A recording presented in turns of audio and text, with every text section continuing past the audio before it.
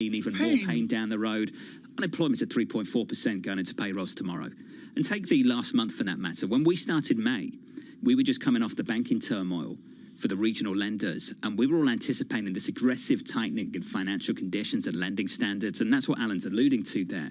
Lisa, it's all just happening much, much more slowly than people anticipated. And the pressure to buy is still there under the surface. And I thought that Michelle Bowman really reflected that well yesterday, the Fed governor, when she came out and said what you can see is that any kind of loosening whatsoever in financial conditions, any kind of decline in mortgage rates, re-up the surge into housing. Immediate prices go up. So basically they can't kill it with rates that are much higher, that are more than double where they were before on an average. This to them indicates perhaps there is this excess that really hasn't been beaten out of the system yet. But this is why they're so nervous about the next decision. You get lulled into hiking too much, don't you? And I think the balance of risk has clearly shifted for them too. We close out 2022, the risk of doing too little outweighs the risk of doing too much. What about now? Ask them that question now. Where do they stand on that now? They want more time to see. The data's been confusing. The data's been all over the place as we talk about the whipsawing of yesterday's information that came out. How much can they really have conviction at a time when there still are the lag effects? And I do have sympathy for that, but at the same time, it's unclear whether the risks of a reigniting inflation are really off the table. Sympathy for the Fed. Where's Bramo? Where's the real Bramo? It's not. Hold on a second. It's not sympathy. Like 6 days off. Foster around the table. Yeah, no, I know. I'm not. It's not sympathy for the Fed. It's sympathy for the plight of trying to understand a moment that is highly complicated. Okay. Came into the studio this morning. Always the last one in. Bramo's late. Often happens. Well, her entourage. Comes in with the entourage. And happy. So, like bouncing off the walls. And then yelled at for being happy. Bouncing off the walls. How can you? Well, it just didn't have any authenticity. Oh, come on. I was super happy. Trust me. I think the audience at home would agree with me. I'm thinking of buying a puppy. It didn't. Really? There you go. Really? Go get two. No, dive in. Get two. Get two. 7:30. Let's see if Deborah Cunningham of Federated has any sympathy for the Federal Reserve. Oh, come on. That conversation in about 50 minutes. Have you become friends with the chairman? Is that what this is about? Honestly, I'm sympathetic to the plight. Interesting. Keeping you up to date with news from around the world. With the first word, I'm Lisa Mateo. Ukraine's capital was hit by missiles overnight. Kyiv's mayor says at least 3 people were killed, including 2 children, by debris. NATO foreign ministers will discuss Ukraine's bid to join the military alliance at a 2-day meeting in Oslo today. Meanwhile, Ukrainian President Volodymyr Zelensky made an unexpected appearance at a summit in neighboring Moldova. The summit is taking place less than a dozen miles away from the breakaway region of Transnistria, which hosts Russian troops on Moldova's eastern border in Ukraine. Zelensky says he will hold bilateral meetings at the European Political Community Summit, where he will propose setting up a coalition of patriots. Former European Central Bank President Jean-Claude Trichet says, despite an environment of great pessimism, Europe's boldest endeavor was the creation of the bank. He spoke to Bloomberg on the ECB's 25th anniversary. Also proved something which is very important, I would say, historical trend. We started with 11 countries, we are now 20 countries. In my 8 years of mandate, I welcomed 5 new countries, you see. So there is something underlying, which is very strong. Meanwhile, Vice President Luis de Guindos says that the ECB is in the final stretch of hiking interest rates, with further decisions to be data-driven. Global news powered by more than 2,700 journalists and analysts. I'm Lisa Mateo, and this is Bloomberg. Young adults are facing some tough challenges. Higher living and education costs and wages that aren't keeping up with inflation are making it harder for them to support themselves. And they're relying more on the bank of mom and dad. A new bank rate report shows nearly 70% of parents with kids 18 and older are putting their own finances in danger to help them. About half are dipping into their emergency savings or delaying paying off debt, while 43% drain their retirement funds. So where do you draw the line? There seems to be a generational gap, as older parents can't understand why being self-sufficient now is a lot harder than it was for them. Gen Z seems to think on average that 22 is a benchmark for covering the expenses, while baby boomers say their adult children should pay their own way closer to age 20. Either way, it's a family decision. Bankrate suggests having a conversation with your kids and setting a specific dollar amount or time frame for footing the bill.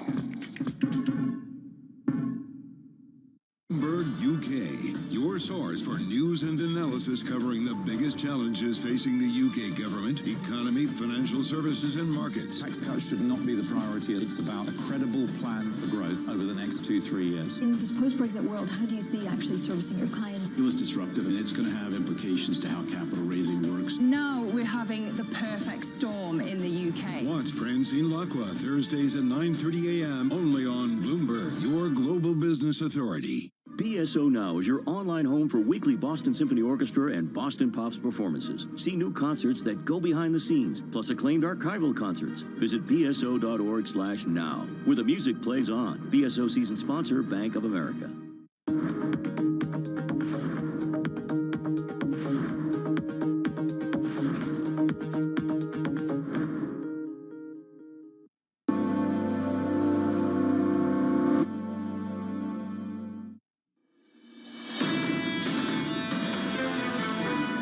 I think the speculators, like anything in any market, they are there to stay. I keep advising them that they will be ouching. They did ouch in April, but but I would just tell them, watch out. Prince Abdulaziz bin Salman, the Saudi energy minister, last week at the Qatar Economic Forum, speaking with Francine Lacqua. Great conversation. It's always the short side they're unhappy about. You notice that whenever we talk about speculation, oil's at going the to government 100. level, it's always the shorts. Yeah. It's like those speculators. Nothing speculating about being long, but being short, that's problematic. Okay, well, if it is speculators, then how are they going to justify the rate cuts, the production cuts that they're going to implement if there's no fundamental basis to where we are? I'm just saying. They want to flush them out. If you look at the fundamentals, and Grant Smith did a great job on Bloomberg today, just kind of breaking this down. On the one hand, inventories are shrinking. On the other hand, you've got weaker data out of China. Just trying to put it together right now about what the right policy would be, Tom. I think it's not so straightforward. Correlated in a Bloomberg commodity index, I should say, it's certainly been a weakness for commodities. This is a real joy. Javier Blas, the book is The World for Sale. He is definitive on hydrocarbons. This is the conversation of the day on OPEC+. We're thrilled that Mr. Blas could join us with Bloomberg Opinion. Javier, I'm going to cut to the chase, and I do not want you to speak for Bloomberg and other news organizations about the back and forth with OPEC+. I don't think that would be appropriate right now. But I do want you to speak about your essay the other day of the Aramco illusion that's out there, a brilliant piece on the illiquidity of Aramco. That speaks to an OPEC Plus that wants to play by its own rule book. What is the OPEC Plus rule book to get the price of oil higher? Well, Tom, what OPEC has been trying to do is cut production, argue that they are cutting production because they believe that there are too much speculation into the market, that they are not targeting oil prices, that they are trying to increase investment into the oil industry for future oil demand. At the end of the day, the rule book of OPEC is to keep prices as high as they can. It used to be $50, it used to be $70, and clearly now OPEC is trying to keep oil prices the closest that they can to $100. That's the price that Saudi Arabia clearly is targeting.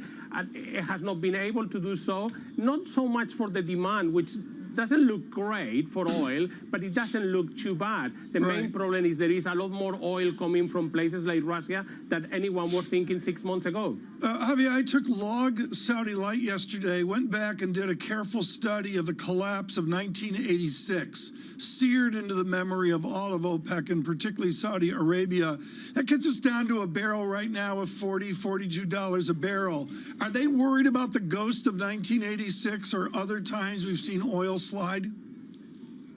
I think that is always present on the memory of any Saudi oil minister, including His Royal Highness Prince Abdulaziz. And they speak about avoiding the mistakes of 86. I don't think that we are facing any situation similar to that.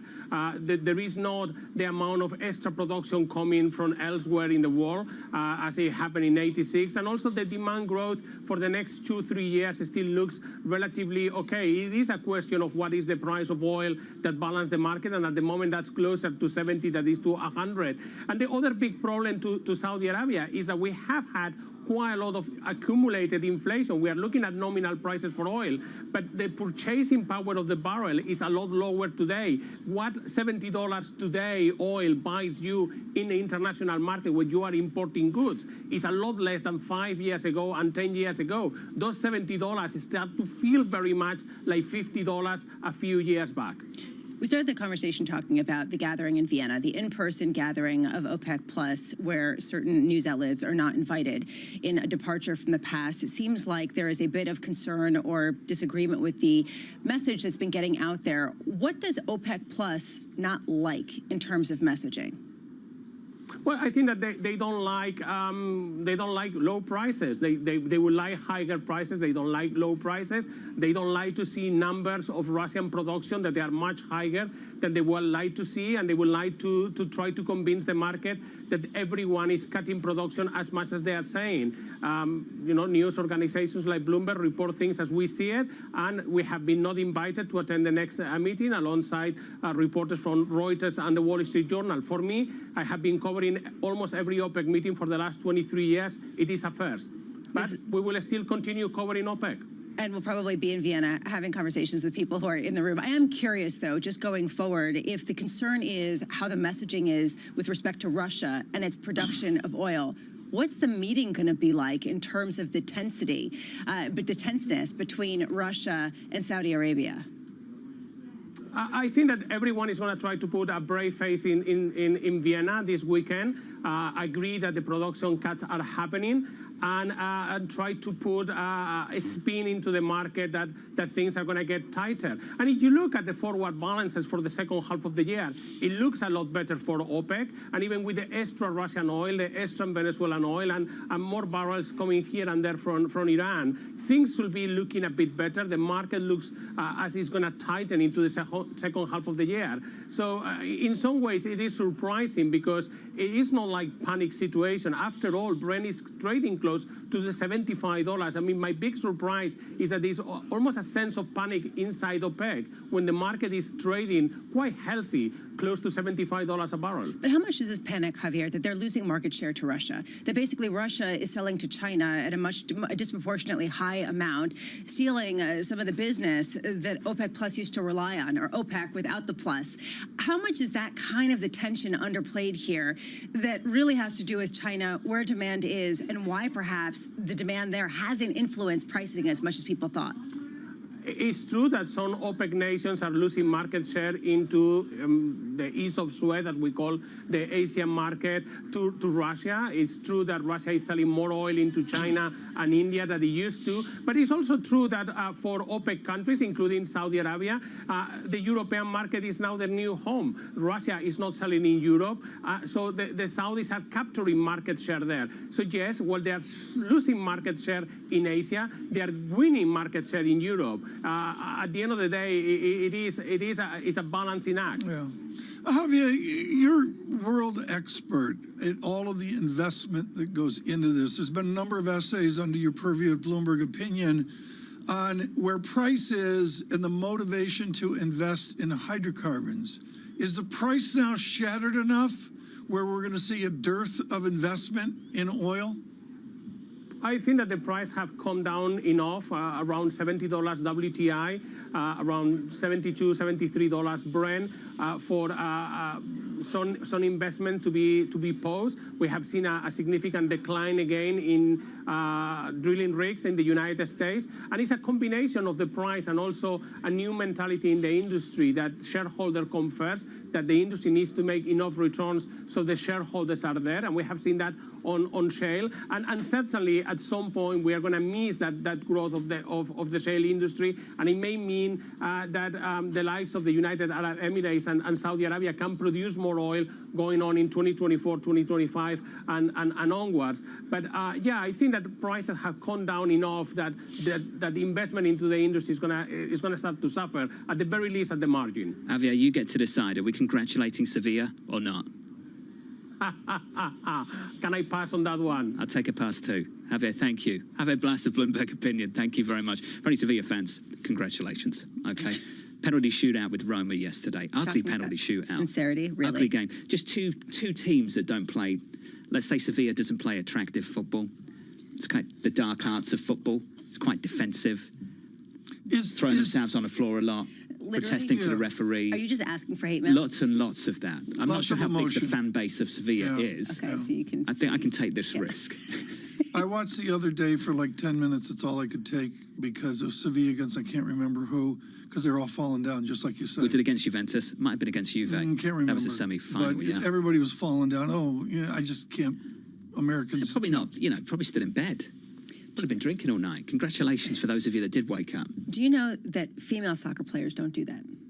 Impressive. Women's soccer, You've got the data for that. Actually, there is data somewhere. That's very cool. They do fewer sorts of simulations. fake out, simulated kind of. Oh my goodness. Interesting. What do you think about the long minutes at the end of the game? It used to be adding 4 or 5, it's and odd. now it's 8 minutes. Call it 10 sometimes. Well, is that a big deal? They need to work out how much time is wasting. The ball is not on the pitch enough. That's in the data, you can see that, and they're trying to work out how to address that Another nerd problem. soccer question. Sure. When they set up for a corner kick, they never put the ball in the white line. They always cheat just has in to an be inch or has two. to be slightly over the white line. Okay. Yeah. So the edge of the ball might They're be over like the white always line. cheating it. Yeah, they're trying to work it out. Yeah. But there is a rule there, Tom, that We'll makes talk sense. balls and strikes in the next Let's hour. not do that. Tracy McMillan of Wells Fargo joins us next. Welcome to June. Your equity market up.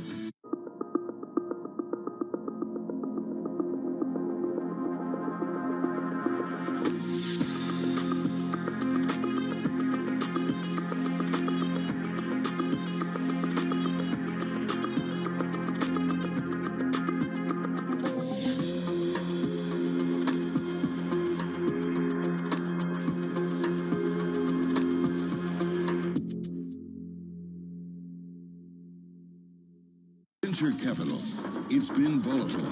From bank crisis anxiety to AI exuberance, Caroline Hyde and Ed Ludlow chat with the biggest names about the latest tech trends. Is AI going to dominate the earnings narrative for this sector this week? I think we're seeing opportunity and potential platform shift that we haven't seen in a long time. If you're a company today and you're not embracing the changes that are taking place with AI, you're going to be behind. How do you prove to the investor base that you haven't just tacked on AI to make yourself sexy? It's very hard to differentiate if you're not experienced with AI. The startup stories. We think this is a watershed moment for technology. Certain categories are more exciting than others.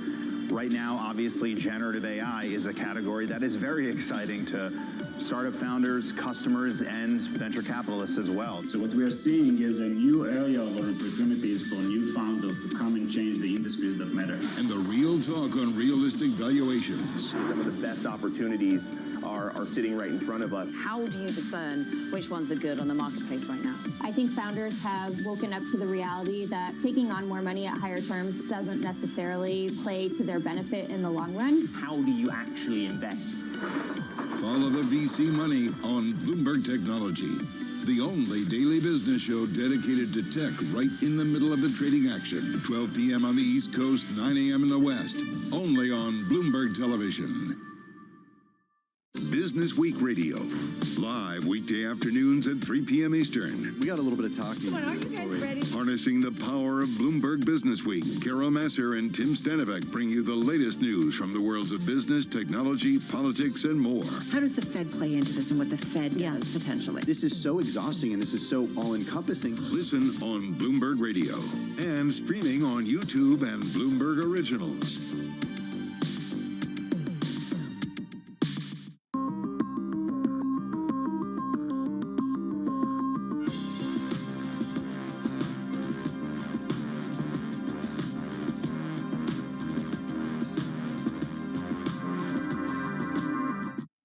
People ask me all the time, what is the key to being a really good investor? And I tell them it's to surround yourself with and work with the best investors you can find. On Bloomberg Wealth, I'm going to take you to meet the greatest investors in the world, the people that I would like to have managing my money. So I think the main thing we did, which was not so easy, was to stick with our process. And then it kicked in big time in the last really 2 years.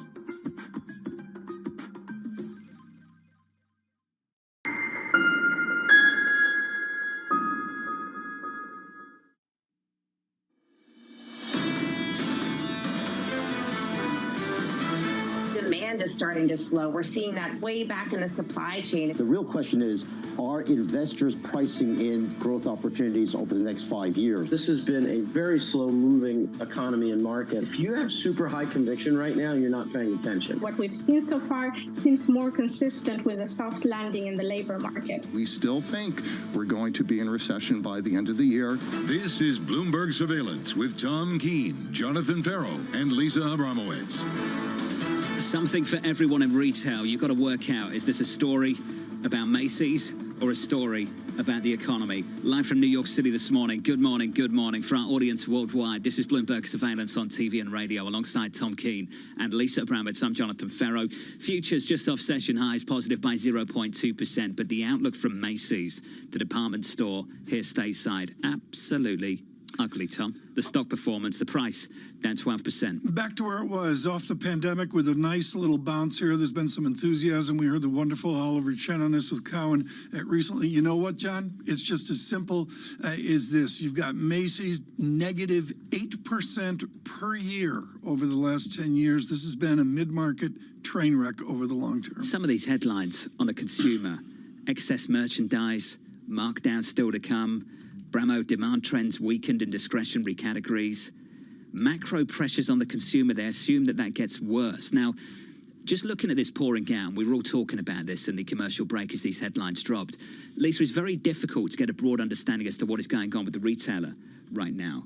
Because if you look at Macy's, they're telling the consumer's not great. You look at another retailer, they'll tell you everything's okay. We heard from Nordstrom's yesterday, and it was better than expected, so we saw those shares up. So basically, to your point, is this a Macy's problem, or is this a broader issue? How much is this also just ordering the wrong types of stuff in still a pandemic economy? We've talked about whether it's people going back to work, going back to the office, now staying home, all of these different trends.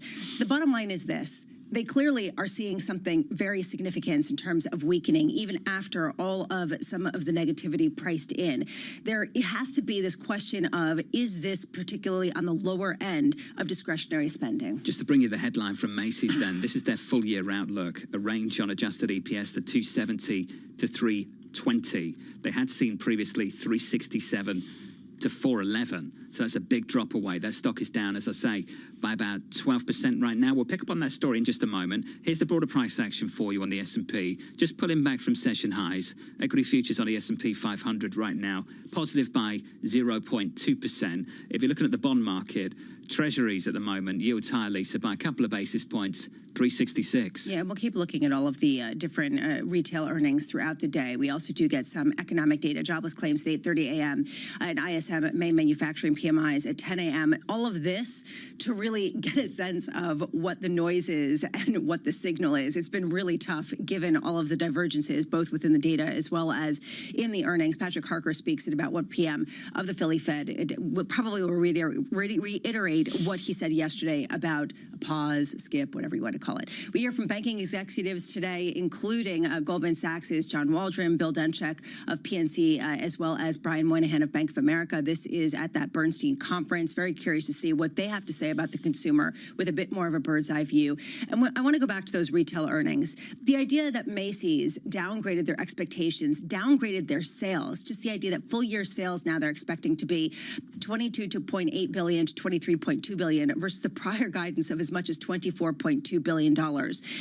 That, to me, it really signals perhaps a very specific trend that we're not seeing in places like Nordstrom, but really do signal that there is some sort of softness out there. We get after the bell Lululemon, a higher end kind of retailer. Curious to see what comes from there. But Nordstrom shares are up today, John. There you go. And so this is the confusion. Is this a Macy's story or is this a broader issue?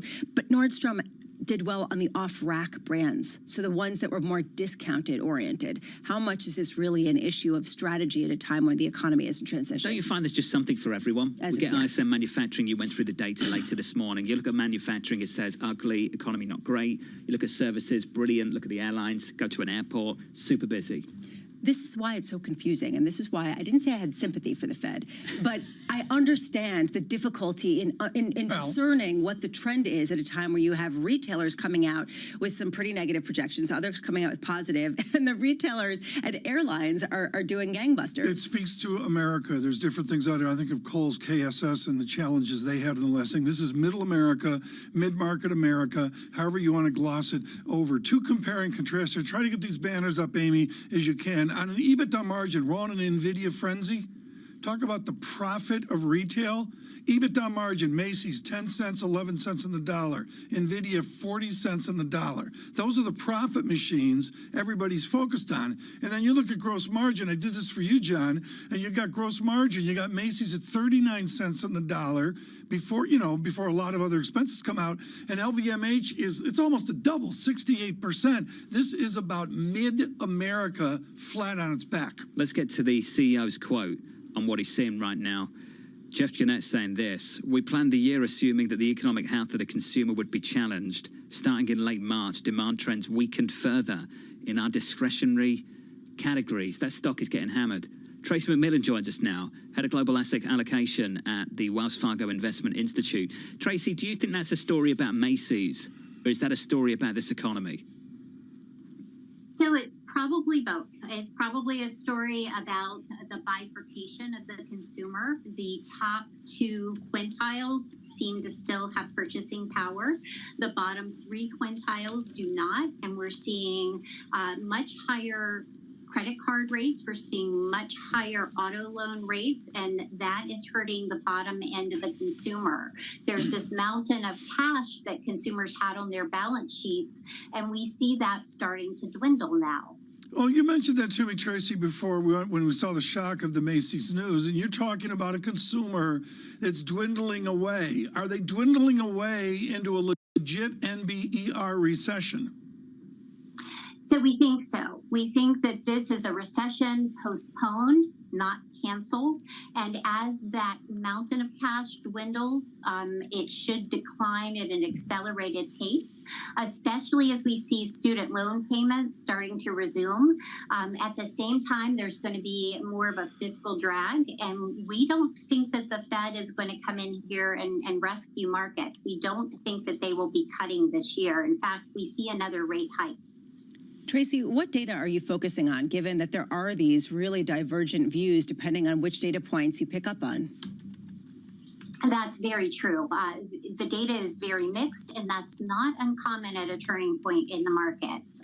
One of the things that we're watching, especially this week, is labor market news. The labor markets are still very strong, but they're starting to slow down. In fact, tomorrow's non-farm payrolls have an estimate of 235,000 jobs added, but we've now seen 3 months in a row, and this will make the fourth month of sub 260,000 jobs added. That's the first time since the pandemic that we've seen the payroll slow down that much. What's really hard about the data right now is it really depends on what your bias is, how you read it. Some people say that they're seeing softening in the labor market. Other people say, what are you talking about? We just saw a JOLT survey that came in, surprised to the upside, blew all expectations out of the water. You could see those help wanted signs in every store around the country. You've got a lot of constraint on that point of view. What are you looking at to show this market slowdown? Or is it that everybody is looking for it and finding it, in places, and then kind of confirmation bias is sort of like, okay, well, that's what we should focus on? Yeah, I think it's really looking at the traditional indicators of recession, seeing that those are pointing towards a recession, seeing a Fed that is actually convinced that they need to continue to quell inflation, continue to slow the economy. So actually those jobs numbers and the JOLT survey are not good news for the Fed. Tracy, asset allocation. Boy, it's mid-year correction. John Farrow's year starts March 31. We're deep into the Farrow year. How do you reallocate right now on a 60-40 strategy? So we would be overweighting fixed income relative to equities, and we'd be up in quality in both of those asset groups. So we like large caps over small caps. We have moved developed markets back to neutral from an underweight. And within fixed income, we like short term and long term. We're barbelling that in investment grade over high yield. Just within DM equities, is there a bias towards the United States? There is a bias toward the United States in that we have overweighted the U.S. markets, but we are starting to add money back to European markets, mostly on valuation and the idea that the dollar has probably peaked. Interesting. What tells you the dollar's peaked? So we think that the dollar has probably peaked because the U.S. is probably near the end of its tightening cycle, but we don't think that the Eurozone is near the end of its tightening cycle. And the Japanese economy as well has been performing fairly well. The Japanese markets have been performing fairly well, and they too could see tighter monetary policy as the year progresses. Just quickly then, what do you think explains the strength in the US dollar in the last month? Because everything you've said has been true consistently through the whole year. Yeah, so we think that the strength in the dollar really is off of the debt ceiling deal. The dollar does tend to move up about 2% once a debt ceiling deal is reached. So we think that that's probably behind a lot of it, but in the Eurozone, I think that there's some discounting going on there as well, as Germany has tipped into recession. Yeah, the data there's weak. China as well. Tracy, thank you. Tracy McMillan there of Wells Fargo. I'll catch up with Sam Linton-Brown of BNP Paribas a little bit later. So a lot of people come on, like Tracy did there, and they talk about how the ECB is going to do more than the Federal Reserve, backed up by the ECB this morning. President Lagarde still have ground to cover on rates. You don't hear that from the chairman of the Federal Reserve in quite the same way. Got it. Sam Linton-Brown thinks it's less about that and more about the potential damage that will be done to the economies from the cumulative tightening already in the pipeline. And arguably what you're seeing so far, and this is my view on things and not his, is that what you're seeing so far is that the US economy is standing up to rate hikes better than Europe is right now, based on the weaker data we've seen so far. It's the conflict right now in the FX market between just simply monetary policy versus economic growth. And that, I think, has been the tension, which has made it very confusing to figure out the right kind of direction here. Other factors in the overwhelming first-order condition for America's technology. We own it. They don't. Exactly. You can find NVIDIA on the NASDAQ. You cannot find that on the Euro Stoxx 50. I can get you some LVMH, though, Tom. Fancy it. Well, you know, what is it, 21% of the French GDP? Not quite, but it's Macron's closet is jammed with them, as I say. Up next, we'll catch up with AMH down in Washington, D.C. The debt deal passes the House. Now it's on to the Senate. Keeping you up to date with news from around the world with the first word, I'm Lisa Mateo. As Jonathan just mentioned, the House passed debt limit legislation forged by President Joe Biden and Speaker Kevin McCarthy that would impose restraints on government spending through the 2024 election and avert a destabilizing U.S. default.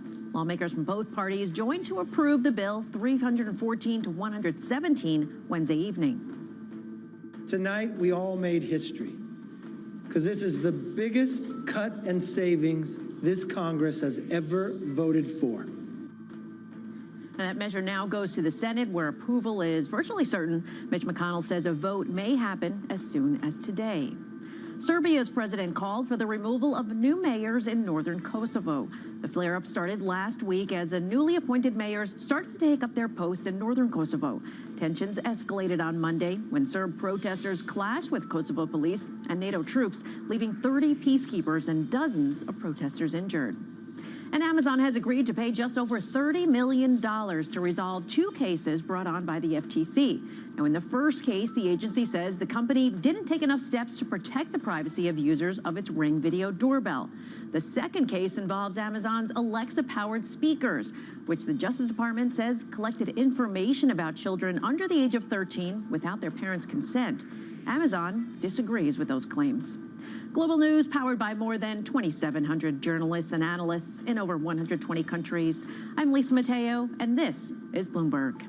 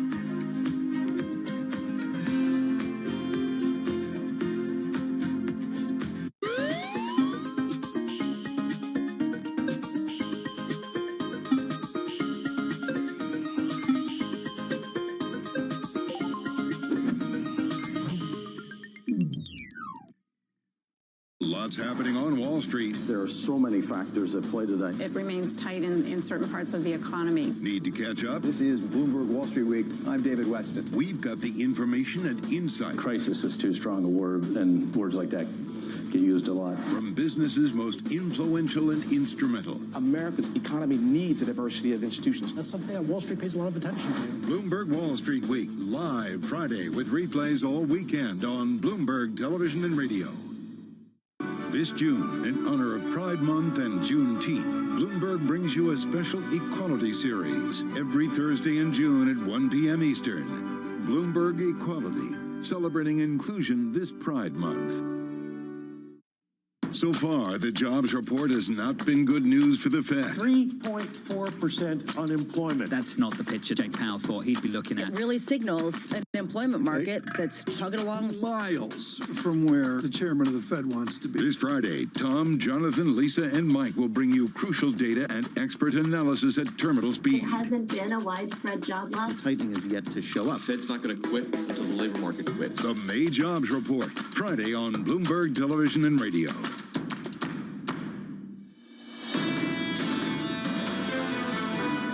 Tonight, we all made history because this is the biggest cut and savings this Congress has ever voted for. There's been a very good vote in the House of Representatives.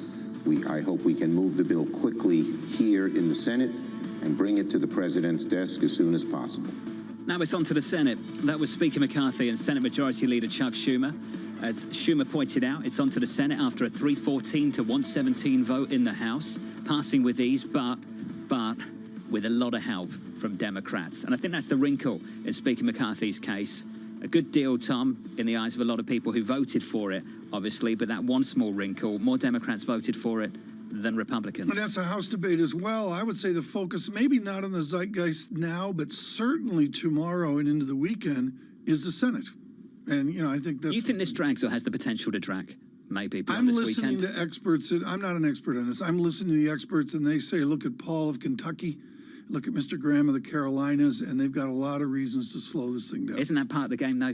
Yes. Just sort the of game engineer is some, exactly... it might not yes. pass, you need my vote. Nah. Yeah. Do that. That's good. Should I be worried? I'm trying to work that out. I think a lot of people are this morning. They just want to move on. Should anyone be worried? No, I think the tone is we're moving on, but, maybe others like Anne-Marie Horton would tell us not. What do you think, Lisa? You should always worry, number one. But number Here we two, go. I would say Just a default position. Default position should be worried. That's the subtitle for the program. We'll just say you should this. always worry. You should always worry, but it's a longer-term worry now of what happens with some of the serious issues that are clearly agreed to disagree upon and discussing. I love it. This is great. So the surveillance newsletter, which, by the way, comes out when? 9:30? About that, we try. 14 pages. Right, so here's the plug. Go to bloomberg.com/surveillance, and you can sign up to that newsletter. It's always You should put at the end of that, you should always worry. All right, I will, and I'll let you know Why why. don't you do a little thing at the bottom, like you do a footnote on each page? That's great. Here's why you should worry. Here's why you should worry. Newsletter's been a huge success. This is all Bramo. It's a Bramo project.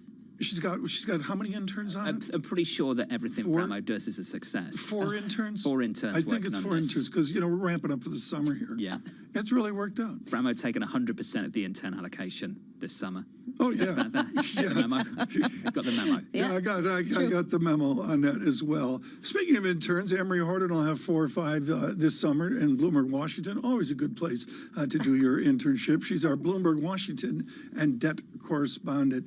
Anne-Marie, I got a bunch of questions, particularly about Rand Paul, the senator, but I've got to go to Margot Sanger-Katz's essay in the New York Times about, I love this phrase, I just can't get over it, agreed upon adjustments.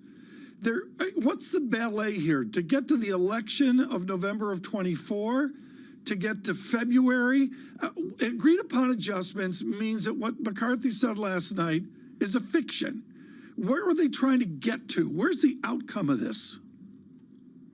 Well, a lot of this has to do with this debt ceiling bills. There's a second part of this, and this will happen in the government negotiations and the spending process in the appropriations meetings. And this is about government spending, but they have agreed upon the caps between the Biden administration and McCarthy. But obviously, many people are poking holes that potentially this could be more fudged. What you heard the speaker say, though, to Hugh Hewitt when asked about what's next, he said we need to continue this fight, take it into appropriations, and make sure we are getting rid of, quote, wokeism and eliminate some of this higher spending he feels like they have seen from the Biden administration. So this fight will continue, and it's why many people are poking holes into how much actually this deal would reduce the budget. The CBO says it's $1.5 trillion. I believe in that New York Times article, their analysis was more like $1 trillion. What I think is interesting is how the Wall Street Journal frames it this morning, Tom. They say that this sounds like a lot, $1.5 trillion over a decade. But that simply means that the federal debt, now 97% of gross domestic product, will rise to around 115% in a decade instead of 119%. And that's if you assume that the Trump-era tax cuts are good-nighted after 2025. So this is very small. That's the takeaway. It's a slice of a slice that they're able to cut because they're not going after the big parts of U.S. spending. I want to get out front, Anne-Marie, of your path to next week, which is the ophthalmologist from Kentucky. What is Rand Paul going to do to block this process in the Senate? The guy won 62% of the GOP vote in a very Republican Kentucky. I get it. But is he really going to gum up the machine? Well, as Greg Valliere calls him, an irritant at times for the Senate process. It's not just him, though. We should note there are other individuals who, listen, they at least want their amendments to be heard, whether it's Ron Paul, whether it's Mike Lee, whether it's Tim Kaine of Virginia, who's had some harsh tones and criticism of the White House because of the Mountain Valley pipeline that is in this debt limit bill. These senators, I think, at least want to make sure they can have their amendments on the floor. But I would say Mitch McConnell has done this how many times now? And what he has said is he could see a vote as soon as today. So I would say he has been working the phones to make sure he can get everyone in line. There is also this idea in Washington, and some political analysts were talking to us about this last night, this idea of jet fumes. It's close to the weekend. They're exhausted. They've had enough of this. A lot of them have been dealing this since January, thinking about how this was going to end up, the showdown of this would look like when the Treasury was using extraordinary measures to pay our bills, and they're ready to go home. There is potential for some cumbersome process, but there's also potential that a lot of this is being done in the background, and they might get out of here even before Sunday. And now we get the spin cycle. Ron DeSantis going over to Iowa and saying, Trump, you're trying to lead. Where's your view on the debt ceiling? I already came out against it. What's your view on that in terms of whether we expect to hear something from Trump and whether this is going to be used as sort of the political football du jour? I'm pretty sure everyone on the Republican side who wants that nomination has come out against the debt ceiling, barring the former president. But we already know what he's had to say about the debt ceiling, although his comments on the debt ceiling have changed dramatically. When he was president, he said he thinks it would be crazy for anyone to use the debt ceiling as leverage.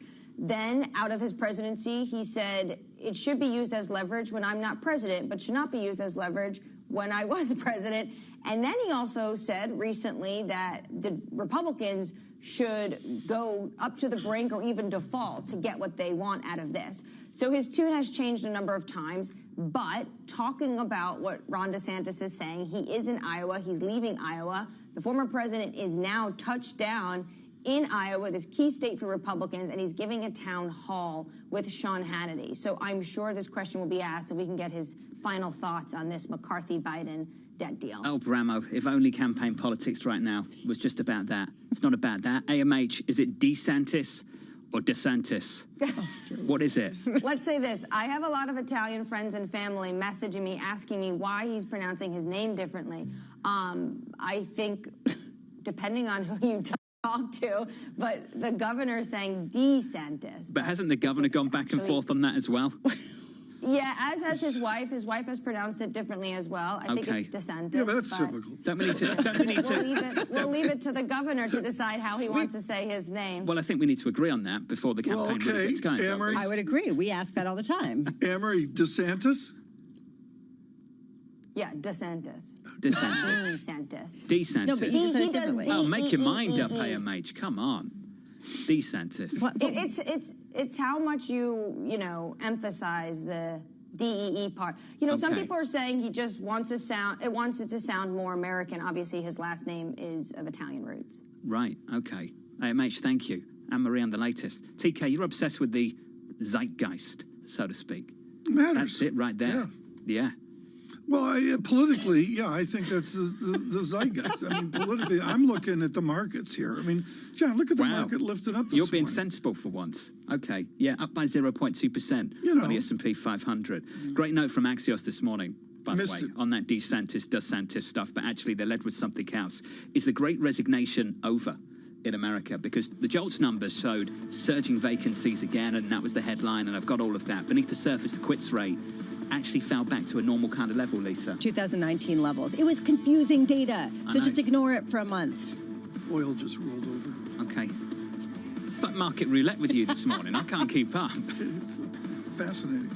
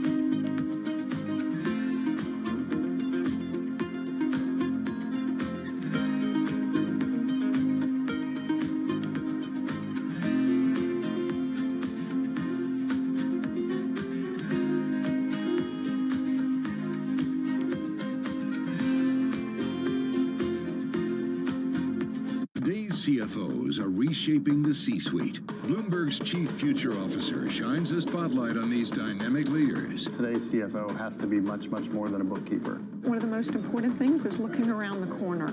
We have to let go of the traditional legacy department store. Their impact goes far beyond the balance sheet. And on Chief Future Officer, they focus on much more than just revenues and margins.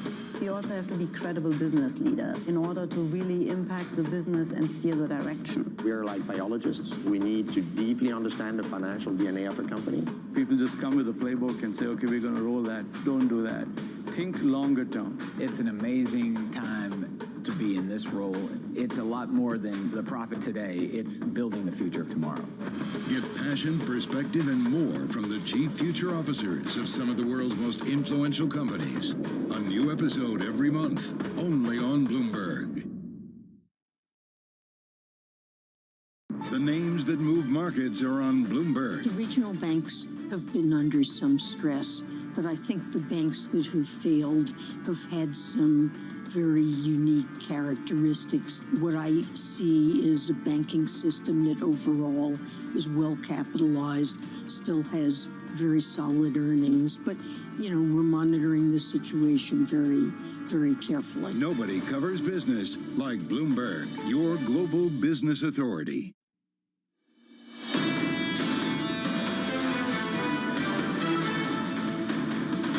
Equities up in May, up in June for about 5 minutes. Welcome to June. Equity futures positive on the S&P 500, positive by 0.2%. Big run of gains in the Nasdaq, up for a third straight month, the third consecutive month of gains on the Nasdaq, advancing for a gain of almost 8% last month. This is what Citi's Stuart Kaiser had to say. The tech trade is far less clean than to start the year. We think outperformance is justified and don't see a compelling alternative at this time. That's the problem, Bramo. And I know you've read this note as well, because I saw the quote you tweeted out just on where that performance has come from, just a handful of names. And the reality is that a lot of people don't see a reason for it to stop unless it's a tactical sell-off like the one we saw yesterday, which is a 5% sell-off for NVIDIA, but it doesn't really matter considering they've been up. There's an alternative in the bond market, but within the equity market, there is no alternative still. It seems like that's the case, and now it's a safety trade, despite what's going on with yields. Let's talk about treasuries. 2-year, 10-year, 30-year, 2-year through May, up 40 basis points. Trim some of that gain to close out the month. Yields up by a couple of basis points right now to 442.77. Just to kick off a brand new month with yields a little bit higher on the 10-year too, up a single basis point at 365.79. Just want to touch base with the euro just briefly. Had a look at 107 again today, 107.10. President Lagarde talking up more rate hikes, all of the above. But we are coming back off the back of the worst month for the single currency, for the euro, going all the way back to April, Tom, last year. Lots going on here. We don't need to do EM right now, but yeah, I agree, John, with the euro focus is really driving everything. I look at euro yen. It really hasn't broken through strong yen either way. Both of them are pretty fragile against the dollar. You mentioned crude, 67 handle on WTI. It's there. Down by about 36 cents there, so it's a break of 68, down about 0.5%. We've got an OPEC Plus meeting. 100? I do remember that, yeah. 100 It's on based on how this year's gone so far. Who knows where we're going this year? Crude. Don't we always say, if you want to make a fool out of someone in the market, ask for a forecast on oil? Somebody came up to me in the street yesterday, I think it was Fifth Avenue, I can't remember, and they said, when did Bramo sell the barrels in her living room? And I said, I think it was like 95. She didn't top ticket. But she just, unloaded those 2 barrels out. In and around 130 last spring, remember? Yeah. When that war really kicked off in Ukraine. Still ongoing. And I mentioned this earlier, but the team here at Bloomberg, I think summing it up well. On the one hand, you've got inventory shrinking. On the other hand, you've got data that's been weaker, specifically out of China. And that's where these triple-digit crude calls were coming from. Not all of them, but some of them. This idea that China was reopening, you'd get all of this demand coming through Bramo, and crude's not taken off in quite the same way.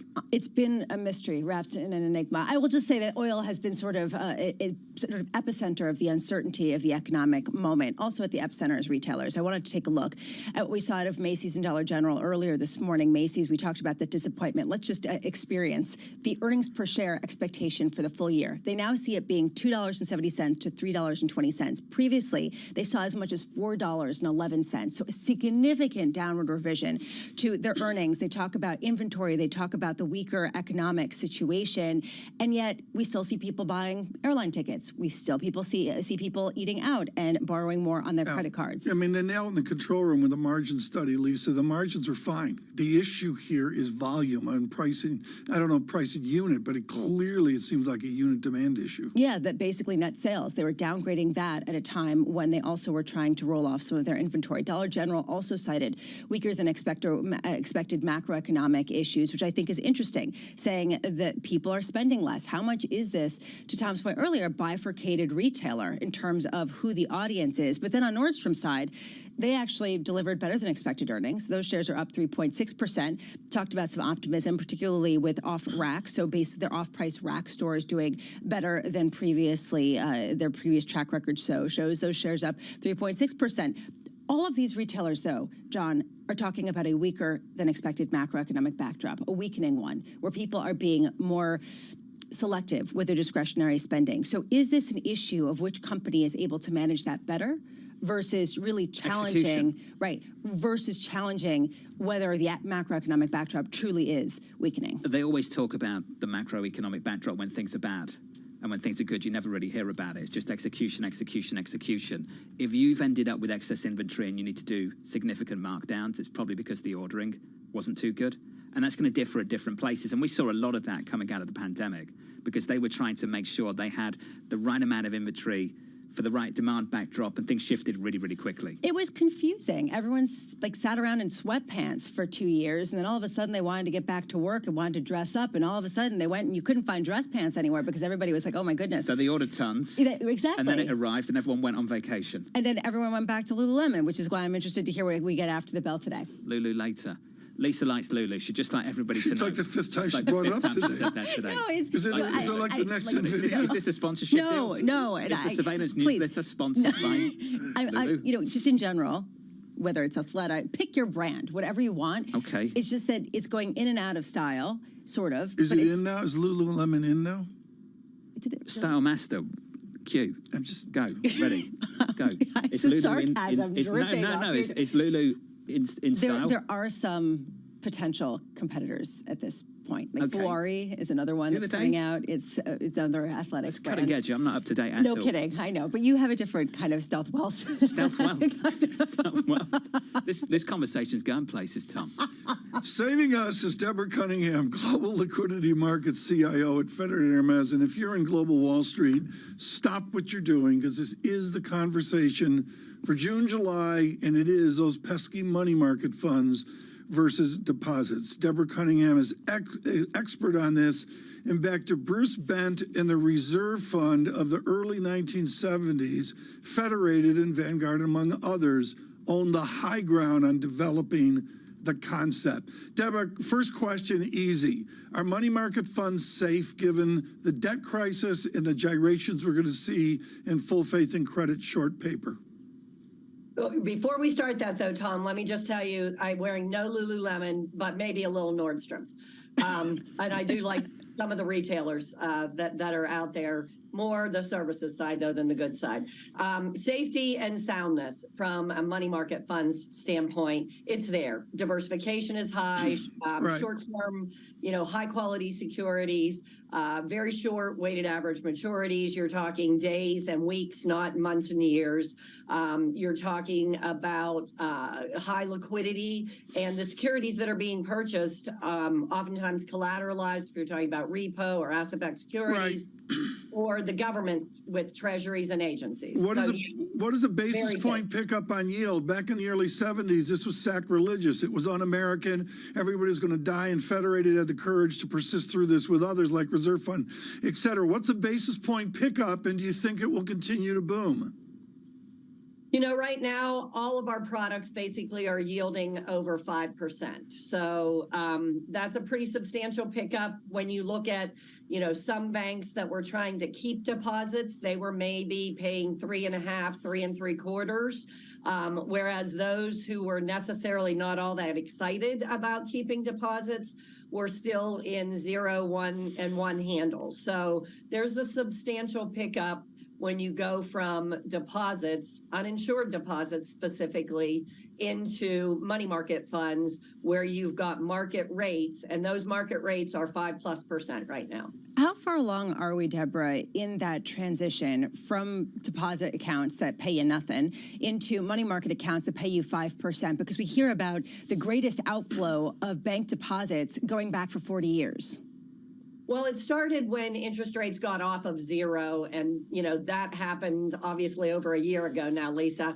But I don't think it's picked up the speed in earnest that it will likely have when a peak in rates is reached and when actually rates start declining, which we think won't happen until 2024. Wow. Generally speaking, when you look at where money market funds gather the most amount of assets versus deposits, it's in a flat to declining rate environment, not in a rising rate environment. I think what made it a little bit different in the current rising rate environment is that we came off 0, and 0 was held by the banks while it wasn't held, obviously, by market rates, and that made a difference. As you speak, I just hear that sound. It's the sucking of liquidity out of the market. At a certain point, if you get an acceleration of these deposits, it could have a pretty material effect on the broader economy. I'm just wondering, can we say we're about halfway through of the deposit flight? Can we say that it's going to be even significant,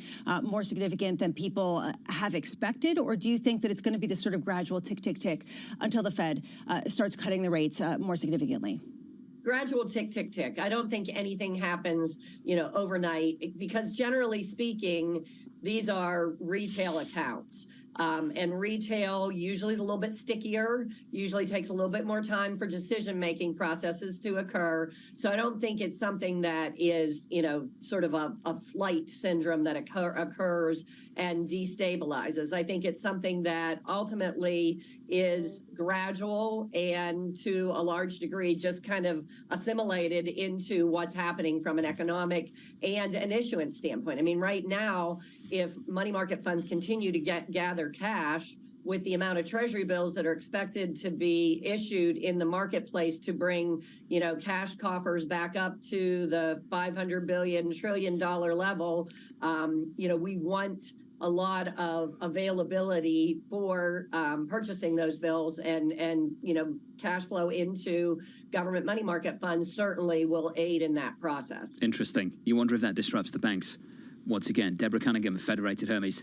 Deborah, thank you.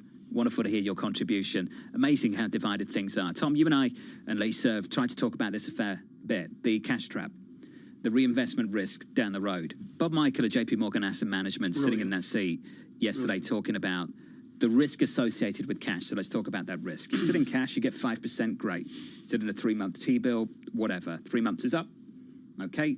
You get the money back. The money you get back is bigger, that's your yield, wonderful. And then what do? You think about reinvesting it, you buy another 3-month T-bill. Okay, keep doing that, 5%, okay. And then at some point you face a rate cutting cycle and you face the risk of not having that 5% there anymore. And what the likes of Bob Michael, and it's very divided at the moment, what the likes of Bob Michael are saying, sweet spot 5-year.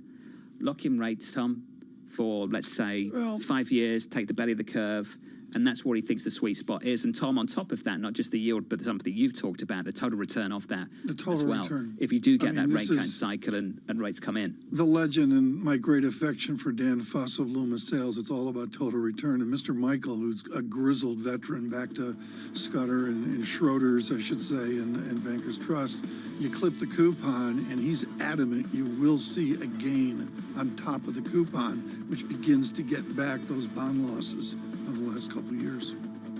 I'm just curious about whether inflation's going back down. If it's not, that's a different story. And that's where the bifurcation comes in. There's a huge, huge debate around this at the moment. And TK, as you and I have said 1,000,000 times over the years, getting into cash is one decision. Getting back out of cash is a much harder decision. Wildly asymmetric. Especially when you see these moves in the NASDAQ. It's like, should we go? You're feeling should it right we go? now. Chuck Grommer, Gordon Haskett on Macy's earnings coming up.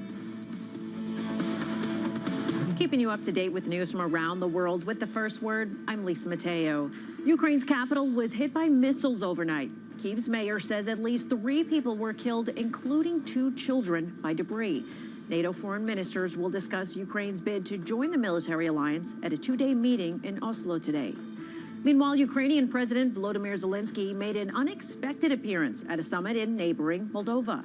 The summit is taking place less than a dozen miles away from the breakaway region of Transnistria, which hosts Russian troops on Moldova's eastern border with Ukraine. Zelensky says he will hold bilateral meetings at the European Political Community Summit, where he will propose setting up a coalition of patriots. Former European Central Bank President Jean-Claude Trichet says despite an environment of great pessimism, Europe's boldest endeavor was the creation of the bank. He spoke to Bloomberg's on the ECB's 25th anniversary.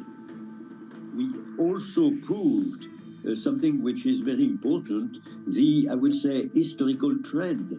We started with 11 countries, we are now 20 countries. In my 8 years of mandate, I welcomed 5 new countries, you see. So there is something underlying, which is very strong. Meanwhile, Vice President Luis de Guindos says the ECB is in the final stretch of hiking interest rates, with further decisions to be data-driven. Global news powered by more than 2,700 journalists and analysts in over 120 countries. I'm Lisa Mateo, and this is Bloomberg.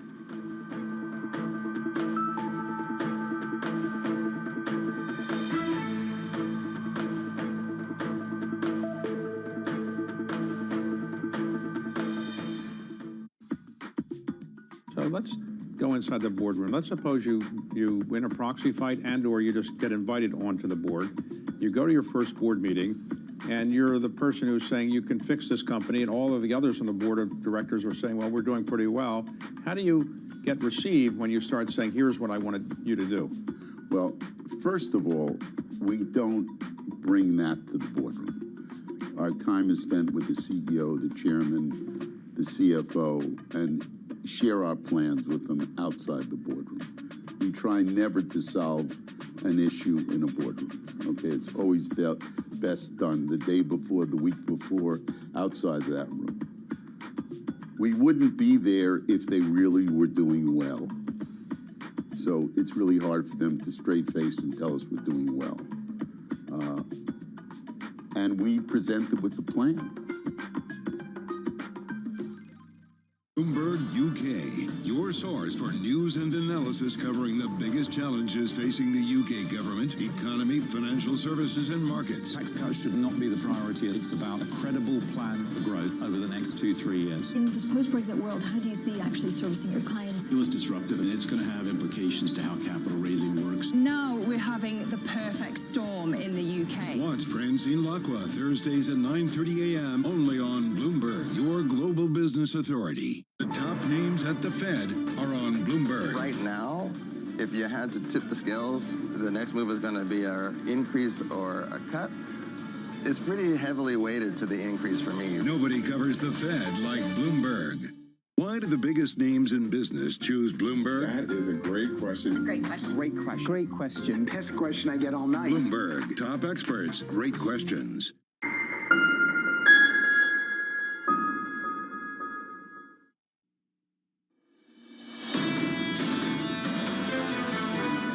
The U.S. consumer has been strong. I do think, however, that the direction of travel for the second half of the year is one where a ton of headwinds are gathering momentum. So the U.S. economy is going to slow as well, and we're already seeing signs that the labor market is starting to cool down.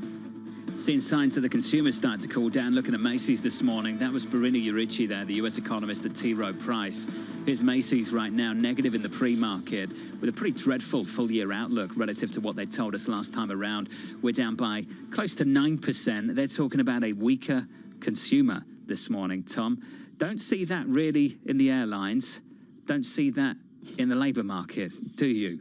You don't see it. It's some other retailers as well. TK, so what did you call this, Bramo? A mystery wrapped in an enigma? Yeah. Surveillance. Is that Macy's right now? It's everything. No, yeah, it's definitely, it's the retail sector. It's the economic data in general. It's choose your own adventure. It's true. I agree with you. Manufacturing PMIs, ugly. Services PMIs, decent. Michael Purvis this morning at Toolback and writing about that again this morning. Out front on this is buy, hold, sell, and it's real simple. To hold means I'm not that enthused. Chuck Grom, senior retail analyst at Gordon Haskett, love having him on, and it is about this parsing here of a hold to a buy. Chuck, real simple. With this disastrous set of headlines from Macy's, you nailed it with a tepid hold. Does Macy's become a sell? I think Macy's is still doing a really good job on a lot of fronts, and I think that's exemplified on the balance sheet where inventory levels are still really lean. Macy's is a victim of the circumstance right now, and you alluded to it. People are preferring travel, and with inflationary pressures out there, budgets are constrained. So I don't personally think Macy's is a sell. We downgraded the stock back in late March at $18 to a hold. We sensed that the guide for the year that they outlined was too optimistic, and today we're seeing that to a degree. But Macy's is still doing a lot of good things. Okay, they're doing a lot of good things, but the fact is it's been a train wreck for 10 years. And then in the pandemic, it sort of came around, and I get that's come off the bottom a little bit. Do you have enough faith in management and their strategy to say I got a 3 or 5 year vector higher in Macy's, even if it's not back to 60 or 70? I think that's all going to depend on the consumer and what happens over the next couple of years. In the near term, we definitely think the stock is going to stay under pressure. They did lower guidance by 25% this morning, which is a really big cut. Clearly, the stock had been under some pressure, and this was discounted to a degree. However, when you really unpack the guide, the fourth quarter, which is the holiday quarter for them, still does look aggressive. So, said differently, this might not be the last cut on guidance right now. We're just going to have to continue to monitor the data points across retail. Chuck, you were brilliant last time we spoke. You said this was the discretionary recession. And Chuck, I think what we're all trying to work out around the table is what is this about Macy's and what is it about the economy Which one is which? Is this a Macy's story or a story about the economy? Yeah, well, what's interesting is this morning you have two companies guiding down, both Macy's and Dollar General. And if you think about the Dollar General customer, it's at the low end. Macy's is clearly at the high end. So you're seeing weakness across the board, whether it be low end, high end, discretionary. And we talked about that a couple weeks ago when I was on post Home Depot. It's really just people preferring, needs versus wants at this point in time. Chuck, you said that Macy's caters to high end, and yet the luxury players are all seeing gains. Is that really the case, or is it really a question of identity? Whether they actually are high end, whether they're low end, whether basically they're the middle income kinds of shoppers that are probably going to be the most squeezed right now? Well, I look at Macy's more high end, but clearly, if you were to look at Nordstrom or even the Bloomingdale's banner within Macy's, that would be high tiered. But you look at a company like Restoration Hardware, which is really the most premier upper end company we cover, and you're seeing weakness there. So consumers just getting strapped right now. Do you think that this is a temporary phenomenon as people sort of get the YOLO experience out of their belts and basically just keep flying around until they run out of money, and then they'll go back to buying stuff again?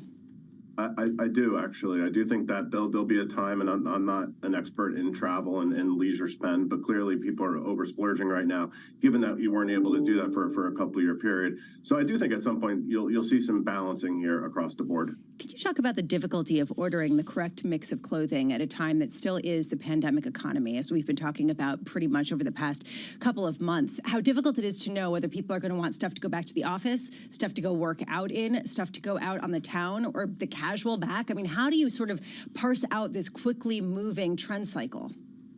It's not easy, and I'm glad that's not my job. But I do think that Macy's has done a pretty good job over the past couple of years, knowing where the trend's going to be. But that's one of the reasons why people like off price, because the lead times on off price are just so much shorter in duration. You're talking about buying stuff today for the next couple of months, as opposed to buying stuff today for next spring. Knowing what's going to be hot and what's not, 8 to 9 months out is really, really difficult. And that's part of the reason why, these department stores have just struggled over the past decade and have really given up a lot of share to off price.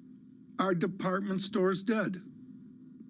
I don't think they're dead. I think certain models are better than others. And I think, again, I'm not here to be super negative on Macy's this morning, because I do think that the team, and particularly their CFO, Adrian, has done a really good job managing inventory levels. Others, I think, companies like Kohl's have struggles, and getting foot traffic into those stores has been elusive for a really long time. And frankly, I don't know how they fix it. I just find this absolutely important. And on a revenue and unit basis, this is just a lack of traffic into the stores. So what's your single best buy within retailing now? Is it a combined department store feel, or is it a specialty stock? I think the best two names to own right now in retail are Walmart and Costco. And you'll tell me that's super defensive and potentially super boring, but sometimes boring can be good. Interesting. Costco is the best retailer I've ever covered. It checks all the boxes. And to me, Walmart, there's no better time to own Walmart than right now, both from a sector perspective and given how difficult everything is out there, and also from a company specific perspective. They're doing a lot of really good things. And I think the key theme for both companies is they lead with price. They're the lowest price guys out there, and what consumer out there doesn't want lower prices right now? If you believe we're in a discretionary recession, quite clearly, that's the place to be. Chuck, thank you, sir. Chuck Grom there of Gordon Haskett on the latest with some of the retailers. When was the last time we went to a Macy's, TK?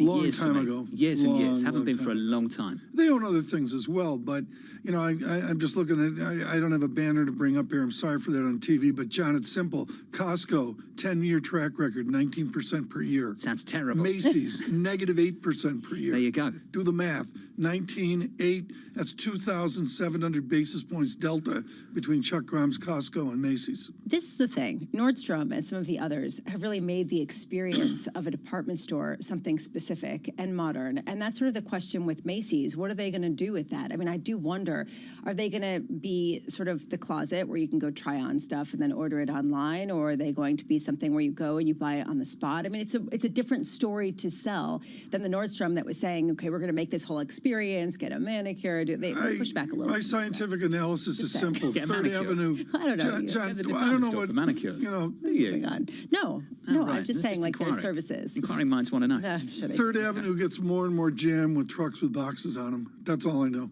It gets worse and worse every Third Avenue. month. We should draw a distinction between Midtown East and Midtown West, because we had a guest on yesterday who was talking about where they worked. And where they work was Midtown West, and there's a lot of banks up there, up 6th Avenue, up and down 6th Avenue. You can see them there. That's kind of busy. New restaurants opening up over there. Midtown East, dead zone. Dead zone. All the way down from like 50th down towards Grand Central. It's a bunch of hotels that went into the pandemic, never reopened coming out of it. How much of it Hudson Yards basically eating the lunch Sucking it of away? Midtown East? I mean, because it basically was Wall Street moved to Midtown East, now moved to Hudson Yards. Is this basically what we're seeing at a time when overall the pool is shrinking and isn't going to come back? And what does that do to commercial real estate? I would lean on the tech employment in New York. There was Cranes had a wonderful article yesterday on some document that Facebook had to put in showing their employment dynamic in the city. I think Interesting. we way underplay the summed tech employees, and John, they're way over on the west side as a general rule. Don't they all want to work from home too, Tom? Yes. Tech employees. Amazon was protesting. They walked out saying, we need to work from home. Work from home protest. Yeah. What did they We walk should out do from? that. The office or home? Well, they're getting up, being I'm leaving. mandated to go 3 days a week, and they were not happy. I protest. I'm going to do 4-day weeks. Well, welcome back to another special Roland Garros update for Bloomberg TV and radio. From Tennis Channel, I'm Erin Coscarelli. U.S. Open champion Carlos Alcaraz had to fight to reach the third round after he came through against Taro Daniel in 4 sets. After losing the opener 6-1, the Japanese star leveled it in the second before the top seed closed it out 6-2 to advance. Alcaraz is on course to meet Novak Djokovic in what would be a blockbuster semifinal in Paris.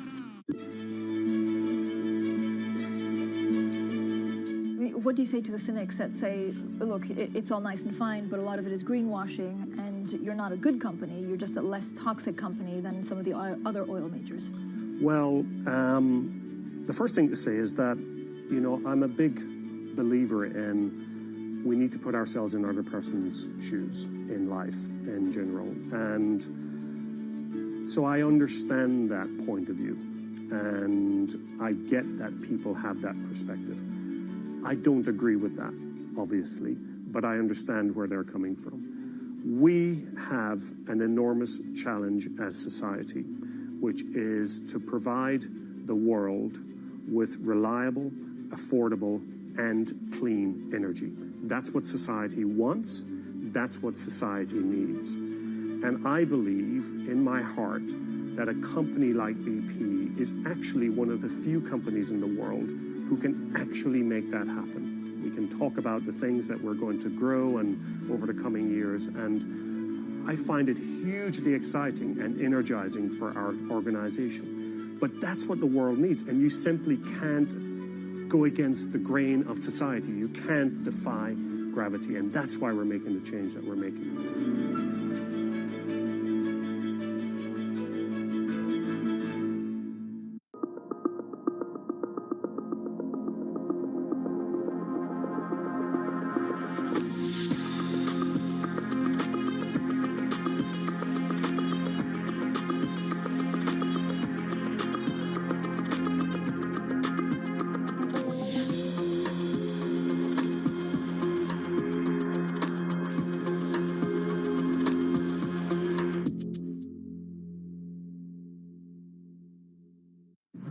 For the first, call it 18 years at Chipotle, this was you come into Chipotle along the line, you interact with the crew, and you customize your meal. We've got this separate make line, and it's digitized, and so the orders come in, and they're really kind of staged so that if you say at noon, I want to come in at 1 o'clock, we hold that order, and we will send it to the crew like maybe 10 to 1, Right. so it's ready right when you pull up your car. How do you manage these kind of two different staffing needs, right? And Yes. making sure you have the right amount of people Yes. at the right time. We spend a lot of time projecting sales. A lot of it is, it's part art, part science. We're trying to bring more science and more AI into it.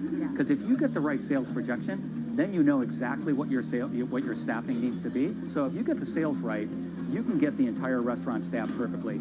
With just a couple people, Our average restaurant now does about over $1 million per restaurant in digital sales. Business Week Radio, live weekday afternoons at 3 p.m. Eastern. We got a little bit of talking. But are you guys ready? Harnessing the power of Bloomberg Business Week, Carol Messer and Tim Stenivek bring you the latest news from the worlds of business, technology, politics, and more. How does the Fed play into this and what the Fed does potentially? This is so exhausting and this is so all-encompassing. Listen on Bloomberg Radio and streaming on YouTube and Bloomberg Originals.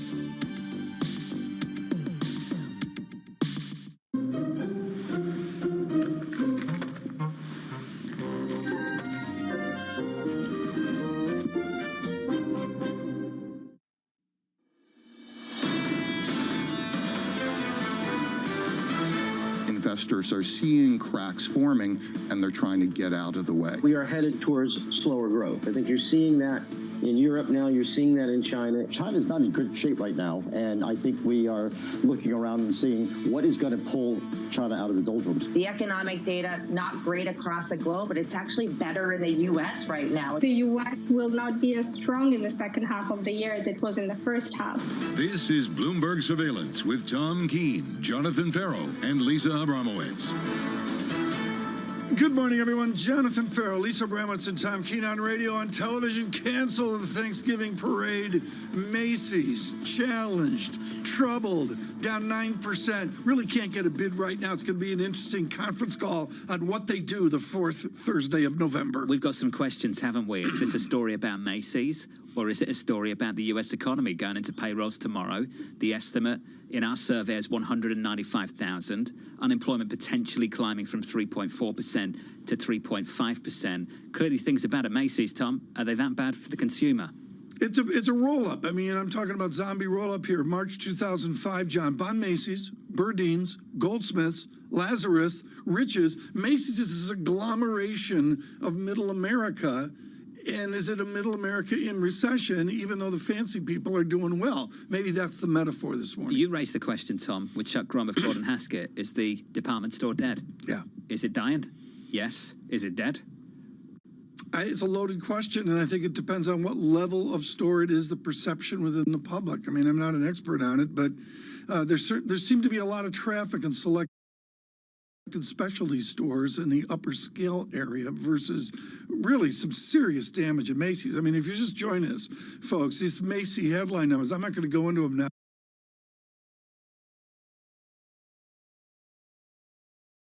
But there's some significant line-by-line damage there. Well, if you are just joining us, I'll share them with you. The full-year outlook for adjusted EPS, 270 to 320. They had seen previously 367 to 411. So the low end of the range last time around, not even the high end of the range this time around. Nice. Yeah. And that's when you know you've got a problem, Tom. You got a problem there. You wonder how it folds into Jobs Day. We've got claims coming up here in 28 minutes. Early Jobs Day this month. On to June, ISM Day. What do we see from ISM? John, you hang on ISM at 10 o'clock. Look, what's it manufacturing in recession. Gordon Haskett, Chuck Grom there said discretionary recession. Okay, well, manufacturing's in recession as well. Based on the PMIs, which are deeply contractionary in Europe, in China, and Lisa, in the US as well. And this is why it's been so confusing, because if you look at those recession, if you look at the guidance from Dollar General, from Macy's, looking pretty negative. And then you look at American Airlines, you look at Southwest even coming out and actually increasing some of their forecasts according to reporting by Reuters. You can see people are still traveling around, still eating out, and you do see the economy propped up. How do you pair, Tom, the idea that Challenger Gray and Christmas Inc., this job sort of view that comes out, are seeing planned layoffs quadrupling this year, and pair that with a 3.5, 3.4% unemployment rate? I used to hang on Challenger Gray, and I don't anymore. Michael McKee taught me to do that. But with that said, the job numbers are important. And, John, the survey is under 200,000. It's dipped down to a 195. It's not a big difference, but it's directional sort of into tomorrow's report. There's multiple ways of looking at the same thing. There always are. But 200K with unemployment at 3.4, still a pretty decent read, isn't it? Yes. And I would have it's said, better than pretty. If I said take a guess, and I often reflect on this Jackson Hole speech from Chairman Powell, we did that a little bit earlier, but if I said take a guess back in August of last year when he was talking about jacking up rates, Bramo, and causing pain, if we'd guessed that going into the summer of 2023, unemployment would be at around 3.5%, I think a lot of people would have laughed.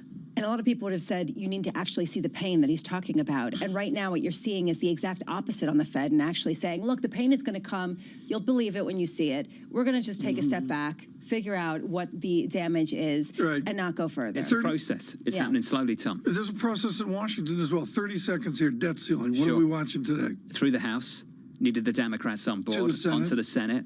Hopefully get a vote and pass this thing going into the weekend. Anne-Marie Hart, another ruined weekend. I mean, there's no question. Potentially, potentially. No question about it. I don't know, red and green on the screen. What can I say about the NASDAQ? 14,310. Sell in May and go away. NASDAQ, John, up 8% through May. Strip out the muscle of big tech, Tom, and the equity market not doing much. Just monster outperformance, relative outperformance from the NASDAQ versus the S&P. S&P barely squeezed out a month of gains on the S&P 500 through May. The NASDAQ up by something like 8%. Wall Street Journal, surveillance workers to be allowed to work remotely 2 days a week. I like Officials say. New York City workers. New York City workers. Yeah, I don't think that's us. Okay. There's a headline as well. 2 days a week, that's kind. Yeah, it's kind, yeah. Victoria. Interesting that the mayor at the same time, Tom, is trying to say everyone needs to get back to work in the city. But this was, and just the backstory here is, they said everyone needs to get back to work, and people said, okay, I quit, and they couldn't hire enough people, and there was this huge backlash. So this is sort of the concession at a time where they want everyone to get back to the office, but still need to be fully staffed. I can't cite it, but somebody had a brilliant long piece on childcare in the last 24 hours. It's a massive issue. The charts are frightening. I mean, this is a huge, huge issue. We don't have time for that right now. Victoria Fernandez is with us, Chief Market Strategist at Crossmark Global Investments. I love the back end of your essay, Victoria, where you talk about the fight is to have your clients in private wealth management not throw in the towel. Yeah, I mean, look, you're talking about all the different elements that are going on in the market right now. And a lot of it, even though we've said this for the last year, a lot of it is really fighting against each other. You have this one element of the market, the tech, the AI-related tech names that are really strong. You guys were just referencing the difference between the NASDAQ. You compare that to the S&P, the cap-weighted S&P, and then to the equal-weighted S&P. You're at one of the widest margins that we have ever seen. So at some point, those have to come back together. We don't want to sit on the sidelines and have just a very narrow breadth in our portfolios like we're seeing in the market. We want to have some of that diversification. So no, don't throw in the towel, but go in and find elements that you think can still do well in a volatile market and a economy that we think is going to be slowing at the end of this year, but still supported somewhat by a consumer, with manufacturing coming down, but savings rate and discretionary income still holding strong. So there are elements you can work with, but you have to be choosy. What did we learn in the first 6 months of 2023? That's a loaded question there, Lisa.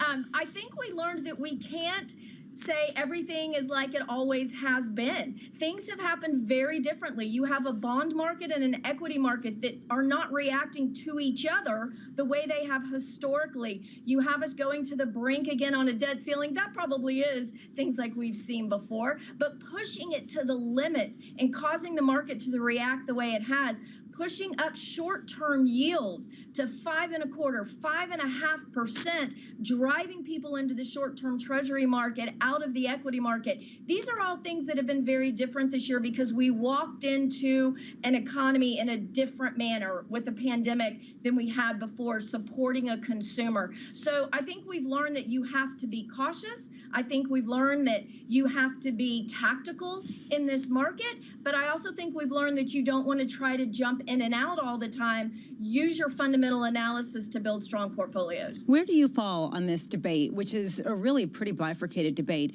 on whether inflation is going to rapidly decelerate heading into the end of the year or whether it's sticky? I mean, this really has been the core disagreement among the JP Morgans of the world and the BlackRocks of the world. Where do you fit in this? I'm more leaning towards we're going to have some stickier inflation. Not that we're not in a downward trajectory. We can be on that headline number, although we've seen core CPI numbers actually hold steady or move up a little bit over the last few months. So I think you've got that sticky component, and it's not just going to be housing.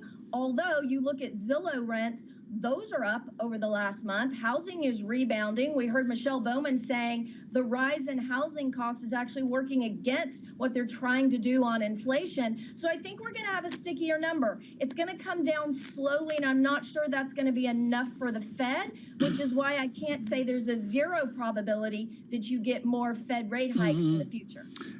Tell me about 60-40 right now. I mean, I've been looking at the numbers over the last number of weeks, sort of like, halfway through the year, beginning to chew on it, and I just don't get it. Are you overweight equities or do you hide out in bonds? Well, yeah, the 60-40 was always kind of the go-to for everyone, and I think you have to be a little more tactical than that right now. Going back to some of the elements we talked about, Tom, the breadth in the market being so narrow, it's hard to have a 60% allocation and have that outperform without having high concentration in those names, which is not something we want to do. So yes, we think you should be adding to some of your bond allocations. We had a client call us last week and say, here's another $2 million, and we wanted his cash alternatives all in short-term treasuries to take advantage of those yields. You have to be careful with reinvestment risk when you do that, when you put all your eggs in that basket. But buy some bonds along the curve. Put a little heavyweight on the short end, add some on the longer end to lock in yield for longer. And that gives you a little bit of buffer against equity market volatility that we think we're going to see as a mild recession comes into play later this year. If you've got a spare $2 million, 1-800-Fernandez TK. Just make it happen. Got a spare $2 million. Want to throw that at some T-bills. That's the life, isn't it, Bramo? Yeah. Playing golf. Yeah. Money market fund. How many people? Just complete the front nine. Just got some $2 million. Just throw out some T-bills. Is that what you do at night? Yeah. Every night. Trying to figure it out. Call Victoria and ask for $2 million worth of T-bills. I run in money right now. I'll tell you, it's brutal. It's brutal. There's no other way. It's pretty fun though, Tom. Relative It's to how fun, but boring it's been at times.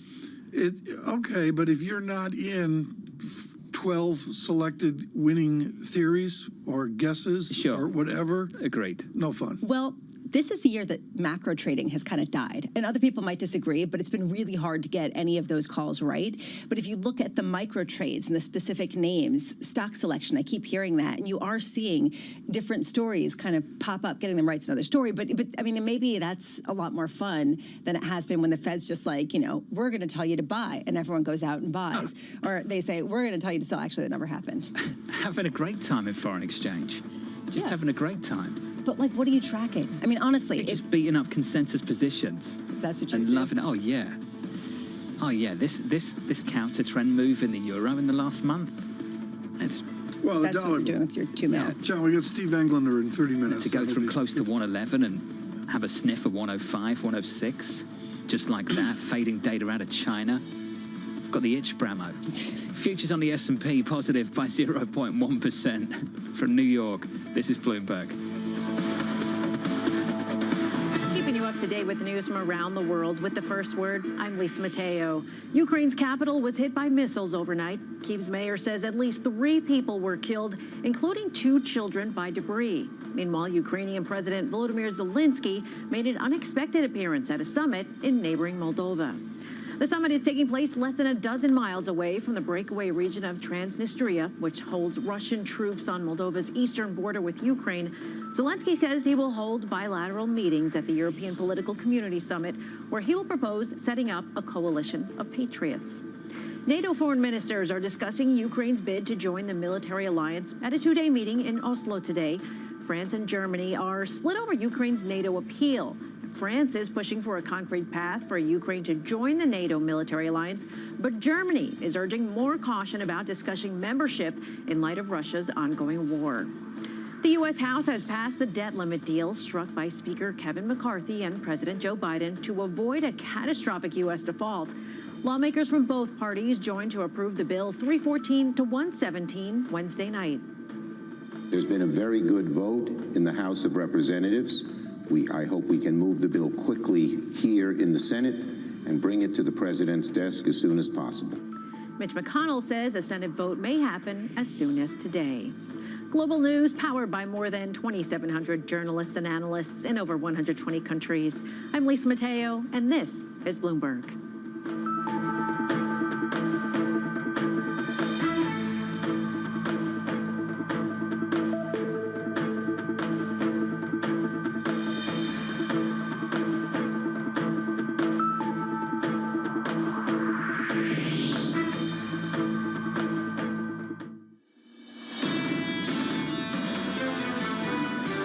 getting close to a point where we can sit for a little bit in terms of policy. I don't know if we're exactly there yet, but I am in the camp increasingly coming into this meeting thinking that we really should skip, not pause. I don't like the word pause, but skip an increase. The state of Fed speak right now. Philadelphia Fed President Patrick Harker there. I don't like the word pause, but we can skip an increase. I don't necessarily think it's their fault. I think actually it's the market participants who believe a pause is ultimately the next step towards cutting. And that's something the Federal Reserve doesn't want to communicate because we had all these cuts priced in the back half of this year, which they wanted to lean against and get this market to price out. I'm just saying, if I had said that, you would say you're getting soft. You're not saying it's their fault. I've said that before. But they're in a difficult situation. I don't have sympathy for them. Oh my goodness. What is the difference? I mean, honestly, they're in a tricky spot with a market that is going to respond in a way that's counterproductive and an economy that's really uncertain. They're in a tricky spot. Yes, I just don't have sympathy for them. All right, for many reasons, and we can talk about those reasons later. We've got some data. Look at that. Mike McKee's here. Hello, Mike. Hello, guys. Nice to you. And this is data that is going to lean against Philip Jefferson and Patrick Harker yesterday. ADP comes in at 278,000 jobs for the month of May. That is significantly higher than the 170 that analysts had expected. The April number revised down to 291,000 from 296, but that's neither here nor there. And we don't really look at ADP as a predictor for the jobs report on Friday, but in this case, they have been coming in lower for the most part than the non-farm payrolls number. So this is something to keep an eye on here. We're wondering how strong the economy is. Jobless claims coming out in about 14 minutes. Don't you just feel sorry for them? Right now at the Federal Reserve. Oh, come on. Yields up 4 or 5 basis points, the 2-year, 4.45. Mike, just quickly, how should we read claims in 14 minutes? All these, I don't want to call them distortions, but disruptions to the data over the last few months. What's the read on this later? Yeah, I think basically what you have to do is sort of look at the trend as opposed to the number, because the numbers have bounced around, part of it fraud. And we should be seeing a rise in claims if the economy and the labor market are slowing down. And we can't really say that we have seen that yet. So if we get the same kind of numbers that we've been getting, it looks like the labor market is going to be really strong still going into the Fed meeting on June 14th. Mike, thank you, mate. Claims, Tom, about 13 minutes away. It's going to be huge. It's weekly data. I take a 4-week moving average, try to smooth that out a little bit. But yeah, the fraud thing hangs over it. It's just more data of what is somewhat a fully employed America. Writing about that has been William Dudley, former New York Fed president, Bloomberg opinion columnist. He has been absolutely 100% on of a central bank looking for higher interest rates. Bill Dudley, thank you for joining us off your essay with Bloomberg Opinion. You quote the Clash, you channel back to London Calling. Guess what? The Eccles building is calling. Do they have to wait for the data, or can they get out front? Well, they're going to take a pause because they believe that there are long and variable lags of monetary policy, and so they want to see the effects of prior actions. But they've characterized it as a skip because they think that they'll probably have to do a little bit more. And we'll probably see that in the summary of economic projections. We'll probably see a couple, 1 or 2 additional rate hikes penciled in for 2023. The economy really hasn't slowed much at all. If you look at the Atlanta Fed GDP now forecasts for the second quarter, it's 1.9%. And as we were just talking about, the labor market is still very, very strong. So the Fed hasn't really accomplished much yet. Bullard of St. Louis and Indiana University uses his economics to say we can do this exercise and avoid some form of NBER recession. Do you agree? I think it's made very hard to avoid a recession if you believe that the Fed has to push the unemployment rate up by a meaningful amount. If you look at the Fed's own forecast, they think the unemployment rate is going to have to rise by at least 1 percentage point. Every time it's risen by 1 percentage point since World War II, we've had a recession, 12 out of 12. So I'm betting against a soft landing this time as well. Bill, the implication here that the Fed hasn't really accomplished much and that they should go further with respect to hiking rates, that perhaps a pause or skipping or whatever you want to call it is perhaps not the right approach. What's the consequence to that? Do you expect this to actually accelerate inflation or keep it higher for longer in a way that people aren't really expecting? it doesn't really matter if they hike in June versus July, as long as they keep financial conditions from easing significantly. And I think that's why they're using the language of skip rather than pause.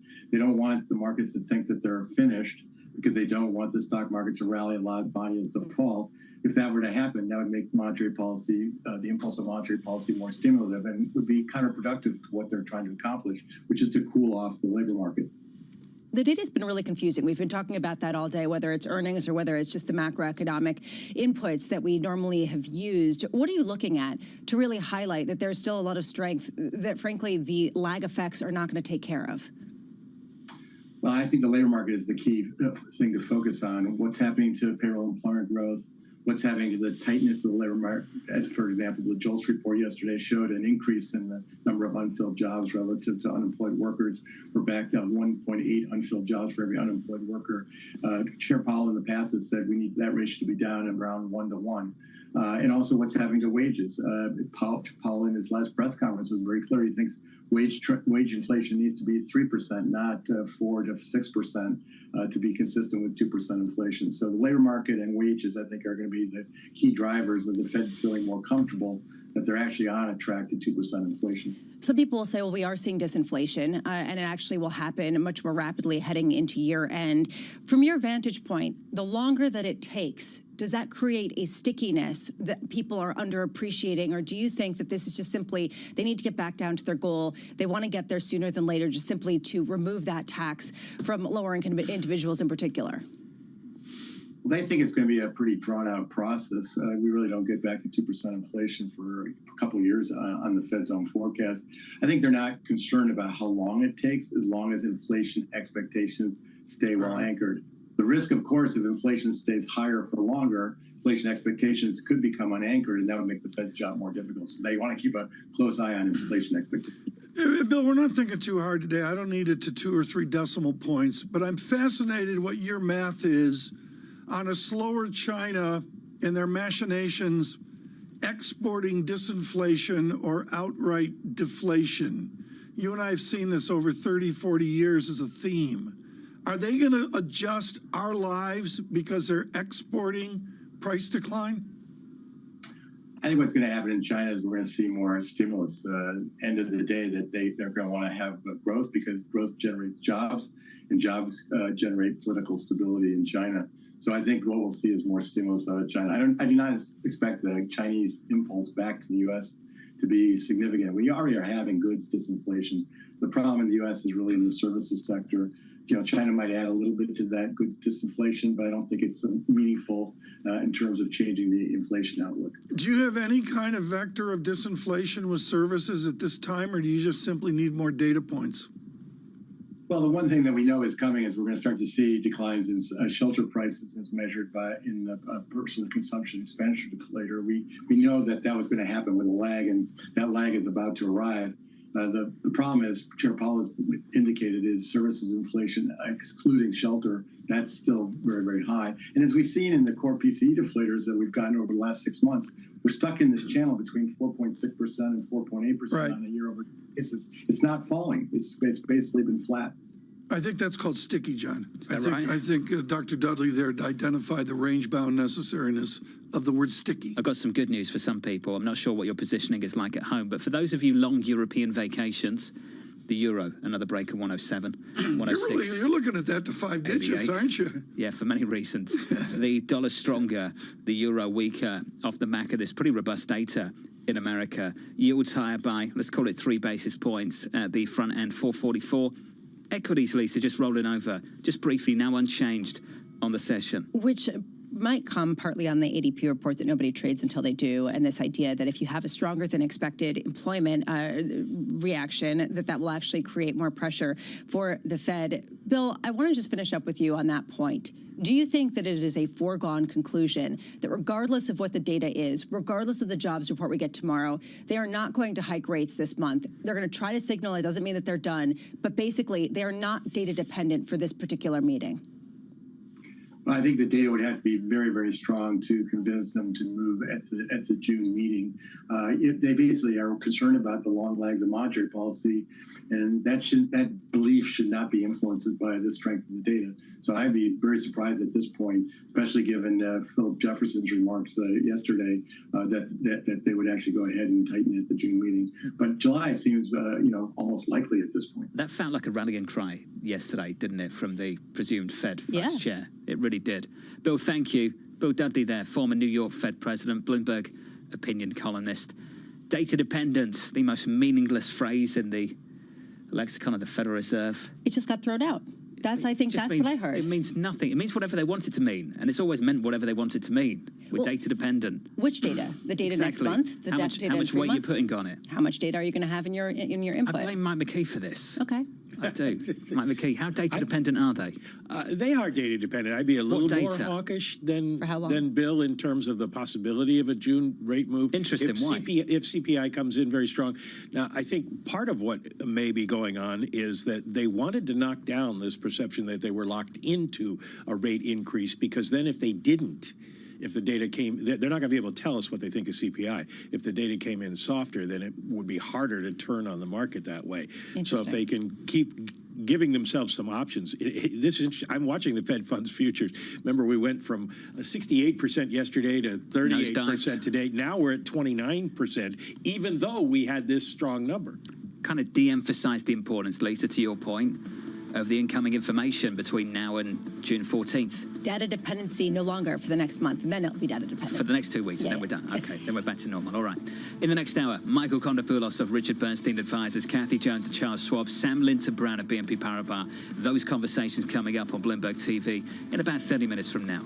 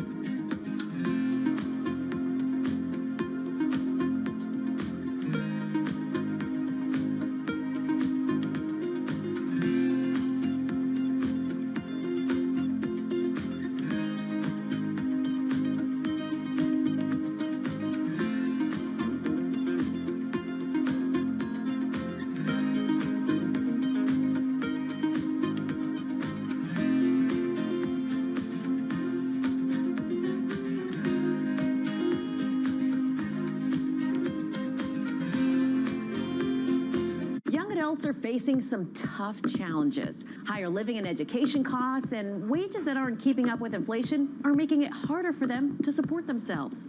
And they're relying more on the bank of mom and dad.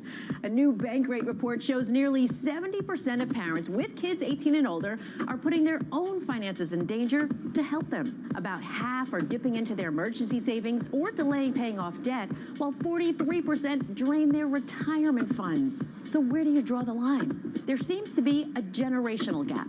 as older parents can't understand why being self-sufficient now is a lot harder than it was for them. Gen Z seems to think on average that 22 is a benchmark for covering the expenses, while baby boomers say their adult children should pay their own way closer to age 20.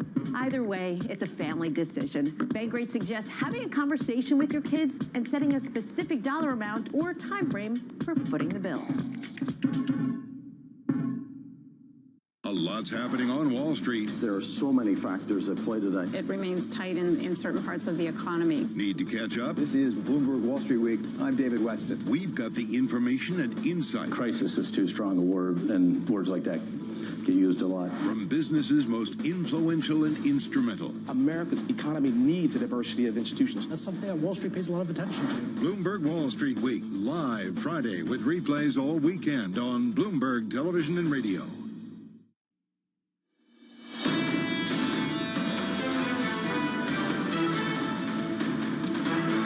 Bloomberg surveillance into claims, and Lisa O'Brien was publishing moments ago. Dana Telsey Advisory Group, seeing, quote, limited visibility on Macy's. Not a scathing note, but it is a market perform, tough year ahead note. Well, and that certainly seems to be what people are readjusting to, those shares lower by about only, well, at this point, 4%. You wonder if there'll be claims from Macy's as they right size from sea to shining sea. We will turn to Michael McKee now on the anticipated weekly data. Other stuff as well. Yeah, other stuff including unit labor costs and non-farm productivity. These are the revisions to the first release for the first quarter, and we see non-farm productivity down 2.1%. It had initially been reported as 2.7% negative, so a slight improvement there. And unit labor costs, this is interesting, initially reported at 6.3%, comes in at 4.2%. So that is a big change, and it will be interesting to go under the hood in these numbers and see why they changed that way. Jobless claims is the number everybody's been following, and we talked about the trend.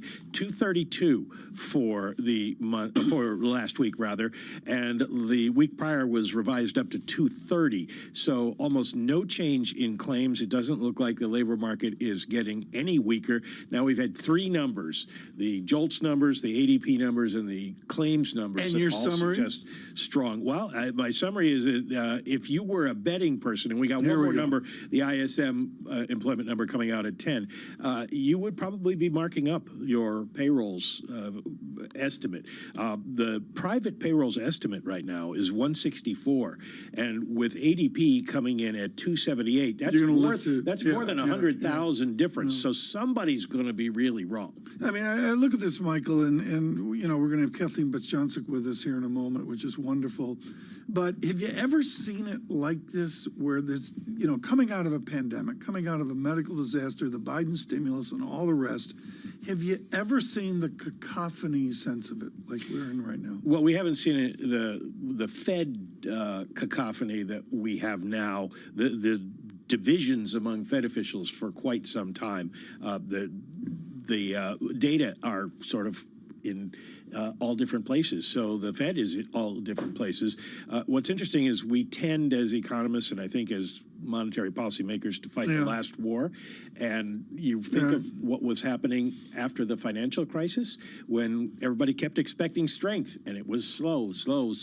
Now we're expecting slow, because that's what the models are suggesting, and it hadn't happened yet. Lisa, let me do the last market check. That's a joke there, the last war. Last market check. We're going to continue to do market checks today. 10-year real yield, 1.45%, comes in a little bit. I'm going to call it quiescent, I guess, is the summary of the data. I see a little bit lower yields. I actually find it more interesting than quiescent, because what you did see was jobless claims coming in lower than expected, right? A downside surprise, although pretty much in line, but showing that it's lower. But that's not what the market's responding to. What the market is responding to is the revision of the unit labor costs coming in. And so yields lower, significantly lower, even though, as Mike said, on the margins, this points to a labor market that would be strong, signifies the bias right now to a Fed on hold, to a Fed that doesn't want to go further, and that seems to be what's getting priced into the market. Well, and the thing is, this is also first quarter data, so we're now 2 months into the second quarter, so it's old numbers, but still makes the case maybe inflation could be could come down. Right, but that seems to be what people are banking on, and whatever the view on whether that's accurate or not, that's where the bias is. What is your view on the incredible revisions, the amount, the degree to which the data was wrong and has to get revised in another direction? Has this ever been seen before? Well, we always get revisions because the data are incomplete when they're first published, but we are seeing big revisions now, I think, because the various statistical agencies are having trouble with seasonal adjustment coming out of the pandemic. The pandemic messed everything up so much. Just try to graph jobless claims these days, and you get the distortion. The distortions are still there. I strongly agree with that. We see that. Michael McKee leading our coverage tomorrow at 8:30. We'll go beneath the headline data on an early June jobs report. She's still for that as well. Kathleen Bus-Johnson joins us now, chief economist, Nationwide Mutual Insurance, with the sum of this strange economy. It's as simple as this, Kathy. We've got retail, witness Macy's today, is a statement flat on its back. We've got other parts of the economy doing better than good. Do you aggregate it together, or are you looking at 2 or 3 or 5 Americas? Oh, good morning, Tom. Yeah, I think you hit the nail on the head there, is that you really have to bifurcate and differentiate among different consumer buckets here.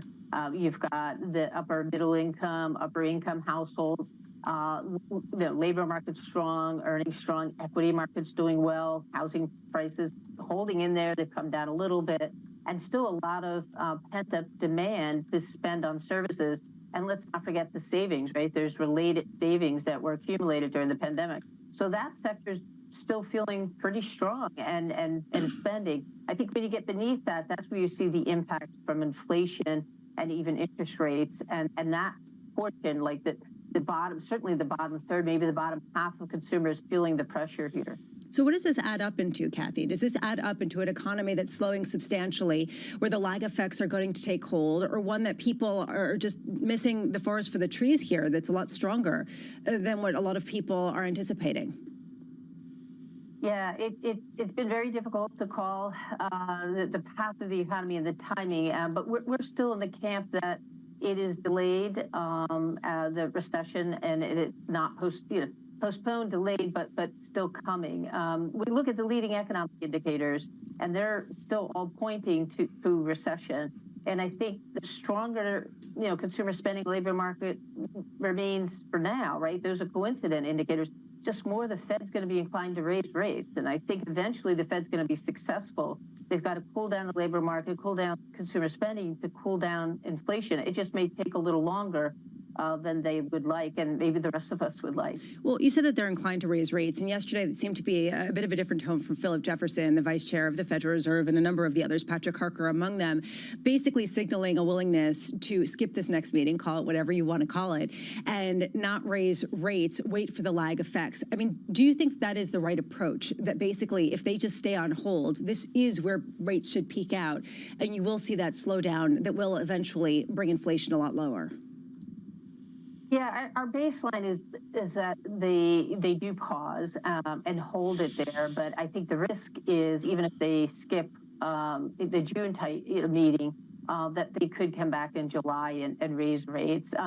They are assessing things, and I think underneath all of it, even once we get beyond data dependent, I know we can debate whether they truly are data dependent, but what I think it's clear is they still have a tightening bias.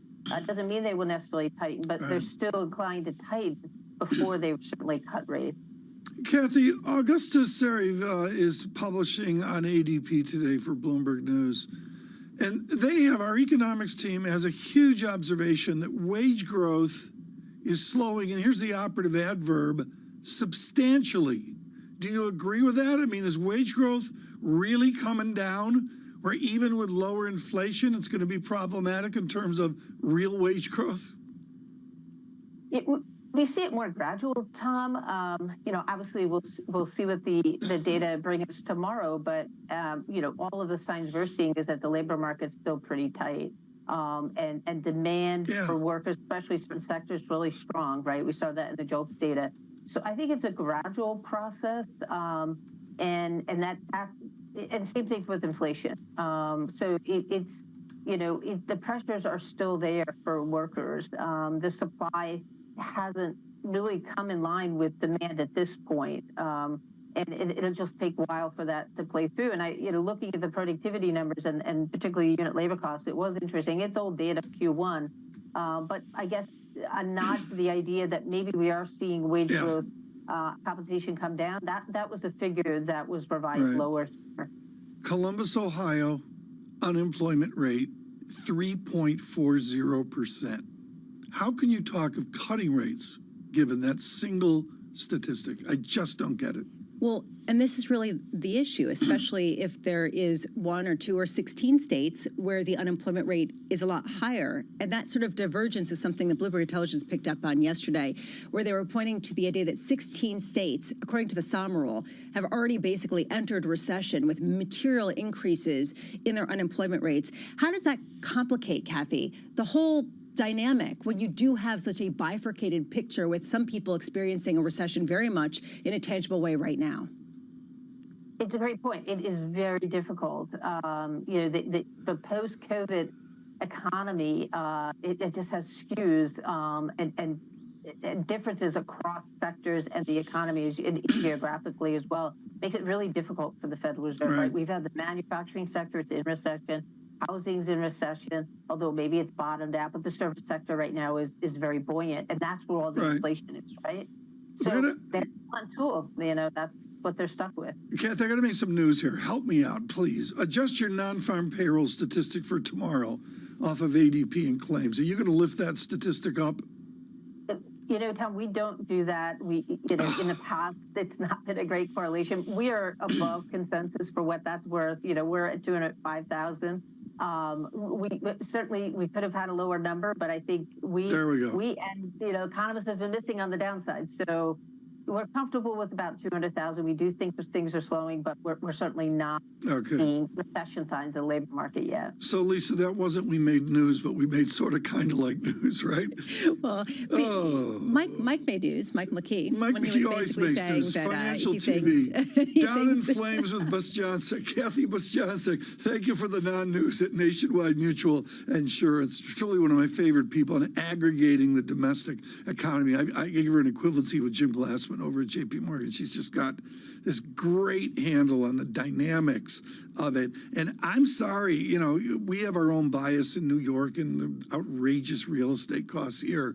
It's healthy to go to the internet and just look at the unemployment rate of Wichita or the unemployment rate of Fort Worth. I mean, it's informative. Well, and here's the issue, and this I think is the reason why I was glad that you brought up the wage disinflation that you're seeing, the cost of employment coming in.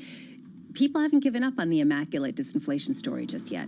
And that, I think, is really coming clear with some of the data that we're getting today, despite the strength in the labor market. Wichita, Kansas, a tick lower than Columbus, Ohio, 3.30%. Boy, Bob Michael, yesterday, JP Morgan, was he on the disinflation call? If you care about the dollar, stay with us. Stephen Englander, Standard Charter. We do that next.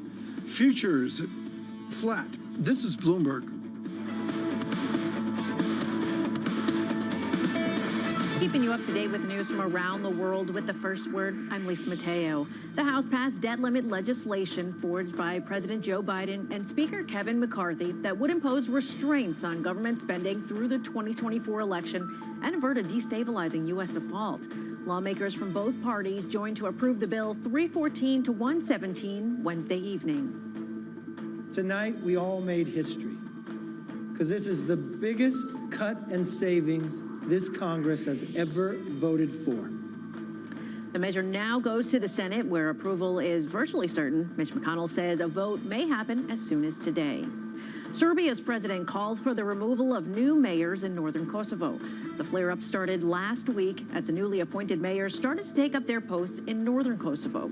Tensions escalated on Monday when Serb protesters clashed with Kosovo police and NATO troops, leaving 30 peacekeepers and dozens of protesters injured. Elon Musk's private jet has departed Shanghai, wrapping up his first visit to China since the pandemic that included meetings with senior government officials and a late-night visit to Tesla's Shanghai Gigafactory. In a video released by Tesla's China team, Musk was shown waving to the workers, then thanking them for being at the factory late at night. He also congratulated the staff on their amazing work. And Amazon has agreed to pay just over $30 million to resolve 2 cases brought on by the FTC. Now, in the first case, the agency says the company didn't take enough steps to protect the privacy of users of its Ring video doorbell. The second case involves Amazon's Alexa-powered speakers, which the Justice Department says collected information about children under the age of 13 without their parents' consent. Amazon disagrees with those claims. Global news powered by more than 2,700 journalists and analysts in over 120 countries. I'm Lisa Mateo, and this is Bloomberg. Today's CFOs are reshaping the C-suite. Bloomberg's chief future officer shines a spotlight on these dynamic leaders. Today's CFO has to be much, much more than a bookkeeper. One of the most important things is looking around the corner. We have to let go of the traditional legacy department store. Their impact goes far beyond the balance sheet. And on Chief Future Officer, they focus on much more than just revenues and margins. You also have to be credible business leaders in order to really impact the business and steer the direction. We are like biologists. We need to deeply understand the financial DNA of a company. People just come with a playbook and say, okay, we're going to roll that. Don't do that. Think longer term. It's an amazing time to be in this role. It's a lot more than the profit today. It's building the future of tomorrow. Get passion, perspective, and more from the chief future officers of some of the world's most influential companies. A new episode every month, only on Bloomberg. The names that move markets are on Bloomberg. The regional banks have been under some stress, but I think the banks that have failed have had some very unique characteristics. What I see is a banking system that overall is well capitalized, still has very solid earnings, but, you know, we're monitoring the situation very, very carefully. Nobody covers business like Bloomberg, your global business authority. On the David Rubenstein Show, peer-to-peer conversations, I uncover the untold stories of the world's most successful leaders. Watch Wednesdays on Bloomberg Television.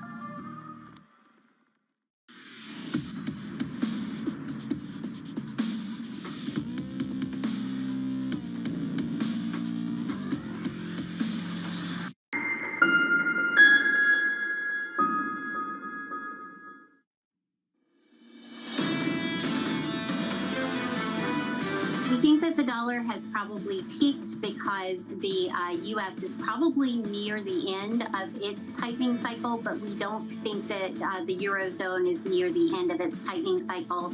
And the Japanese markets have been performing fairly well, and they too could see tighter monetary policy as the year progresses. Tracy McMillan, Wells Fargo, she's talking about a dwindling consumer. We certainly have seen that in Macy's today, but this is just out, and Lisa nailed this morning repeatedly. I'm looking at love. I got to get some love here. In the pandemic, I go from 60 down to near 20, and I get a 60 rebound and a big rollover in the share price. Meanwhile, the headlines come out, and there's some love with Southwest today. So they upgraded some of their forecasts. They expect solid profits in the second quarter and for the full year. And you are seeing a little bit of a lift, up 0.2%. But to me, the big takeaway is people are still going to Southwest, and they still are using this airline despite the debacle over the winter holidays. And that, I think, that rebound is really what has been surprising. They said that demand during Memorial Day weekend was incredibly strong. They see capacity up 14 to 15%, and people continue to fly. And this really flies in the face of exactly what you're saying. People pulling back on buying, say, I don't know, new shirts and saying, okay, well, we'll fly around the country instead. Well, it's interesting to see, and we're going to see a lot of other reports on this, I'm sure, moving out here. What you see right now is green and red on the screen. SPX fractionally high. I'm going to call it a fractional Thursday here with the VIX 17.42. Yields are in, and this is off all that economic data. 4.39% in the 2-year yield. I don't have an inversion story, for you this morning of really any merit. I would note the 3-month 10-year spread is challenging at 178 basis points. And Oil we're watching. Lisa, $68.42 a barrel on West Texas. I'm not used to that. And it's something that Riyadh is very unhappy with, which we found out in terms of their messaging for this weekend's meeting. Javier Blas was lights out today. I mean, very delicate. I mean, am I correct? We've been banned. Bloomberg and other news organizations have been. They extend invitations to different specific journalists, and none from Bloomberg, Reuters, or the Wall Street Journal have received invitations to one of the first in-person Vienna meetings that they've had in a while. And this comes as they are very concerned about short sellers, about whatever else is keeping prices lower than they'd like to see. Stay tuned to Bloomberg News and Bloomberg Opinion for our coverage of hydrocarbons, that led by Will Kennedy. They're really one of our world-class outfits, if you will. We'll have all that coverage even removed from the halls of Vienna. Right now, and this is a joy for global Wall Street, they will stop at 8:49 a.m. and listen to the #1 cross-rate strategist in the world. Bill Winters leans on him. Stephen Engler joins us, global head of G10 FX Research at Standard Chartered. I want you to tell me, Steve, how your Excel spreadsheet adjusts to China's slowdown. In the information of cross rates, what does the China slowdown signal? Well, I think it's an important issue. Both the Chinese slowdown and the slowdown in Europe have removed some of the impetus near term for dollar weakness. The dollar weakness, even though we tend to focus on what the Fed is doing, what the U.S. economy is doing, for there to be broad dollar weakness, we need economic outperformance in the rest of the world. And in some ways, the bigger shock of the last month is how soft the data outside the U.S. has been. In addition to the U.S. numbers being ambiguous, I think to get the real dollar weakness, it's not enough for the Fed to pause or for the U.S. data to be soft enough that there's no further hikes. I think you would need to see data in the rest of the world improve. I want to squeeze this in because Lisa's got 14 questions. I think underplayed in the last 10 days has been Japan. Not only the inflation dynamic, the nominal GDP, real GDP dynamic, but also their creative monetary policy. Is there a tradable move on yen, either massive strong yen or the shock of a weak yen off economic weakness? Well, it depends on how deep your pockets are, right? We think that the yen is going to appreciate, and we think that the data in Japan have been improving both on the output side and on the inflation side. Plus the signals from the BOJ and the Japanese officialdom. I think there's more downside than upside. But plenty of people have been burned if you put the trade on too early.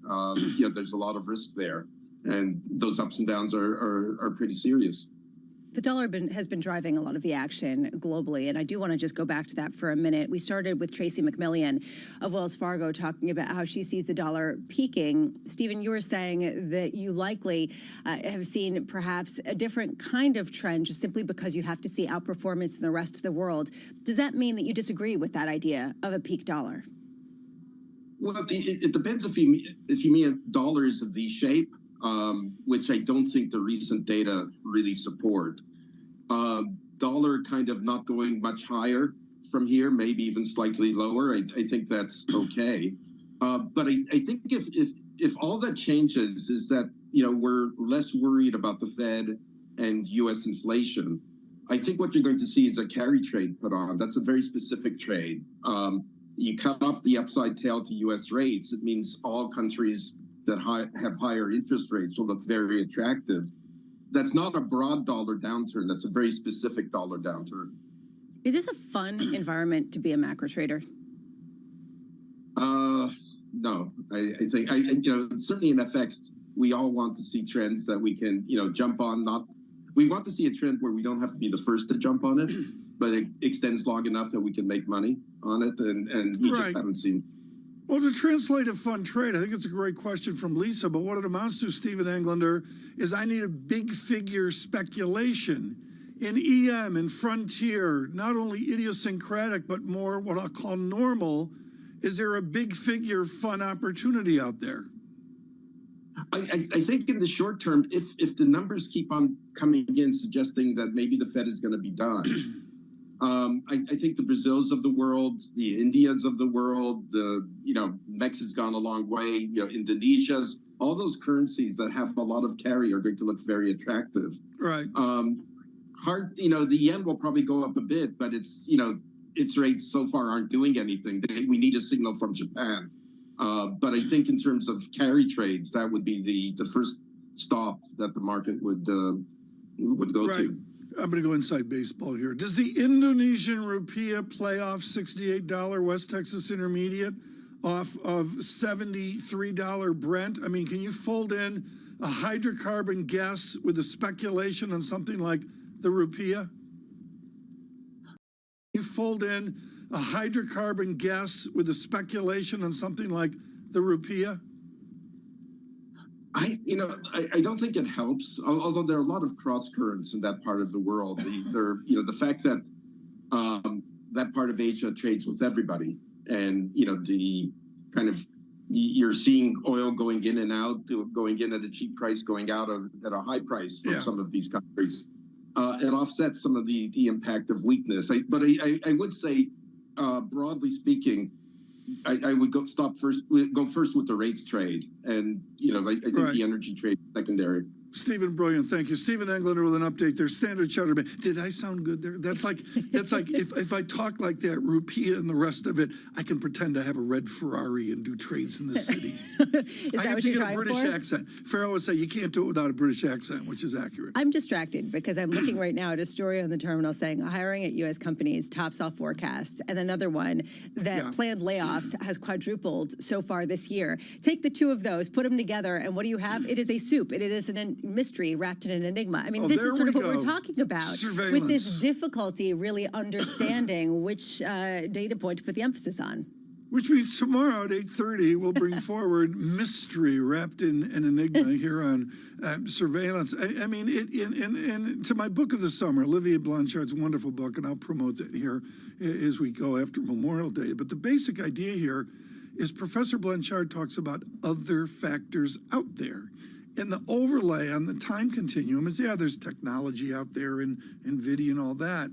It's coming off the Biden stimulus. And the immovable thing through his book, 5 chapters, 6 chapters, the immovable thing is there is this thing, which he calls the Biden stimulus, and we're all reacting to it. And that's what we're basically covering each and every moment. And the amount of money is taking a lot longer to move through the system than many people thought. And I think that is what was sort of the underestimating feature propping up a lot of consumer spending, at least in certain segments. And then we are seeing some softness in other areas. No, we're going to have to see. Now we got futures flat, the VIX 17.43. I'm watching oil 68.26. Has not broken down, but worth watching as well. A timely interview, someone expert on America's debt, our deficit, our fiscal policy. Jason Furman, he's a former chairman of the Council of Economic Advisors, teaches a course up at Harvard every once in a while in the 4 p.m. hour. This is Bloomberg. Good morning.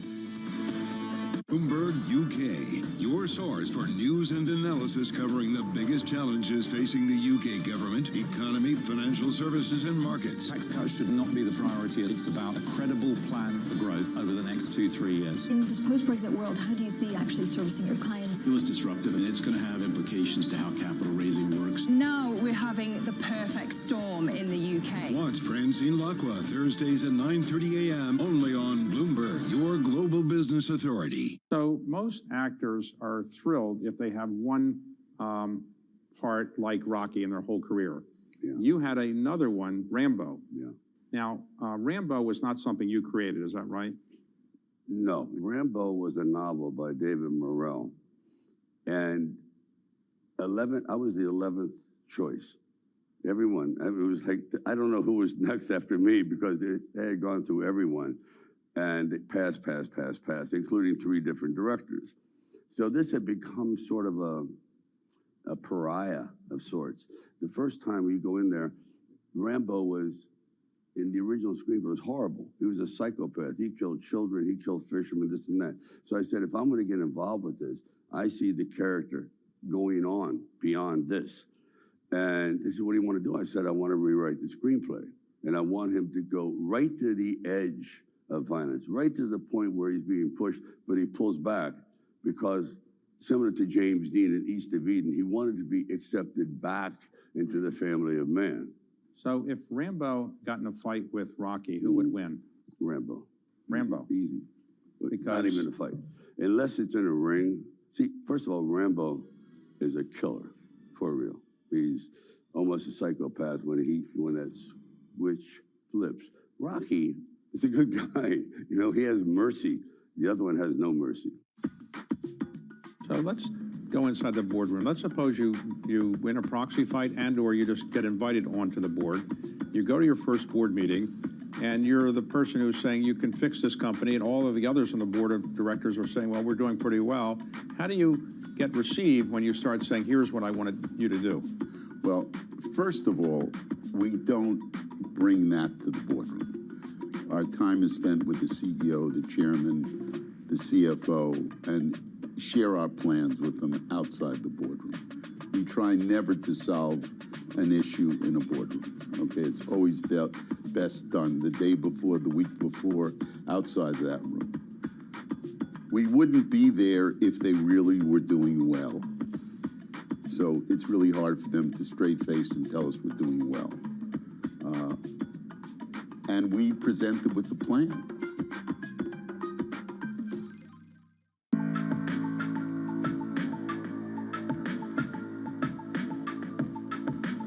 This is Bloomberg. Let's get June started. Live from New York City this morning. Good morning, good morning. Your equity market totally unchanged on the S&P 500. The countdown to the open starts right now. Everything you need to get set for the start of U.S. trading. This is Bloomberg, The Open, with Jonathan Farrow.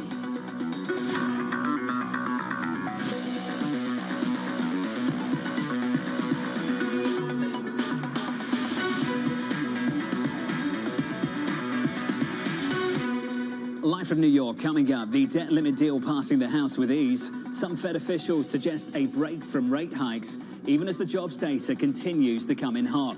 We begin with the big issue. A hop, a skip, a jump, just don't call it a pause. Investors whipsawed 3 different ways in the last 24 hours by more weak manufacturing data, more strong jobs data, and then by some relative Fed doves. Officials at the U.S. Central Bank debating whether to take a break from hiking. Governor Jefferson pointing out a decision to hold our policy rate constant at a coming meeting should not be interpreted to mean that we have reached the peak rate for this cycle. President Harker building on that to suggest, I'm in the camp increasingly coming into this meeting of thinking that we should skip, not pause. I don't like the word pause, but skip an increase. Any decision to pause, or should I say skip this month, is likely to be met with resistance. President Mester, one of those pushing to do more. President Bullard is another, and economists at Barclays agree. In our view, the stronger than anticipated activity revealed that monetary policy is not as restrictive as we and many FOMC participants had been expecting. The next catalyst just around the corner.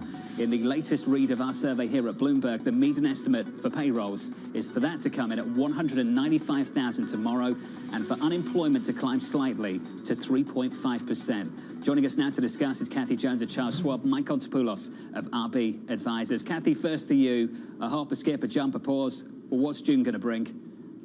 Yeah, I think we have to listen to Jefferson and Harker on this.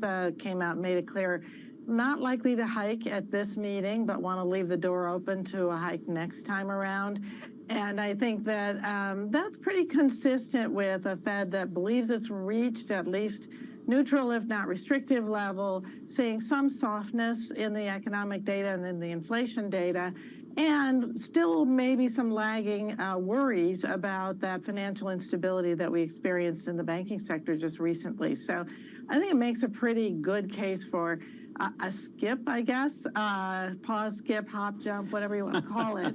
I think not a rate hike this time, leave the option open for down the road. Mike, they're going to use the most frustrating word in the Fed speak world, which is basically they're data dependent. And I sit here and I often wonder what that means. Dependent on what data? Manufacturing right now is really weak. Services are robust. You look at the labor market data, it looks really resilient. Some people might say it looks really good. Mike, what does data dependence mean? Well, I think it comes down to labor, Jonathan, really. I mean, and we'll see what happens, of course, in the coming weeks. But you've got jobs data this Friday, and I think that's going to be the big determining factor in what they do in June. If you blow it out of the water, I don't see how you skip the June meeting. I think you have to hike. It's clear the manufacturing side of the economy is weakening. It's clear that growth is not particularly, going like gangbusters here. But with that said, the service side of the economy is doing quite well. And if you look at super core inflation, I mean, it's really not going anywhere. If you look at core PC, it's bouncing between 4.6 and 4.8. And so I don't understand how the Fed, doesn't go in the June meeting. A lot, like I said, will depend on the labor market and this jobs report coming up. Of course, it's what they should do versus what they will do. I think they're probably right now tilting towards a pause of some sort, but or a skip, if you want to call it that. But I don't know if that's the right thing to do, given some of the underlying strength on the service side and the labor market. Kathy, as you look across the economic data right now, what's on your dashboard? What do you put more weight on? What's happening in manufacturing, in services, the labor market overall? Yeah, I mean, we look at all the overall trends, and frankly, leading indicators is a really good, simple guide to look at, and those have been declining for about a year as the Fed's been tightening. But we're also looking at the underlying wage costs. And what we saw just this morning, the revisions to the unit labor costs for the last quarter were significantly lower, and that trend is starting to come down. So the contribution to inflation is less and less coming from labor and coming from other places. And we see wholesale prices coming down. Commodity prices have been very, very weak for a while. And that's starting to that will work its way through to disinflation, we think. So we're watching the labor market, but mostly the unit labor costs and the aggregate work week, because that tells us about aggregate income, which could drive demand going forward. And then we're looking at the broader spectrum of numbers that just show just a gradual slowing in the overall pace of economic growth. More data just around the corner. And just behind us as well, about 35 minutes ago, jobless claims coming out. Mike McKee can put all of that together for you. Hey, Mike. It's been a very interesting morning, John, because the labor market still seems very, very strong. First off, ADP comes in much higher than anticipated at 278,000 for the month of May. And we also saw, as Kathy just mentioned, unit labor costs drop from 6.3% to 4.2% in the first quarter as productivity improved a little bit, a decline of 2.1% from 2.7%. And claims, as you mentioned, 232,000, little changed on the month. So what does that mean for tomorrow? And the payrolls numbers, we haven't had any revisions yet, but it is possible that people will start revising up their forecasts because 195 is the forecast and ADP's more than 100,000 above that. No change really in the unemployment rate, and average hourly earnings forecast to slow down a little bit, although not so much on a year-over-year basis. But here's the thing. The Fed's made a big deal about inflation coming from the labor market and how tight the labor market is. And the numbers we are seeing show a very tight labor market. JOLTS this week, over 10 million again. ADP, 278. Jobless claims unchanged at 232. What if we get a really strong number tomorrow? Well, we also have this study that came out from Ben Bernanke the other day that said labor market costs are not a big part of inflation, and we need to look at the supply chains, which are improving, and inflation should come down. Martin Sandbu in the Financial Times today has a really interesting column posing the question, what if Team Transitory was right? And just got that time frame wrong, Mike. Isn't everything transitory by definition? In economics. By definition, but we had an unusual situation with the pandemic, and nobody could put a time frame on how long it would take to recover. So we still don't know, which leaves you asking the question of what data dependent means. Mike McKee, thank you.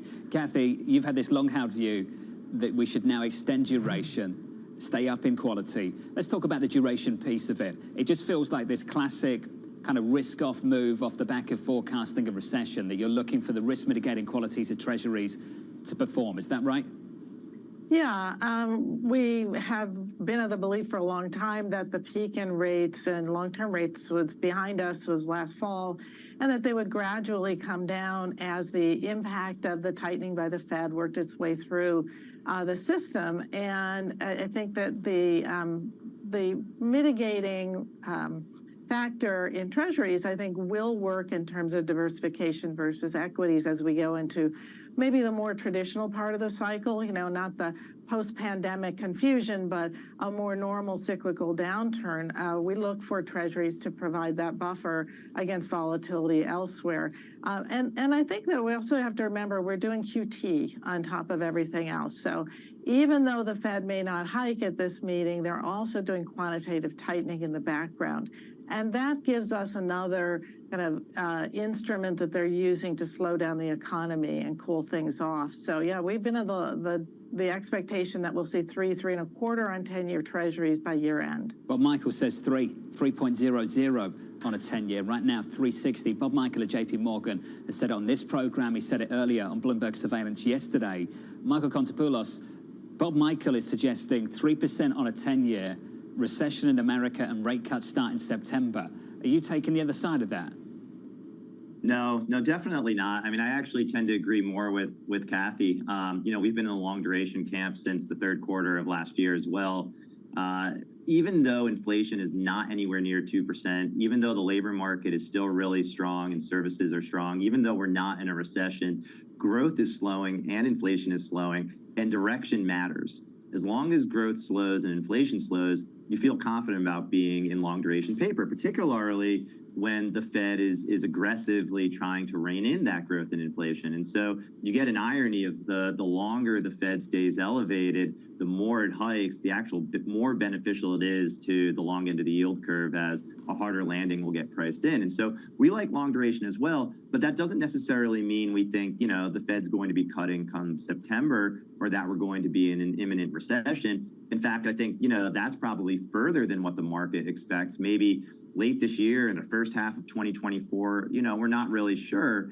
But, this underlying strength can't be ignored. But again, the irony of the situation is the longer things stay relatively strong, with the trajectory downward, the tighter the Fed has to be, the harder the landing later. Mike, we used to look for credit for some kind of leading view on what was developing. I wonder if I still get that from high yield credit right now.